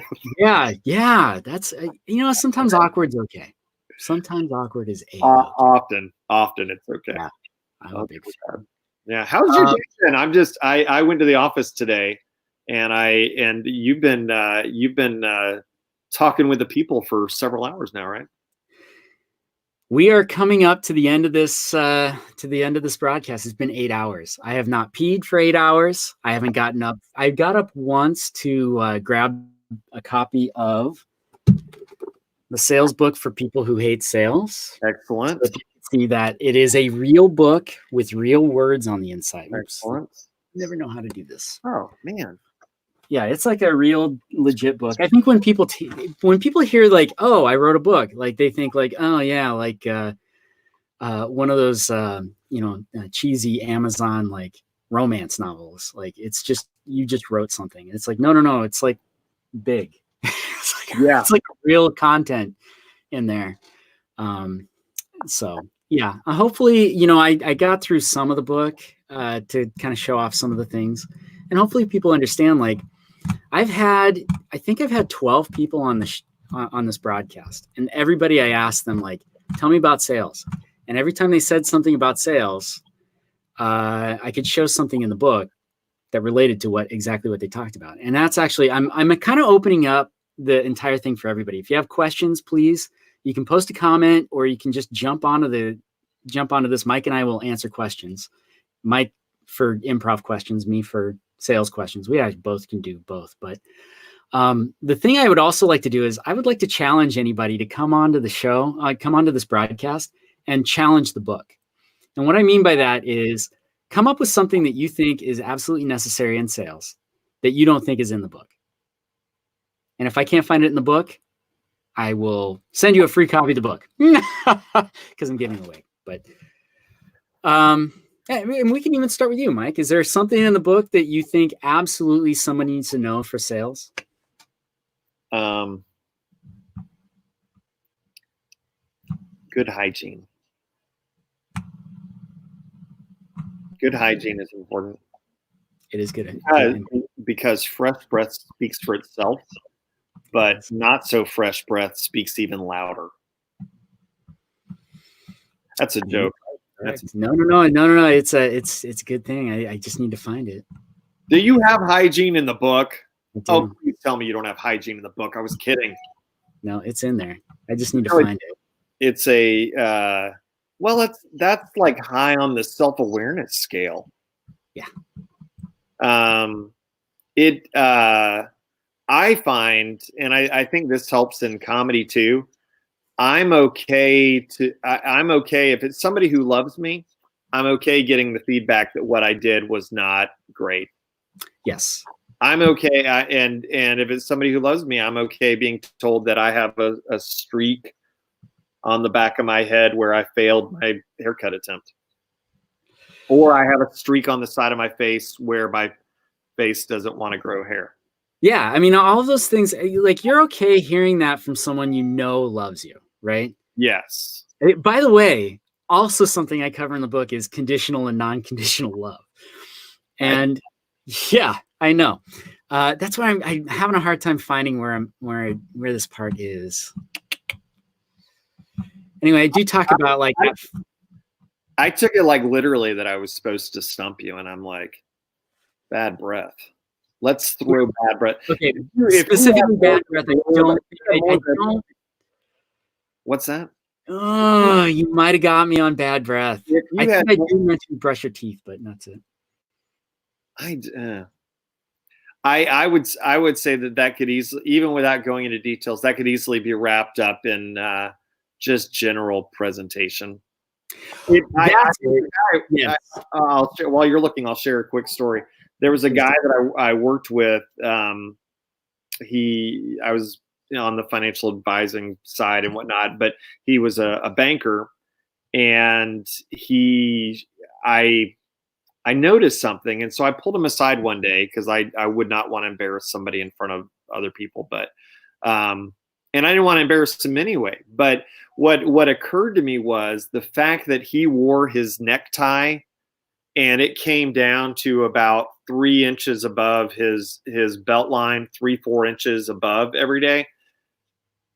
He was satisfying the requirement to wear a tie, but he was doing it in such a way that, at least with me, if I interact with him, would probably make me go, I'm not sure I should take this guy seriously. If you're gonna wear a tie, wear it. Yeah. Yeah. Here, I'm actually okay. So I didn't speak about that specifically. I do talk about first impressions, and this is the part that I will share. All right. When you picture yourself, what do you see? How do other people perceive you? How do you want other people to see you? Being authentic is not overrated. When you are authentic, it is impossible to lie, which means you are trustworthy. Authenticity is grounding, and when you are talking to someone who is grounded, the conversation feels comfortable and safe. Unfortunately, people mistake authenticity for eccentricity and give themselves permission for erratic and poor behavior. Understand that being late all of the time is eccentric. It is strange and inconsiderate behavior to have towards others. Stating that you are not timely does not make it authentic. It becomes an excuse. You could translate that into basically any sort of weird behavior. Like you don't want to brush your teeth? That's eccentric. Don't be eccentric. I'm just being me. Yeah, no, that's not authentic. That's eccentric, and don't do that. That's not good. I'm sorry. I'm just loud and brassy, okay? Why can't you just accept me for who I am? It's like, because you're an ass. Yeah. I don't want to. You're making me uncomfortable. Yeah. Well, so here's a fun one. I've dated women along the way, and one women, you say? Women, I say. What? Yeah. As in more than one. She lives in Canada, but yeah, and she doesn't return mail. No, I've dated along the way, and one thing that I find so meaningful as far as first impressions. So let's just say I've been dating somebody for a bit, and then if I'm invited to their home, and I go to their home, and their home is not clean, that's a big issue. Because that to me, and the flip side of that is if I have people over. Except for when I've had a concussion, because you came over recently when I had a concussion. Fair. No one was holding it against you. I typically really try to make sure that when someone comes into my home, that it's a very comfortable place to come into. It's clean. They don't have to worry about, touching whatnot. And yeah, so I mean, I think those kind of things, like with our office and whatnot, we try to do certain things that make it inviting and comfortable, and it's little things that people go, oh wow, they knew that I like Diet Mr. Pibb, and they just handed me a Diet Mr. Pibb. Yeah, those are nice little things, but this person cares enough that I'm comfortable. Yeah. Yeah. I real quick, I was invited to somebody's house, and I walked in, and I should have like red flagged it. Like it should have been a red flag, but I didn't let it. I didn't. I was, you know, in another mindset, if you will. And I looked around, and there was no counter space. There was no tabletop. There was no nothing that didn't have an empty wine bottle on it. This person lived alone. Yeah. Mm-hmm. So, and cats, and the cat box had not been taken out. Like, it was extreme. And it was like, this is uncomfortable, like real uncomfortable. I should have known better, but I didn't. But anyway, like there wasn't even a place to put down the wallet. Like, you know how like you want to put your wallet down so you're not sitting on your wallet the entire time. Like I couldn't find that place. And I was like, this is really uncomfortable. Like wow, why did you invite me back here? Like, what's the point here? I can completely identify, but I take it, I take it personally. Like I really take it personally. If someone is not thoughtful, that to me is a big deal, because if they're not thoughtful in that way, it's highly likely they're not going to be thoughtful in other ways. It's good to have a certain amount of self, not to beat yourself up, but it's good to have a certain amount of self-awareness. Absolutely. I think it was I was listening to Dr. Drew and Adam Carolla one time, and Adam Carolla was talking about, well, everybody should have a certain amount of shame, where it's like, okay, I have literally no place for anybody to set anything down, and my cat box is literally overflowing with stuff. Maybe I should feel shameful about this a little bit. Like that's a time when you're like, and I talk about like, shame is an awful thing, but at the same point, like it's like maybe you're too comfortable with yourself. Right. That. Yeah. Yeah. I've visited an unchanged cat litter box house or apartment once or twice. That's well, let's just say, despite the fact that Tiger King is all the rage now on the Netflix, let's just say that I'm not a huge cat fan. In general, when I go to a place, I appreciate docile and cuddly cats, but if you take the potential that I'm going to be injured by a cat and you add to that there's an odor, that's rough.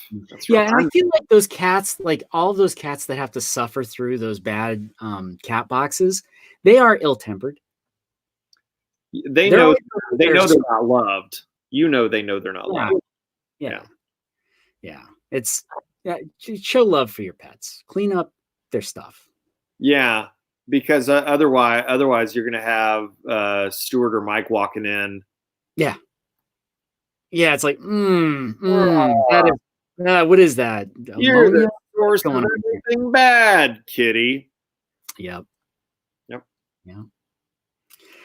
Well, we are in the last couple minutes of this. You can hang out, Mike. I've actually opened it up for other people if they want to jump on and ask any questions. Please do so. If you want to do it through comments, that's cool. If you want some financial advice, Mike doesn't do it for free, but I do. I'll give you all the financial advice you need. I definitely cannot give financial advice over this program. I can give general advice. I can give education. I don't think education. Like, hey, go read a book. By the way, that was the best thing a therapist ever said to me. She was like, I'll tell the story real quick because why not? It's fun. 3 people watching. So I'm at this therapist thing, and my ex-wife had just like put the nail in the coffin. Like we were done. And I'm like at this therapy session, and I am just bawling, and I'm like, I don't know what's wrong with me, right? By the way, I think there's nothing more uncomfortable than a grown man crying. That is nothing more uncomfortable. But she handles it in stride. That's pretty disturbing. Okay. It should happen more often. I think it's disturbing because we don't see it. If we saw it more often, I think we'd be okay. I could go on for days about this, but I'm an empath. I cry. Yeah. I do cry. I hate going to see sad movies because I blubber all over myself. Sonic the Hedgehog was hard to sit through. How did I not know you were about to reference Sonic the Hedgehog? Wonder what he's about to reference next. Yeah. On Golden Pond. No. Anyway, so I'm blubbering all over. I'm snotting all over the place. She's handing me tissues, and I'm like, "What's wrong with me?" And she goes, "You're joking, right?" And it was like this record scratch moment. Like, what? I'm paying you to listen to me. Like, what? She goes, "Yeah. You're codependent." And I was like, I don't know what that means. And she goes, "Go read an effing book." And I was like, okay. You must, in order to get the therapist to drop an F-bomb on you, you must have been just the best patient ever. She felt really comfortable with me, which was great because we had a very direct. It was so good. And she was absolutely the perfect therapist for me because she was just like, she wouldn't put up with any of my bull, and she was not about to yeah, that's really sad. She was like, yeah, okay, so get over it. Like, what are you gonna do to get over that? And I'm like, oh, I don't know. Like, what should I do? And here, try this, and take this. action. Read a book. Take action. Read a book, and that's it. You know what? I give that same advice in the book. So there you go. You got to take you absolutely. I'm paraphrasing the heck out of somebody else, but you totally become the person you are, the books you read, and the people you know. I'm going to add to that the occasional really good documentary. Oh yeah. What's a good documentary you've watched lately? Several on Netflix. Rodden has been good. The Money one on Netflix. They had a recent episode on Jared Kushner. A lot of reality TV, like documentary type TV stuff. Yeah. I love documentaries. 13 on Netflix was really good. The 13th Amendment. I grew up in the Southeast. Let's just say I was not as aware of certain history until I moved out of there and started being exposed to. There were certain things that were glossed over a little bit that were actually pretty darn meaningful. So yeah. Well, I think that's why my kids always say I hate history class, and it's like, yeah, you should probably pay attention as much as it's boring. Like everything that's gonna happen has already happened. Yeah. It's just changed a little bit. So we just need to learn from the past in order to prepare ourselves for the future. Just pay attention, pay a little attention. Oh yeah. Yeah. Anyway. For sure. Well, we are at the end of this broadcast. No joke, legitimately have to pee. 8 hours. I don't know if you noticed, I picked up my glass a while ago and slowly sipped it. Yeah, I did notice it. Like as a subliminal liquid. Yeah. Well, thanks for having me on, my friend. Yeah, thank you so much for being on the show, or on the broadcast. I guess it was a show. It was 8 hours of this, which was great. I actually, it does not feel like it's been 8 hours. It feels like it blew by, which is great. Oh, that's awesome. Yeah, for right now, you can get a copy of the book for free, and that's my contribution to the world for COVID-19. Unfortunately, I do have health issues. I can't be out there on the front lines because it's risky, but I will give you a free copy of the book so that you can read it or scan through it or whatever you want to do. If you want to buy a copy of the paper book, please do so. It's way better. I'm not going to lie. It's worth the extra money. And if you really just want to donate to this thing, I would really appreciate it. I've been without a job for over a year. And the job I just got hired for quickly unhired me because of COVID-19. So if you want to support me and you don't feel comfortable with, or you get the free book and you still want to throw a couple shekels my way, what is a shekel? It's a denomination of foreign currency, I think. Oh, okay. That sounds good. Anyway, if you want to do that, this is the way to do it. Just a couple bucks. That'd be cool. If not, totally cool. Get a copy of the book. Take a look at it. I think you'll enjoy it. There's some funny parts too. Sweet, my friend. Sweet. Yeah. All right. Well, I'm going to go ahead and sign off. Thank you so much, Mike. And thank you so much to everybody else who was a part of today. If you showed up and you did a comment, I really appreciate it. If you watched for a little bit and you just watched and kind of did that, thank you so much. If you gave a reaction, if you shared it, I really appreciate it.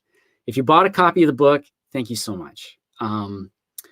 This has been 8 hours. It has been delightful. I have really had a lot of fun. I got to connect with some people I haven't seen in a while.